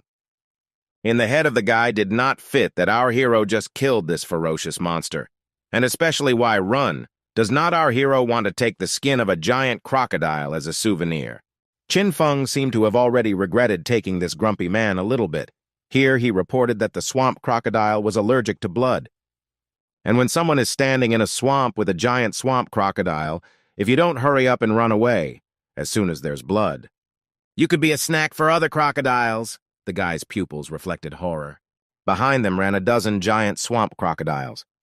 While our hero was running and dragging his comrade behind him, the latter thought that he was the best of the best in the family, and much better than our hero, but as a result, he disdained Chin Feng without knowing him at all. The guy decided to talk at least a little. He reiterated that he originally said he wouldn't follow our heroes, but he somehow still saved him. Our hero did not hesitate at all to reply that it was all because they were one family, and no other reason was needed. The young man was very surprised after all. He had never considered Chin Feng as family members, and he recognized him as family. At the same moment, when our hero had already started to hide in the forest, the guy behind him had a strong desire to recognize our hero as an older brother. At this time, somewhere in the wasteland, a member of the royal family reported that in the end, the competition would come down to how many monsters each person killed. Therefore, he should focus on hunting. The guy had set a reward for destroying the Chin family, so he wondered if there were any willing participants among those present. And at that moment, someone pointed a finger at someone the best assassin in the tournament. Situ Xuan is from the Situ family. This guy is a level 6 body strengthening expert. Killing was his favorite pastime, and he wouldn't leave behind a single Chin family insect. The third prince's eyes incredibly lit up after those words, and he thought that he would make our hero regret speaking out against his family anyway. At this time, our hero, together with his companion, wandered aimlessly through the forest, as at one point they heard someone's screams. Some two guys were sitting on one of the rocks asking for help because there were already monsters waiting for them below. Our hero's ward, looking out from behind a tree, told our hero that he felt sorry for these guys from the Nangong family and offered to leave. But our hero didn't agree, because the Nangong family is the only family that is friends with the Qin family, and he can lend them a helping hand. And after saying that, our hero pushed his comrade right up to the monsters. They turned out to be huge panthers that immediately took notice of the young man. The boy immediately started crying because he didn't want to die. But after a while, he opened his eyes and noticed that nothing was happening, to which he was very surprised. Our hero stroked these kitties and asked gently that they never bite anyone again. The dogs wagged their tails in pleasure. Our hero informed his ward that he had brought with him a monster taming pill and threw it into the jaws of the Black Panthers while his comrade attracted attention. In an instant, our hero's companion saw another huge beast above him, and so asked his companion if he had another pill to tame monsters because he was incredibly scared. Well, the guy said that these pills are only effective for eliminating small monsters. At the moment when the huge panther was approaching our hero's comrade, he was already praying, because he thought that everything was already over. He was so frightened that he could not move his legs. Our hero tried to encourage the guy that everything was fine and held out his sword and asked him not to let go. He grabbed the sword as if it was his last hope for life, but he thought that Qin Feng was still saving him at critical moments. While the guy was thinking about it, our hero drew his sword and summoned moonlight, and then it began to spin around itself at an incredible speed. And finally, he struck with incredible power on the jaws of this huge panther. The blow was so strong that our hero's comrade was thrown aside. And when he landed, the guy could not recover from his disgust and again shouted the name of our hero because our hero treated him like a tool. Tried to change the subject by saying that none of this matters, because after all, they killed this monster. But the guy could not calm down. After all, he is not one of our hero's people, and he cannot use it, so write it down as he wants. At this time, the Nangong family came down and thanked him for his help, to which our hero replied that the Nangong family has always been on good terms with his family, so it was his duty to help.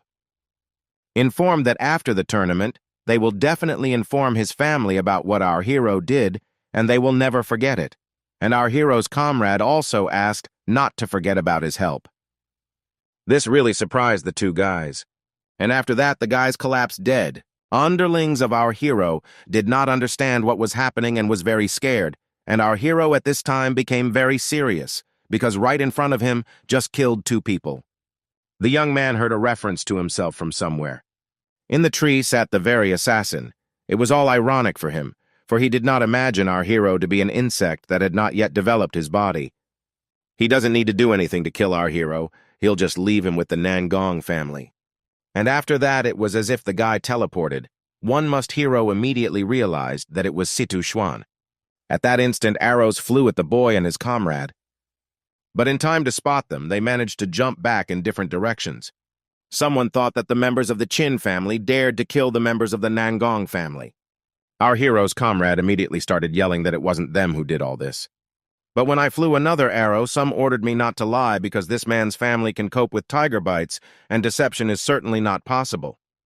The arrows flew into the two panthers, who immediately began to make terrifying noises. Our hero realized that no one would believe them no matter what they said, especially since there were no bite marks on their bodies. Our hero's comrade assumed there was someone around, but they can't even see them. They must be using great camouflage. And then realized that it was Xuanqin Nangong. She was rumored to be called a ghost because she didn't leave any footprints even in the snow. It can fly using its fast movement skill. Colliding with it means inevitable death. So the guy began to run away the same advice to our hero, because if you do not do it, it can catch up with a quick death. And he ordered himself not to worry about our hero because he is very smart and will surely hide. Our hero at this time began to call out loudly to the girl. He was incredibly angry. Our hero's comrade did not understand what Qin Feng was doing, even suggested that he had gone crazy. He tried to inform our hero, standing in the center of the clearing, that Xuanqin Nangong was powerful from the new generation, and the guy wouldn't be able to defeat her. In the back of our hero's head flew an arrow, which is about to, and has already pierced his head through. But suddenly the guy's eyes sparkled and he smiled. At this moment he realized that the girl was really very strong. But there was one but. The young man was able to deflect the blow and redirect it into the ground, for it all doesn't work on him. The young man found himself behind the dazed lady, and after a while he was whispering incredibly creepy things in her ear. This was followed by an ice blast of incredible power. Our hero masters the art of turning into a god to enhance his senses until the level of development is far above him and he can figure out exactly where someone is. The girl by the neck and almost depriving her of oxygen, the guy asked again if he could explain what had happened. The young lady was really scared and dumbfounded by what was happening, so she didn't manage to say anything. A relative of our hero was watching from behind a tree. His jaw dropped when he saw that our hero was able to catch Xuanqin Nangong. At this time, the girl was already measured to speak. She didn't understand how Qin Feng was able to find her being at the qi and blood level, and if she was to be killed, she asked to do it quickly. Our hero pulled out his dagger and with an incredibly evil smirk said that he didn't come there to kill people, but the girl was the one who started it all first. After that, he threw the dagger at the girl's forehead with all his might. At this time, somewhere in the wasteland, people were trying to run away from someone. They were members of the Qin family. They didn't understand who was chasing them and why. But at one point, these two guys were asked by someone not to blame him for being cruel and ruthless. And if there was still someone to blame, let those people blame the Qin family. The most dangerous assassin had attacked from behind. But it was at that exact moment that someone interrupted. It was Qin Fangtian who appeared using his axe. He was able to repel the blow. The man was very angry and immediately realized that this was the rogue who was after his Qin family. The man wanted to fight, but his opponent was slipping through his fingers. But still, the man managed to rip the clothes off the guy and throw him some distance away. The guy couldn't understand who he was fighting and how that person was able to, with a level 4 body reinforcement, almost wound him while being at level 6. At this time, the men tried to find out why Qin Fangjiang, but the boy only replied that it was something our hero had taught him. At this time, the assassin was already laughing viciously. He had already realized that he was fighting the strongest youth in the Qin family, and asked afterwards if he had heard that our hero was dead. Licking the blade of the knife reported that he had set him up and he died at the hands of Nangong Xuanqin. By now, he should have been a corpse. When the men heard the girl's name, they were frightened, because she was not only the strongest young fighter in the family, but also from the battle with her. No one survived. Qin Fangtian pounced on his opponent. He couldn't believe what he heard. After all, our hero would not stay so easily. The guy started throwing a lot of punches at his opponent. But at one point he stopped because he didn't notice where the guy had disappeared to. But at this moment, the young man hovered right above Qin Fangtian, all the better to worry about his life. The killer began to wear the guy countless wounds on his back. There were so many blows that it was almost impossible to resist. And so after a while, the assassin began to flee, leaving behind the corpse of the strongest young man of the Qin family. It was funny, because participating in the tournament, no one has to worry about the life and death of others. And lifting the head of the almost dead man informed him that you just have to think of yourself, otherwise you might end up losing your head. But the man was distracted by a phrase he hadn't expected at all. He was ordered to move. If anyone dares to hurt Qin Fangjiang, he will kill that person and throw the body to the ferocious monsters. The other people from the Qin family are incredibly surprised to see our hero. Meanwhile, the murderer laughed again. He was a little surprised that the guy was still alive. The other family members began to shout to our hero that in front of them, Situ Xuan, he is a strong and evil man, and none of them can defeat him. The guy intended to finally kill and dismember Qin Fangjiang, because after killing the strongest young man in the Qin family, he's coming to kill our hero, but he didn't see that he was already rushing towards him. The young man immediately knocked out several teeth of his rival, or rather even his enemy. Our hero had previously said, or rather warned, that no one dared to touch his family members. The guy hit his enemy with incredible force. He flew away for some distance, could not understand how this is possible, because our hero, in his opinion, is in the realm of qi and blood. The people watching couldn't understand if Qin Feng had really tossed the rogue into the air. But he managed to stand up, and then something strange began to happen to him. At the same instant, the guy teleported again. Our hero. It is not very impressed because he was ready for it. But the assassin decided to do the same thing to Qin Fangjiang again. He hung over our hero. People at the same time began to warn our hero, or rather asked him to be careful, for Qin Fangtian was defeated by this trick. The killer thought it was too late to do anything, and our hero really stood still. The killer thought the family lost out because they cared so much for each other. But in an instant, our hero smilingly appeared next to the face of this rascal. Seemed to still be standing below, but in fact he was already above the killer, and it remained a mystery to him. The young man tried to recognize the killer, why caring for each other is considered a disadvantage to him, and at the same moment, with incredible force, kicked the head of this opponent. That one slammed into the ground with incredible force and power. At this time, our hero's family members were trying to help each other. The two men who tried to warn our hero about the attack couldn't believe what was happening, and our hero's comrade and his right-hand man were trying to encourage their friend. The assassin fell with such force that he crashed into the ground and almost buried himself in it. The guy walked over and asked, did the guy really think he was just a jerk who only knew how to use brute force? The man tried to stand up. His entire body was bleeding, and he couldn't assume that the young man was using his reflection to make him think that the guy was still down. But in his opinion, Qin Feng was on the level, so it was impossible. But deciding that if he fought directly, he would be able to use ranged attacks after all, dagger-wielding techniques had been passed down from generation to generation in the Situ family. Our hero stood motionless, and the dagger was getting closer. The guy didn't move when the knives next to him started falling.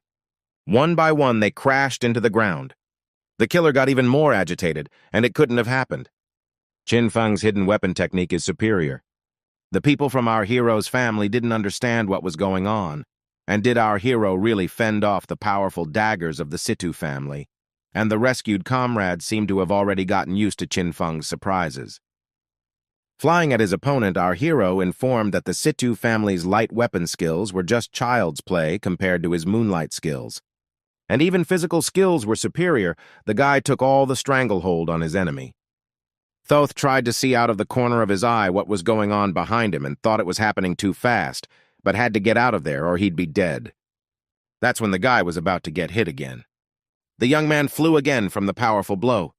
The impact was so strong that it formed a kind of corridor that burned absolutely everything in its path. Eventually, our hero stopped when he noticed that his opponent had collapsed. After that, the guy decided he'd learned his lesson, so he shouldn't be blamed for anything. The guy tried to get up, and after that punch, he was in the impact crater and couldn't believe what had happened. After that, he launched something that looked like smoke into the sky. Our hero's family members saw it and immediately realized it was wolf smoke. At this time, the young man was already firmly standing as far as possible on his feet that he had underestimated our hero, and did not expect that he would turn out to be the strongest person in the Qin family. At that moment, unknown people began to rush out into the clearing where the battle was taking place, and everyone was naturally frightened. Our hero was also surprised that there were more and more people every second. A representative of the imperial family entered the clearing. He immediately praised his mercenary, but wondered why he had been summoned, if the work was not finished. Everyone in the neighborhood was surprised by the appearance of the third prince, and our hero at this moment realized that in front of him was the strongest opponent of the wasteland. The mercenary informed the third prince that our hero is not as weak as they thought, so he needs help. One of the Qin family ordered our hero to flee, taking his right hand with him. After all, the guards of the third prince, the strong men of the 6th level, the realm of body strengthening, which means that they are stronger than Situ Xuan. Everyone really thought that defeating the force is absolutely not, but they will fight them and buy time for our hero to escape. But the guy didn't understand what people were talking about after all. They were all from the Qin family, and there was absolutely no difference between them. The young man asked not to worry because they would get out alive anyway, absolutely everyone. At that moment, the young man launched something unknown into the sky. It was the Qin family's smoke. Seeing this, the third principal thought our hero was crazy. After all, armies are not allowed to enter the wasteland. And after that, the third principal took immense pleasure in ordering our hero to be killed. The guards of the imperial family began to cluster around the members of the Qin family. People really believed that if they didn't escape at this moment, it would be too late later. But the people of the third prince, body-strengthening experts, and it wasn't like them, because the members of the Ken family hadn't advanced beyond the second level. The guy still remained calm. Even with people flying at him, he was going to take care of everything. With a smile and a wave of his hands once, spears were thrust into the guards. The same thing happened to the others. After a couple of seconds, almost all the people of the imperial family were already lying dead on the cold ground. So he stayed in the clearing in the middle of the corpses. The prince didn't understand what had happened to his men, and the assassin was frozen in amazement. Our hero laughed, ridiculed by the fact that everyone thought he was stupid enough to call the Qin family army into the wasteland. At this time, a girl had already rushed over to the guy. And behind the assassin and the third prince, new guards appeared. The strongest girl came to our hero along with her charges. The representative of the imperial family was very surprised by the appearance of Nangong Xuanqin, and even more, they were surprised by the fact that she came to the aid of our hero. It was funny in our character because they wanted the Nangong family, who is the only good friend of the Qin family, to oppose the family. Luckily, he was able to explain everything to the girl instead of killing her. He threw the dagger not at his head, but close to it. Thus, our hero demonstrated the weapon with which her men had been killed, and this stratagem was devised by Situ Xuan.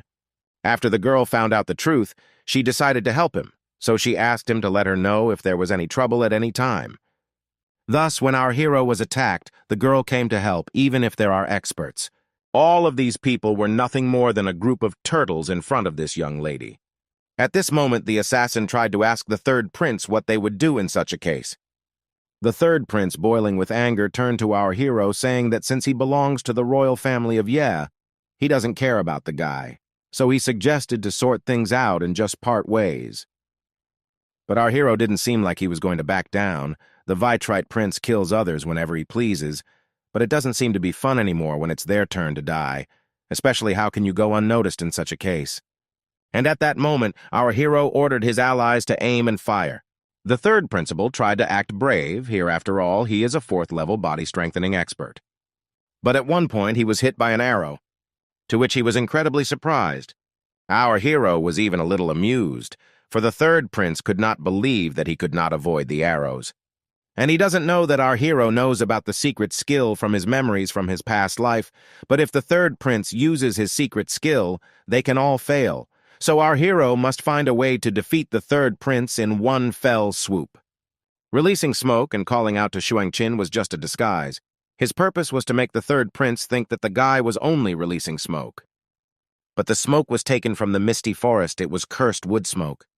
In the end, it noticed the movement of the third prince, although its effect appeared immediately, and the representative of the imperial family still did not understand what our hero was going to do. In an instant, the guy's eyes went incredibly crazy, and he slammed his enemy with incredible power as his into the ground. The earth did indeed begin to fall from all directions on the young man's head. At this time, the assassin, beaten and skinned, did not understand what was happening and what he should do next.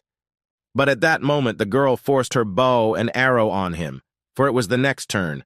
The guy has to pay the price for killing her family members. And after a moment, an arrow pierced the guy's head.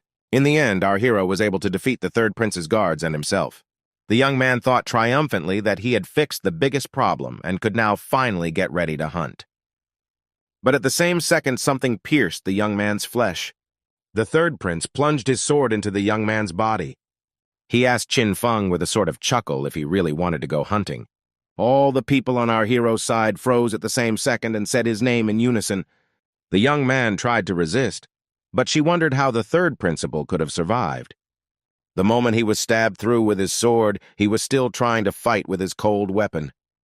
But it didn't take long before that weapon was knocked out of his hands. At the same second, the very assassin who was surprised by the life of our hero appeared. That one came and was even more confused, for things were not going the way they should be. The third principal continued to deliver deadly blows to our hero. But in an instant he stopped and was incredibly interested in something.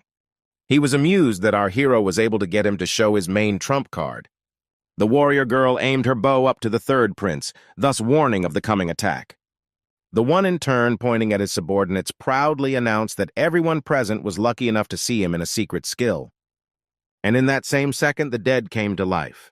The guy who was rescued was barely on his feet, and neither was the girl. Our hero, unable to move, tried to grasp the moment he missed and finally realized the third prince's secret skill, caused by death. This skill could turn someone who just died into a warrior who doesn't fear death. Even though the cost is the user's lifespan, its effect is very powerful. And exactly at that moment, the third principal became extremely mad. He was going to destroy everyone. The guy flew to a very surprised girl. I'm sure that even if the third prince is alive, you're only at the 4th level of the body-strengthening expert, so he won't be able to keep up with her. The third prince didn't say anything. He just slashed the girl with a single stroke. Dying couldn't figure out how all these ways to beat her, and he just stood there and savored his triumph.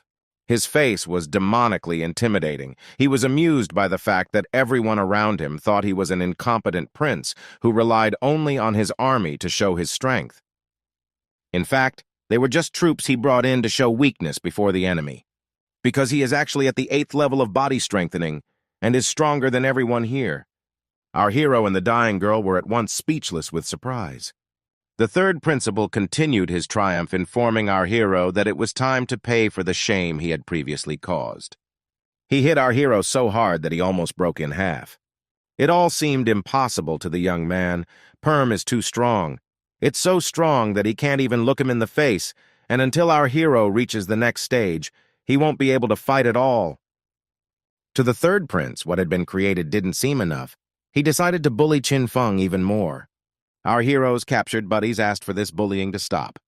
Our hero was unable to move as he watched this scoundrel heading towards his comrades and even offered to do anything to leave his comrade alone. But with one swing of his sword, he killed them all. This prince killed with one stroke all of the young man's men in front of his own eyes. All of them lay there dripping blood. Our hero was so shocked that for a while he could not even believe what had happened. His face reflected absolutely every stage of hatred and despair. Under his petrified fingers, there was almost nothing left of the ground. He summoned all his strength to try to rebel. As he rushed to meet his enemy, the promise he had made to his comrades, namely that everyone would get out of there alive, was spinning in his head. The guy didn't even have time to touch his opponent before he received another powerful blow. The third prince was happy, for everything was going exactly as he had dreamed. Qin Feng couldn't believe that the end had come. But in an instant, one of his comrades, his right hand, stood before him.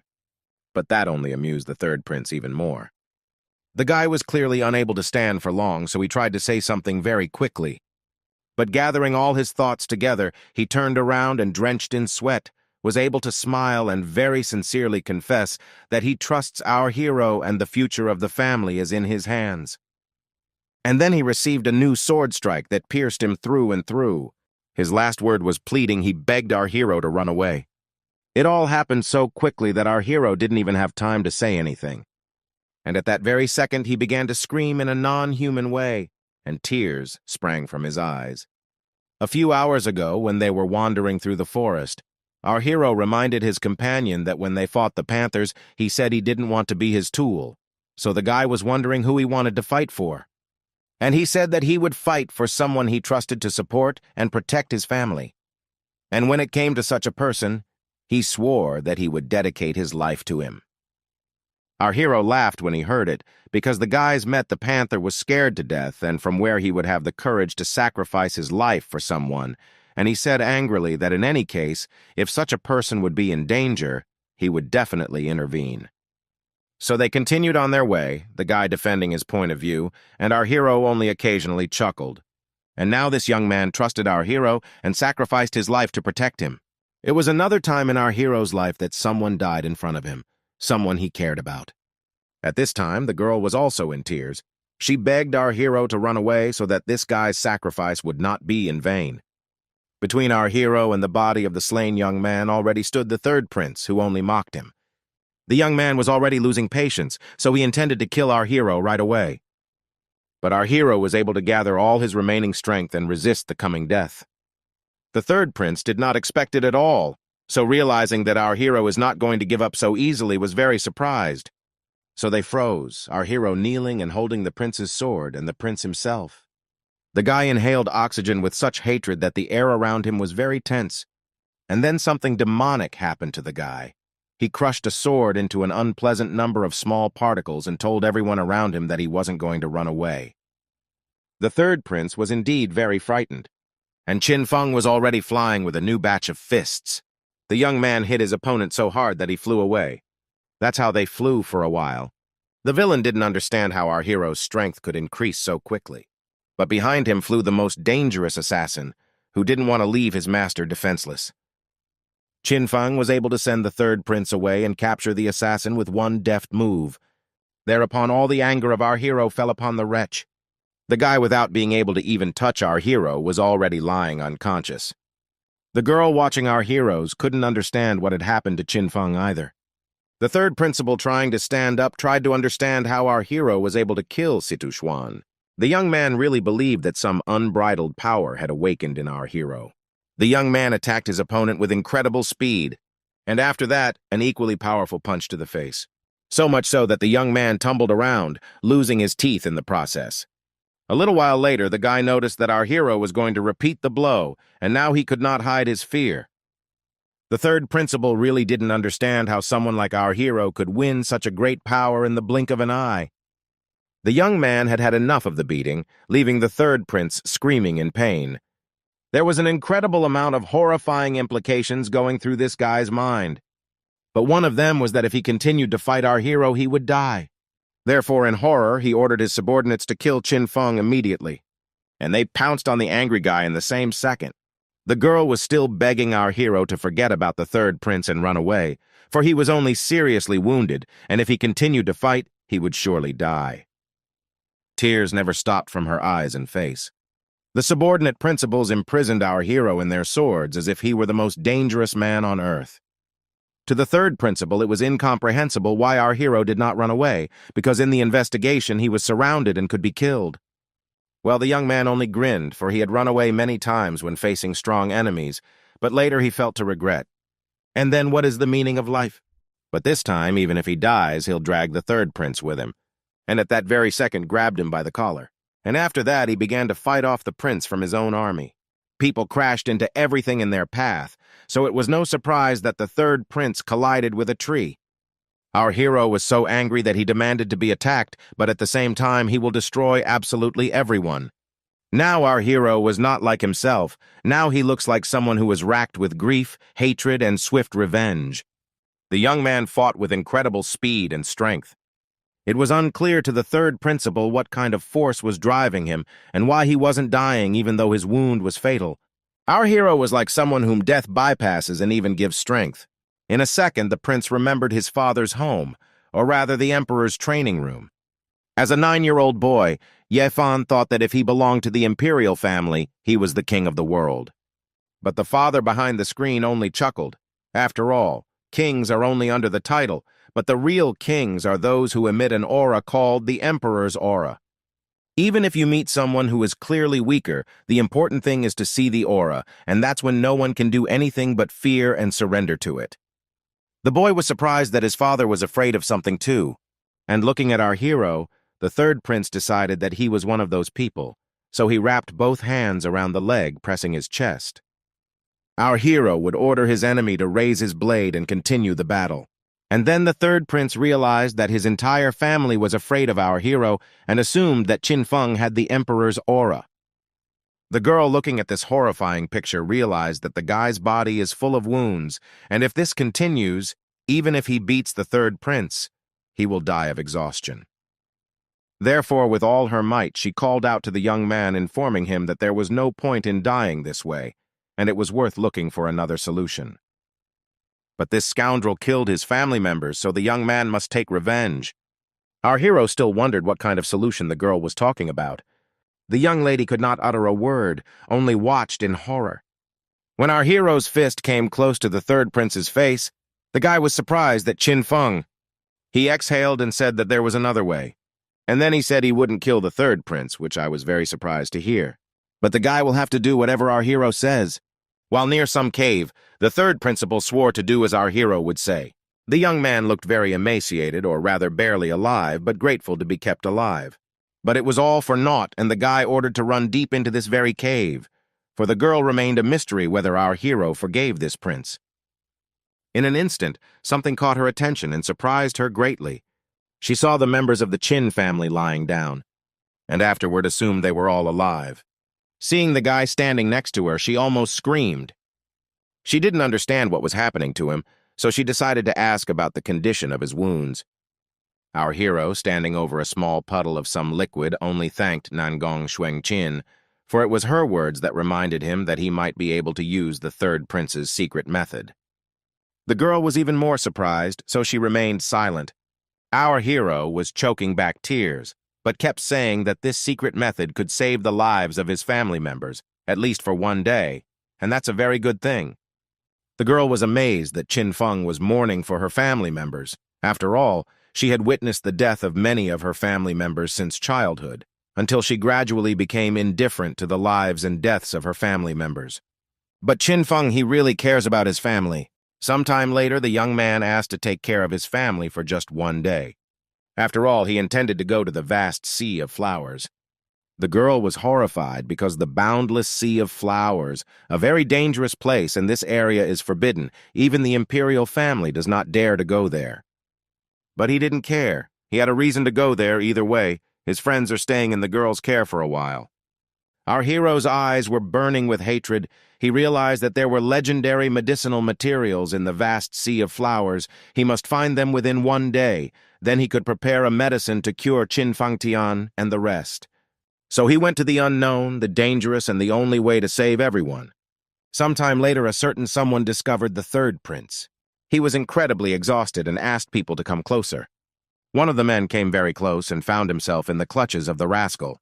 After that, the prince squeezed his face and as if dehydrating the man. Since the guy can't beat our hero head-on, then he has to get rid of him in roundabout ways.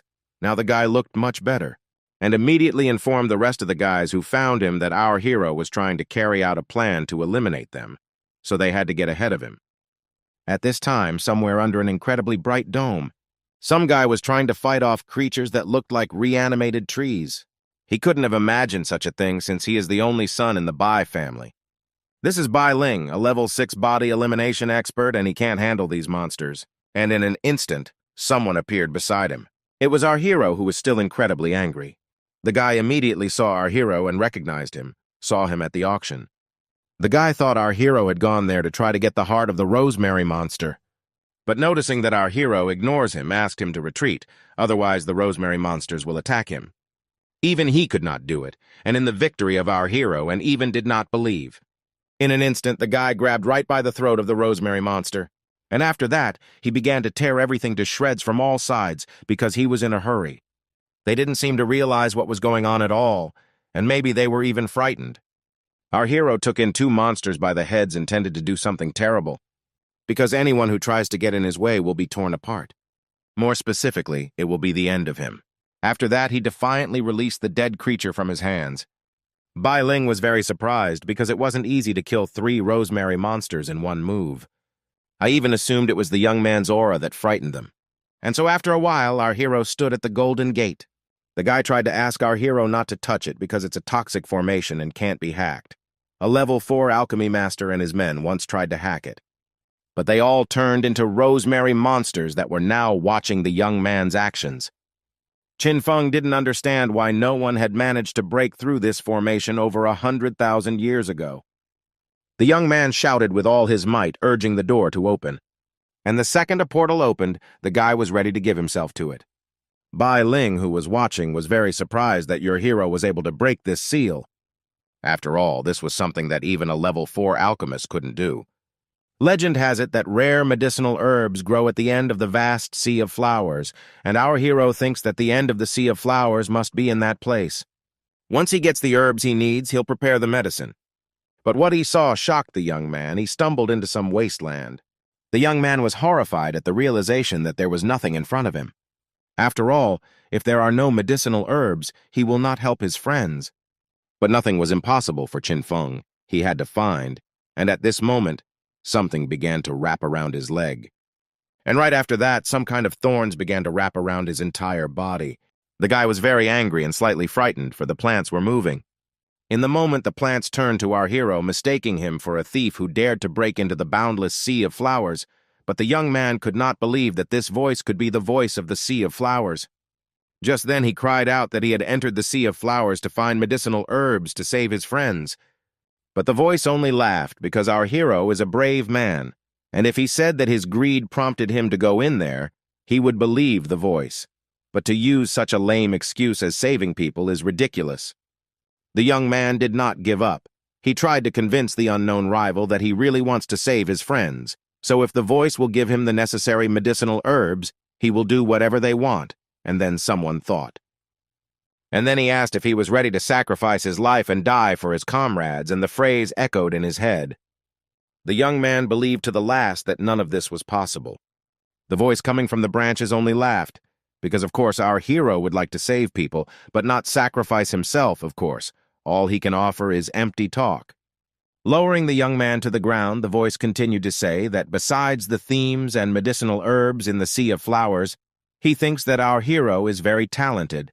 Consider this place. So he won't kill the young man. He should just leave. A new wave of despair and hatred came over him, so he said that he would not go anywhere, because what he said did not mean that he would not sacrifice his life for his friends. Rather, he meant that if he died, no one else would be able to save them. Our hero is the only one in this world who can save them, so his survival is very important. And if the voice our hero does not believe, he can inject his poison into his body, but he will have to wait until he finishes treating his comrades. Then he can kill the guy as he wishes. And then the voice of a certain enemy trembled, but decided that to check whether the guy is really ready to die for his comrades, he leads a combination of cedar and animal poison, and if our hero does not regret it, he will give him healing herbs to save his friends. But wrapping his neck around him, he added that if he found any regret in him, the young man would be dead. And then Qin Feng's body was already almost all enveloped in terrifyingly sharp spikes, but he didn't move at all. The guy was really desperate because he didn't expect this after being reborn in this life. He watched as the plant tried to inject him with poison. The guy really couldn't believe that he would eventually turn into a rosemary monster. But the thought of being able to heal his friends burned his soul, and he couldn't hold back a smile. It's also what makes him happy, and at this point I was already too close to our hero. In an instant, the spikes weakened, and our hero found himself as if in weightlessness. A short while later, the young man found himself in a green and flowery meadow. When he opened his eyes, he was surprised to see that the rosemary streaks and the barren ground had disappeared. And in a second, the voice came again and said that our hero has passed the test. In fact, everything that our hero saw before was just illusions, and now he is on a real boundless sea of colors. The voice admired that our hero will really accept death from his friends and did not notice a trace of regret in his heart. And so he really admires the guy. Our hero was spoken to by the spirit of the master of the Sea of Flowers, and in order to prevent evil men from taking control of the Sea of Flowers, he has been conducting this trial for thousands of years. Our hero's face was increasingly stretched out in surprise. The voice further informed that here was the moment when the one who had successfully passed the test and entered the Sea of Colors appeared, so Qin Feng was allowed to take whatever he wanted. At the same moment, on the face of our hero reflected incredible happiness, and wondered if he could fall into an obsession, without realizing it, which caused him to hallucinate. And it seems that the power of the owner of the Sea of Flowers cannot be underestimated. Looking around, our hero came to the conclusion that there are high-quality medicinal herbs everywhere. Now he will awaken the herbs needed to make the antidote. All he needs to do is to build a simple stove to make it. And at that very second, the voice chuckled again and informed me that it could help with such a matter. And after that, a small furnace grew out of nowhere, according to the spirit. Our hero was delighted, for in front of him was a ground-level alchemical furnace. Alchemical furnaces are divided into 4 levels: heavenly, earthly, black, and yellow. The highest level furnace in the Qin family never exceeded the yellow level. By using this furnace, the quality of the antidote will be greatly improved, so our hero will definitely be able to cure everyone. And after that, our hero began to thank the voice for such kindness and generosity. He will never forget it.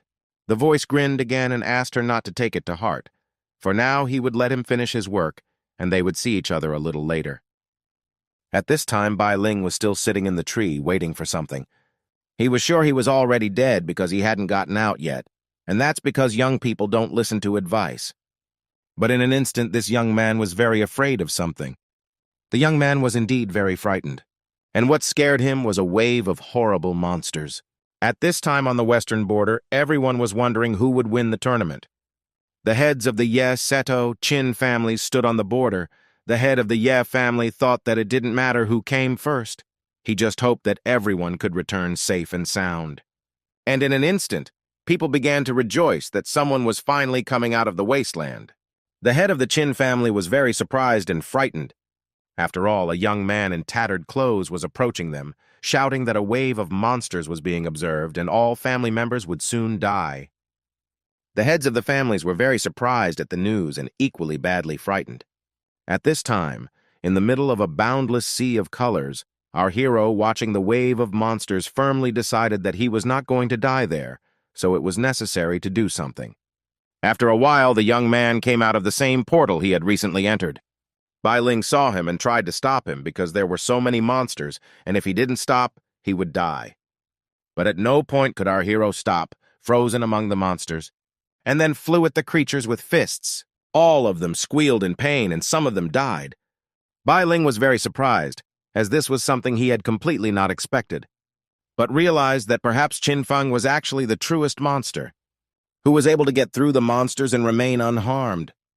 At this time, the guards were trying to hold the Qin family's master, because it was basically impossible for more than one disciple to get out of there alive. But the head of the Qin family became even more enraged and ordered him to let him go. The man who came out saw the Lord's reaction and grinned as he naively thought that someone from the Qin family would actually survive. He was mocked by the third prince, who still asked him to stop dreaming because he was the only one who came out, and then repeated it a few more times.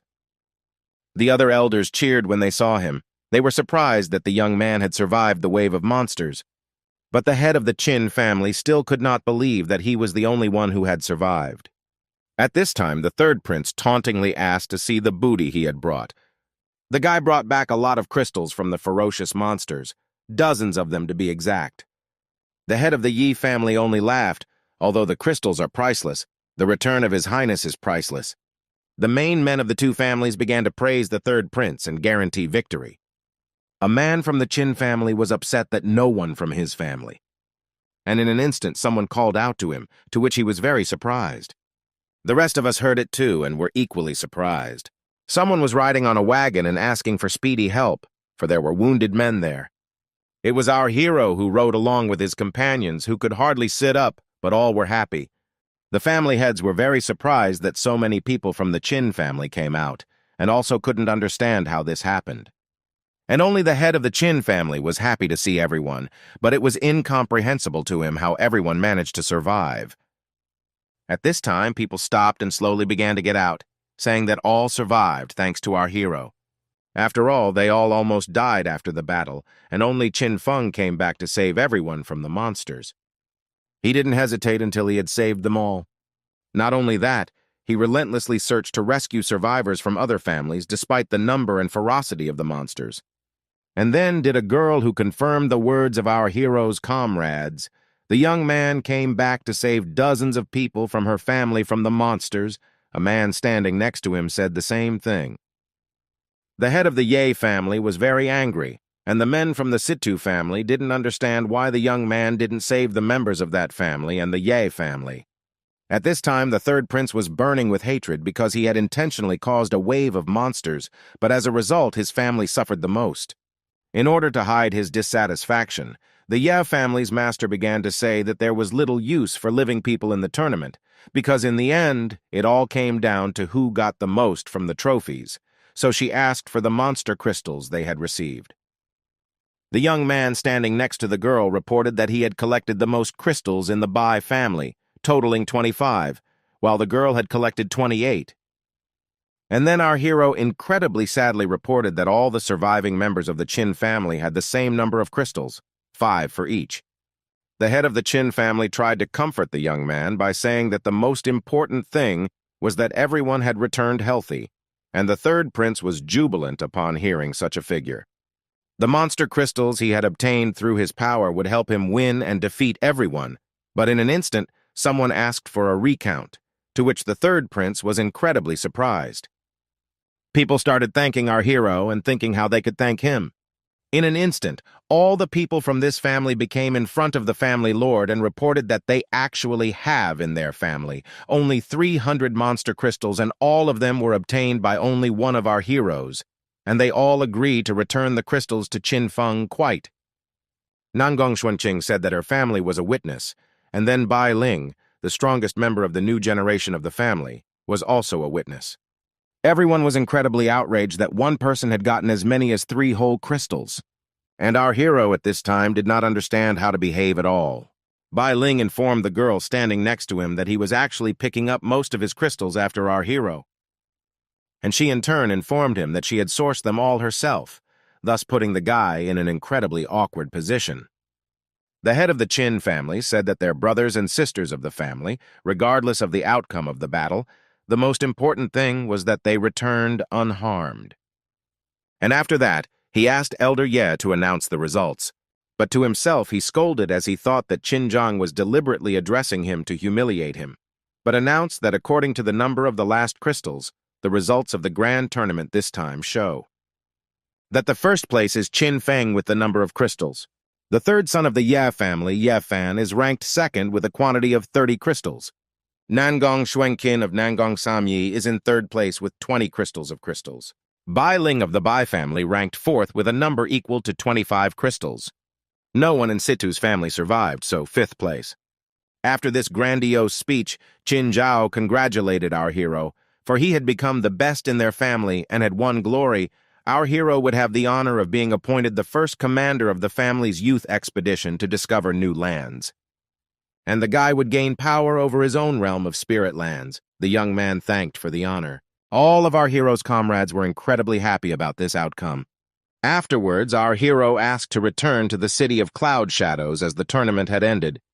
Such a statement made the head of the family a little puzzled, because he thought that the young man wanted to have his own spiritual lands in the capital, plus the fact that the young man was at the top of the tournament results, and he still had the family secret technique. Our hero asked to postpone the issue of family secret technique for the future, because when it came to the spiritual lands, he would just open a new area in Cloud Shadow City, and he realized that he was going to develop in Cloud Shadow City in the future because it was close to the Misty Forest, and it was the best choice. And after a while, the head of the family was ready to talk. As the tournament was over, we could return triumphantly home. Everyone else in the tournament was already burning with an even greater flame of hatred towards the Qin family. But our hero, together with his comrades, did not pay attention to it at all, because they had a wonderful battle. The next morning on the day Qin Feng left the capital, our hero's comrades wondered why they were leaving so quietly and unnoticed.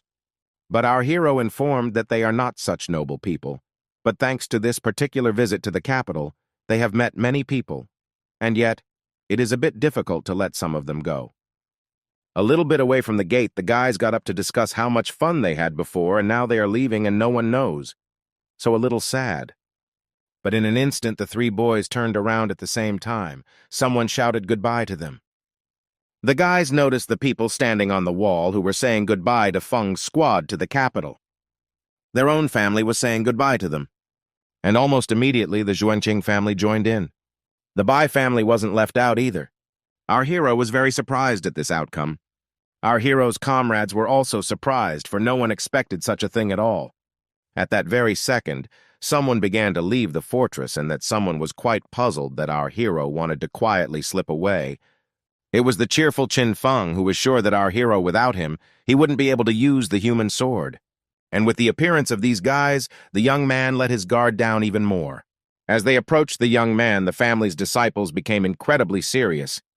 The guys bowed their heads to the sitting Qin Feng and asked for permission to join the team of explorers, which is headed by our hero, and the permission from the head has already been received. While our hero could not understand what was going on, one of the comrades laughed loudly, so he assumed that the guys did not like to say goodbye so much that they were even up to something, and the other did not pick up at all what was going on. A moment later, our hero jumped off his horse and intended to give the first order. Qin Feng, with all the seriousness that he had informed that if the boys joined the team, there would be dangers ahead of them, and then asked if they were ready.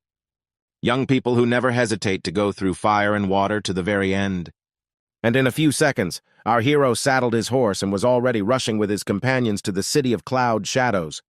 Our hero was happy, because it is very valuable to achieve success and fame together, and to be recognized by the world.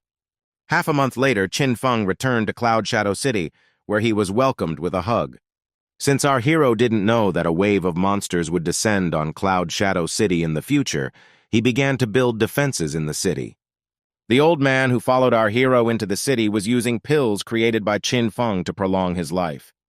However, the information that our hero had previously taken control of the Misty Forest, bringing many benefits, had also reached the others, challenging their attention. Now, the other 4 major families and powerful forces had also begun to venture into Cloud Shadow City, and now a veritable mixture of different interests had begun. At the edge of the Misty Forest, our hero stood surrounded by his comrades and read a letter that said that now all the major families were starting to develop the Misty Forest. Whoever was the first to occupy the spiritual lands within the forest would gain a huge advantage. But fortunately, thanks to memories from his past life, he knows the location of the spiritual lands in the Misty Forest. Now the young man also has the strength to seize them.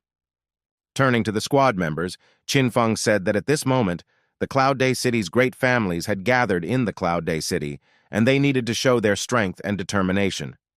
Looking at the support staff, the guy said that they had yet to conquer all the territory in the Misty Forest and establish their own order. And after that, without a second's hesitation, ordered basically the entire squad to move to search and explore. After walking some distance in front of our hero and his team, stood people who were clearly unhappy with the presence of our hero. A man coming out of the crowd of unknown people reported that the path the young man wanted to take with his men borrowed their family Sita. And twirling the dagger on her finger, she asked for our hero's cards to be handed over quickly.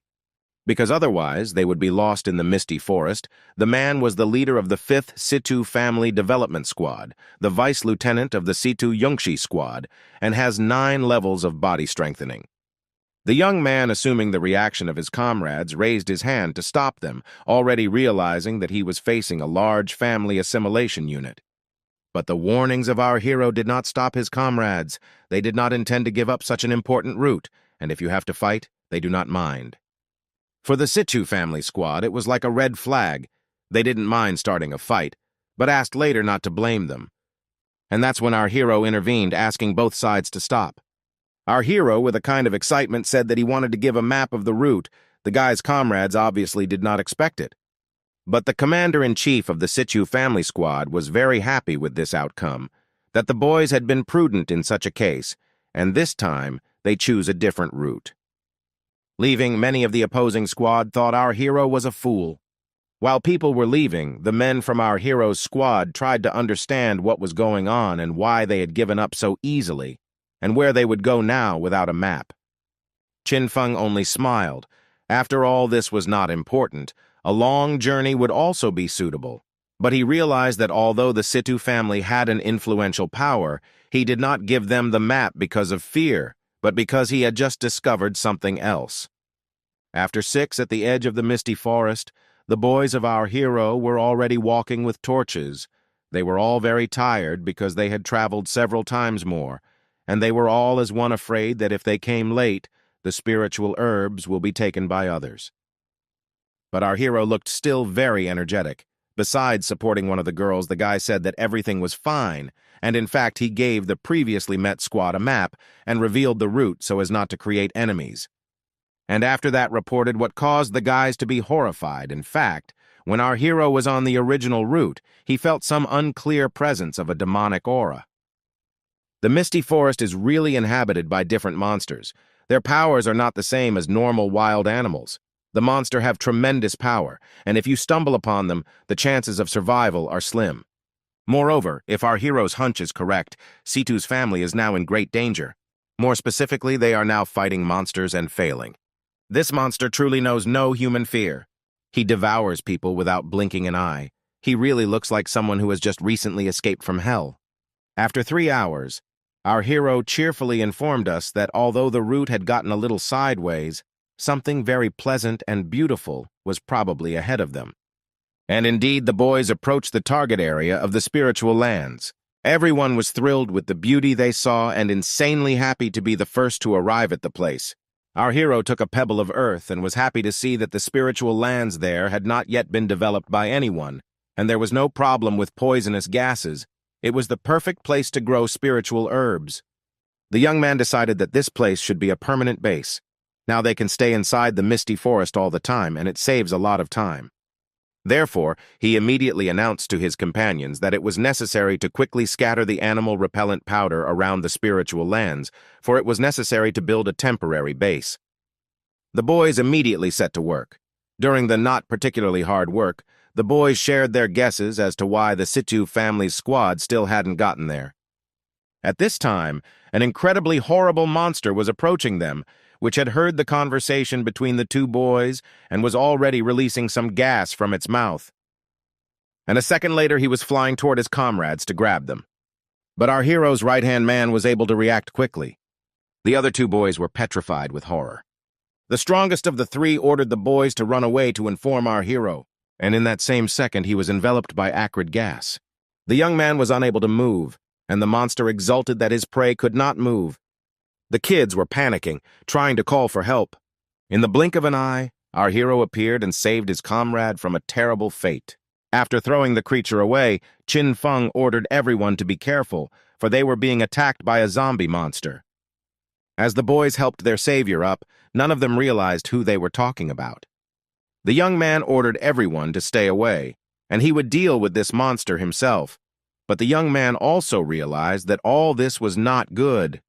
After all, this zombie monster is very large, and its strength is probably the 9th level of body reinforcement, or even higher.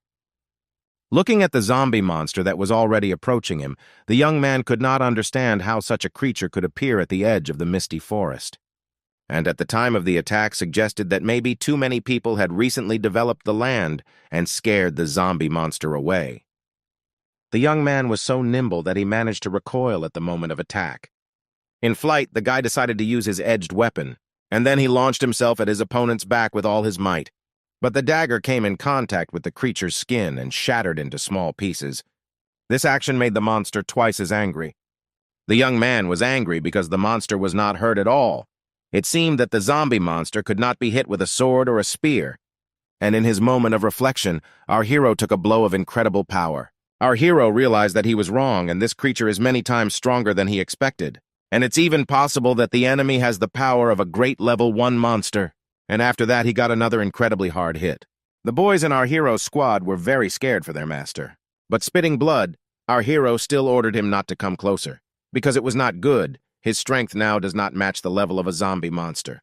And in an instant, our hero, as if he became a demon himself, he is a man striving to overcome the monsters in his life, could not, or rather had no right to die at the hands of the zombie monster. This feeling of imminent death is just as powerful as it was in the battle with the third prince. But the guy can't go down there. He needs another chance at life. His life shouldn't end this way. After all, that's not how things are supposed to be in this life. And starting to burn with red flames, the young man firmly decided that he had come to fight. And I'm not going to give up that easily. Gathering all his strength in his hand, Qin Feng began to rain down punches on his opponent. The animal in front of him meant nothing at all, so he flew towards it at an incredible speed. It happened so fast that the monster didn't seem to realize he was pinned by the throat to a tree. Young man B continued to strike at this time. The guys who were watching couldn't utter anything at all. They were amazed. And the girls are very frightened because no one expected this.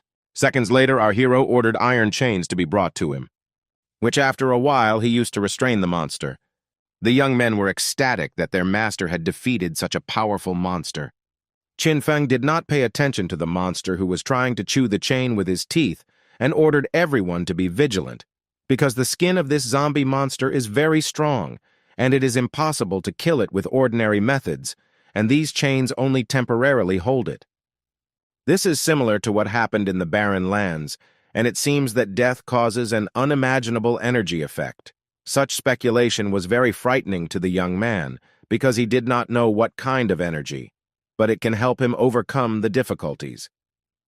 So it's not so bad, and after thinking about it, began to walk away from the creature. Our hero was going to deal with the monster later. Now they need to build a base as soon as possible. The subordinates immediately accepted the order. Outside the Mana forest, people were discussing why none of the Chin and Situ families had returned yet. After all, they had been there for a long time. And at that time, someone was already coming out of the woods. It was the Chin family's research team returning with an incredible amount of healing herbs. And the commander of the Situ family's research team was crawling after. He was all beaten up and begging for people's help. People cheered when they saw our hero, because before they were even afraid of Chin Feng's team, but now they were convinced of the opposite. The commander of the Situ family hated our hero's team because while his team remained unharmed, the most met the monster and believed that our hero deceived him. One of the comrades of our hero did not understand how the man laughed to say such a thing. After all, they themselves faced the monster. And Horido, pointing at our hero, reported that Chin Feng was able to defeat this monster. The man looking after our hero's troop could not understand how this was possible and was sure that the Chin family had deceived him. At this time, the construction of the fortification was in full swing. When some girl came to the wall and saw the fortification, she marveled. She had heard that the strongest group in the city right now was the Chin family. It was Yu Xiao Xiao, the commander of the research team. It was followed by some army, a commander who couldn't understand why our hero's family could build walls there, because the city of Cloud Shadows is a public area. When the girl saw these men, she was frightened and surprised. And at one point already setting up their crossbows to fire arrows, this is the Fire Mercenary Guild. A second later, an incredible amount of arrows were already flying into the city's defensive wall. These arrows were enough to destroy the wall that had just been built, from which people in a moment began to fall. The girl was outraged by these actions. After all, there are still people from the Chin family upstairs. At the same second, the elders flew out of the city, wanting to know who dared to raise a hand against them in Cloud Shadow City. Qin Wanli was incredibly surprised. After all, in front of him stood Leng Xing, the third commander of the Fire Mercenary Guild, who was outraged that someone dared to build walls in Cloud Shadow City. The man wasted no time in informing that he was the protector of Cloud Shadow City, and building stone walls was the only way to protect the city and block the path of the wave of beasts. The man smirked, and such an excuse made him laugh. The guy intended to tear down that wall, and whoever dared to stand in his way would be crippled. The Cloud Shadow City's defender understood that fire mercenaries were all body-strengthening experts of the 6th level and above. At that second, someone incredibly angry growled, wondering who dared to touch his father. The man was already losing color in his face. And afterward, he began to pour sweat. How scared he was, especially since his comrades around him were already being killed. The girl who was watching was surprised that someone could kill a level 6 body reinforcement expert with a throwing knife. Of course it was our hero, who, heading towards the enemy, said that whoever dared to touch his family members would never be forgiven. The young man was incredibly angry, and his comrades seemed to be furious even more. Everyone realized that all the attackers must pay with their lives. The girl who saw our hero was very surprised, because in front of her stood someone who had recently thrown away a throwing knife. And this person seemed to have only a level 1 body enhancement, but she couldn't understand how the guy could kill a level 6 body enhancement expert so easily. At this time, the commander of the attackers was laughing without realizing who was standing in front of him, and I also laughed at the fact that people thought that by killing a few level 6 experts in his squad, they had become strong, while he himself had a level 8 body reinforcement. He had only injured a few people of the Chin family members, so she decided that paying the medical expenses of 1 gold would be enough. But the one our hero killed is worth 10,000 gold. And at that very second, our hero attacked the man with incredible aggression while ordering him to shut up. After all, in his eyes, the lives of the people in front of him are not worth even 1 gold piece. Especially if our hero kills his opponent, he'll get his hands dirty, so the man should pay him 100,000 gold pieces as a reward for his wasted effort. The men of the enemy squad didn't know what to do. And for the girl, what was happening was incredibly powerful, because the commander of the Fire Mercenary Guild was killed in 1 blow, She was very curious about who our hero was. And at that moment there appeared someone who our hero's family because they dared to kill his people. This was the commander of the fire mercenaries, Ja Gang, having a 9th-level body reinforcement. He wondered if the people standing in front of him would withstand his fury. Our hero was even amused by this. It seemed as if he was going to go up in smoke for a third-rate mercenary guild to dare to face the wrath of his family. The commander was furious, for he considered our hero a weakling who only knows how to threaten. He was going to make our hero's head into fodder for wild dogs. The girl, who all this time was not on a joke, frightened, because looking at the guild commander gave the impression that he basically no one can defeat him. The man was already very close to our hero's head, who didn't move at all as someone countered his sword with someone else's. The man was even confused for a second, for there was a very powerful force in front of him. This man was opposed by the elder that our hero had been treating all this time. He was able to shatter another sword into several dozen shards with a single swing of his sword. And the guild commander collapsed with an incredible rumble. The elder tried to smooth things over by saying that he had only stepped away for a moment, and it was already a mess.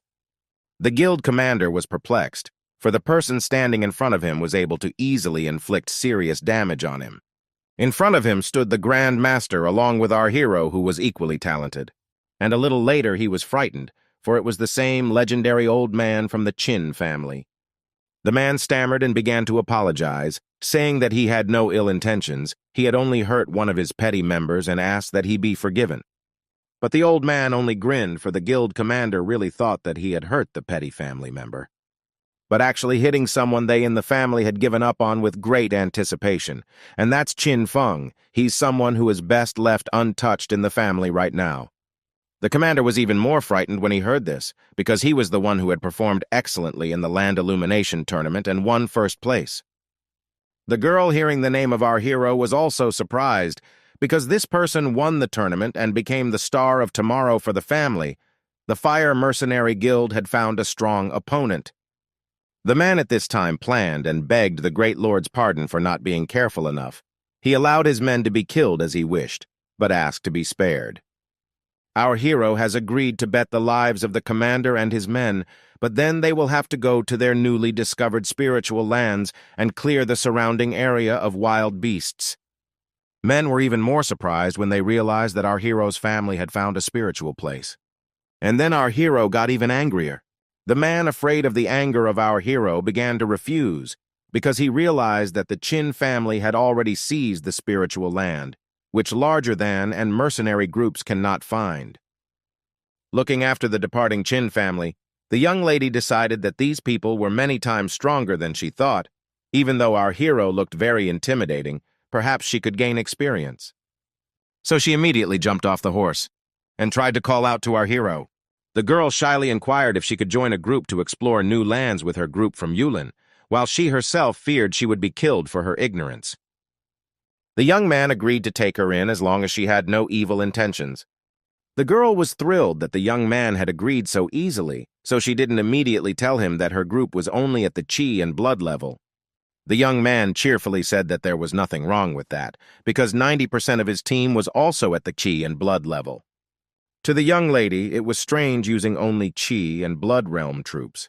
They had actually paid the spiritual ground ahead of the upcoming body-strengthening realm together.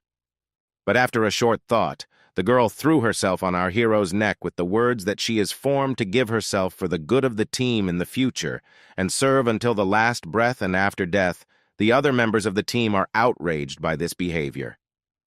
3 days later at the city's medical garden, our hero asked with a friendly smile how many days they hadn't seen each other and how things were going with the new squad. Our hero's comrade stood near the wounded girl. One of the lads reported that the new squad had been badly wounded in the battle.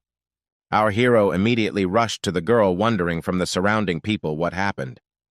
One of our hero's aides immediately informed us that this was the work of the 5th group of the Situ family. When Yu Xiaoxiao's troops accompanied them with the booty, she was captured by Situ's family. The girl staunchly defended the booty and was seriously injured. Situ's family also told these young men to hand over the spiritual land within 7 days, or else they would take it away by force. Qin Feng couldn't stand it, and slammed his fist into the wall in anger, reporting that the family was taking out their anger because their team was destroyed by a zombie monster. But one of the guys didn't understand this situation because the fifth family group, there are several masters who have reached the third level body strengthening, and above, there are 3 masters sitting in the city. And then the young man who is our hero's right hand concluded, "The Situ family is really coming in to rob their spiritual land, and it will be hard for them to resist." But in the end, they only have Yu Lao as a master, but he is star. So people began to wonder what would happen if they could not resist, because the overall situation is the most important thing. The girl was ready to give up because not only she understood the whole picture after all. The Situ family is a large clan, and everyone in the area understands the doubts of our hero.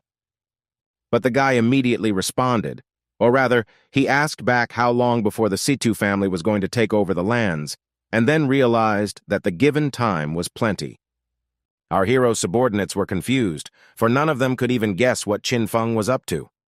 One of the guys actually suggested that his master intended to hand over the spirit land in 7 days. Qin Feng became more serious and said that he meant to prepare for 7 days would be enough, because their squad would not have time to contact the main clan, so they would have to fight the Situ family themselves. And picking up the wounded girl already more calmly said that they cannot be intimidated by something.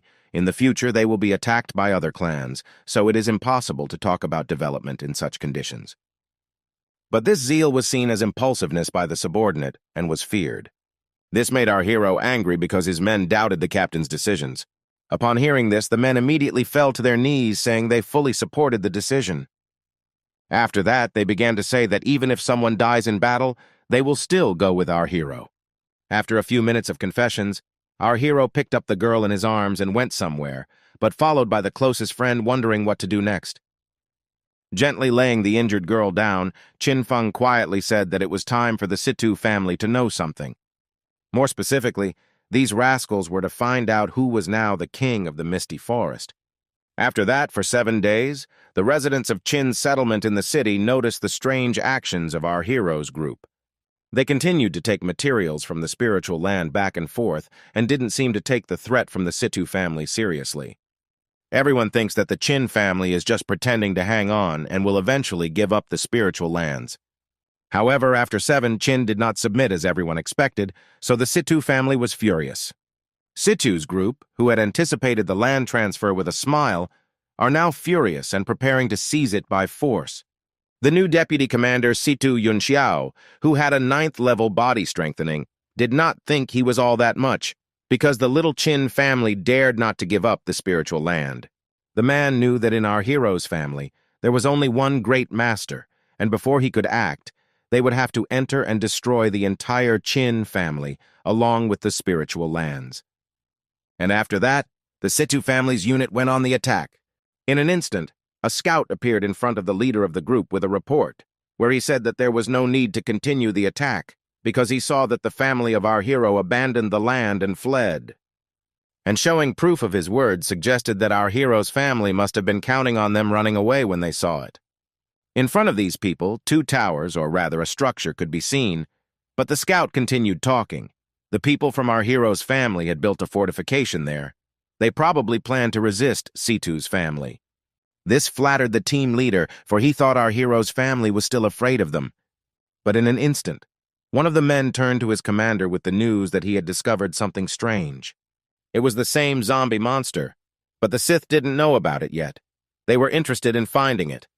And the leader was amused, because he thought that it could be a treasure, which the family of our hero did not have time to take because they ran away too fast. So he suggested that the whole squad should go in and dismantle this thing. And after these words, the troops set off toward the tree with undisguised joy.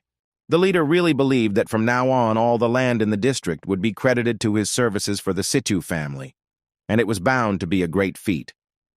But he was torn from his musings by some sort of shouting. Right above the man towered a hungry zombie monster. The man was covered in sweat from fear, for he did not understand what the creature was doing there. Before the man had time to think properly, he was already watching his fellow zombies begin to kill. And the moment the creature's paw touched him and he fell, the man realized he was trapped. So almost immediately he ordered his comrades to run away faster. And in the same instant, everyone yanked from their seats and ran with all their might. The gates slammed shut as they came almost to a close. And that's when that leader realized they were locked in with a zombie monster, and this could be the end. The monster was already truly among them and did not deny himself a treat.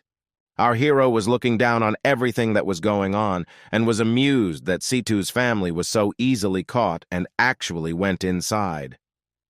At this moment, our hero informed his comrades that Situ's family really doesn't respect their family, so what's happening is worth all their efforts. The zombie monster was purposely chained to a tree by our hero. He is capable of destroying many at the body reinforcement level, and the young man understood that. The fellow who is our hero's right hand asked his master what they should do next, and suggested that they let the men exhaust themselves inside. Notu Chinfeng already had a plan. Two can bite if provoked, one zombie monster cannot handle them, so now comes the moment to let the tiger go to the mountains. And at that instant the gates began to open. The leader immediately noticed this, and to avoid being eaten by a zombie monster like his comrades, he rushed forward hoping to be saved. Once inside, the man immediately ordered everyone to run and hurry up with a smirk. And after that he laughed it all off because behind them remained a chained zombie who could not catch up with them. And then our hero with a grin to his ears came up. Our hero, along with his subordinates, took advantage of the surprise attack. But the Situ family squad leader didn't lose his smile because the old man from our hero's family didn't come, and our heroes are unable to kill even one of them. The man standing in front of our hero realized that they all had a level of body reinforcement of the 3rd level or higher, so the upcoming battle would be easy. As they attacked, our hero ordered his men to retreat. And then, in an instant, everyone loaded their bows and began releasing arrows. They were all directed at the same person, who themselves soon found themselves where they were directed. And after that, our hero's men ran off to hide. The Situ family's squad leader cursed everyone to himself, because our hero is actually using a strategy where they focus the attack of many people on one person. Our hero and his men were still in hiding, but still preparing for a new attack. The young man immediately released one arrow after another. All the arrows were still only aimed at one person. And just like the first time, the boys started hiding in the woods. The leader was out of his mind with rage, because our hero focuses with his men again on them, especially want to take advantage of the terrain and smash them one by one. But the man was not going to just give up, so he immediately informed the remaining team that our hero, along with his men, cannot be allowed to just kill them, so it is necessary to go and pursue them rather quickly, and then kill them. After these words, the young men rushed deep into the forest. A while later, the Situ family's squad leader noticed our hero's men running away. So without a second's hesitation, he ordered our hero to accept death. He was so excited about his imminent victory that he didn't notice the archers peering out of the bushes, and when he did, it was too late. The leader along with his men stood surrounded by directional bows. Chin Feng laughed out loud when he saw this picture because the people knew about the ambush but dared to chase after them. The man standing next to him was also amused because he had asked his captain not to overestimate the mental abilities of the people in front of him. The leader from the Situ family didn't stop laughing. After all, he believed that in our hero's team, there were only 4 people of body strength. The rest were just chi and blood trash, so those people could come as much as they wanted, but they still wouldn't be able to match his team. But our hero's men still pointed their bows at the enemy. The young man waited until this monologue of his asked them not to look down on them. Let them first taste the treat. After that, the guy raised his hand up and loudly ordered everyone to split into groups of 5 and focus on a single target, and then shoot. The leader was still laughing and even cheered them up. After all, a group of people's ki and blood archery ki were just easy shots for them. The man then ordered his men to destroy our hero's army. But the moment they were running, some people were shot down by arrows on the way. The commander was already furious, and there was no trace of his smile. Eventually, the man noticed he was running alone and was scared out of his wits. After all, he didn't understand what the situation was. And even more, he didn't understand how our hero's men could destroy his team of strongest fighters. Chin Feng, standing in front of his enemy, laughed at him. After all, he couldn't even accept defeat on the brink of death. But in fact, 7 days ago, there were indeed many ki and blood people in his team. But these 7 days, our hero used countless spiritual herbs from the new land, days and nights without a break, producing large batches of spiritual pills to strengthen the body. He sat at the stove to cook no matter what. He and his companions then proceeded to have the team members consume spiritual pills to strengthen their bodies. If one didn't work, they tried 10. If 10 didn't work, they tried 100. Thus, even if the efficiency is low, they can still create a powerful force by using a large amount of period to strengthen the body. So now, our hero's team had the strongest fighters. So now they have many times more chances to win. The Situ family's squad leader really didn't understand what was going on behind them.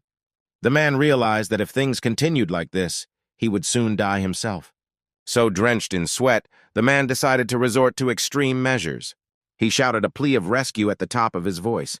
After a while, 3 silhouettes were already visible above our hero's head. In front of the leader stood 3 men, one of whom reported to be a member of the elite of the Situ clan, a team of outstanding warriors. They despised that the man had lost to a group of newcomers from the Chin clan.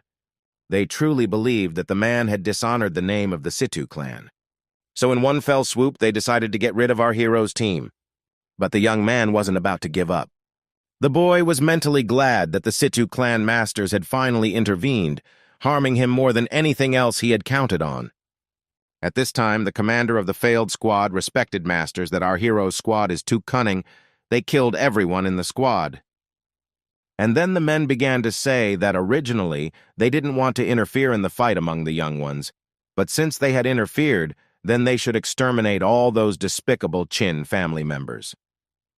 Flying close to our hero, one of the old ones suggested that he was going for the strongest representative of the new generation, but he would die anyway. Chin Feng was astonished by this old man's speed, so he didn't have time to do anything.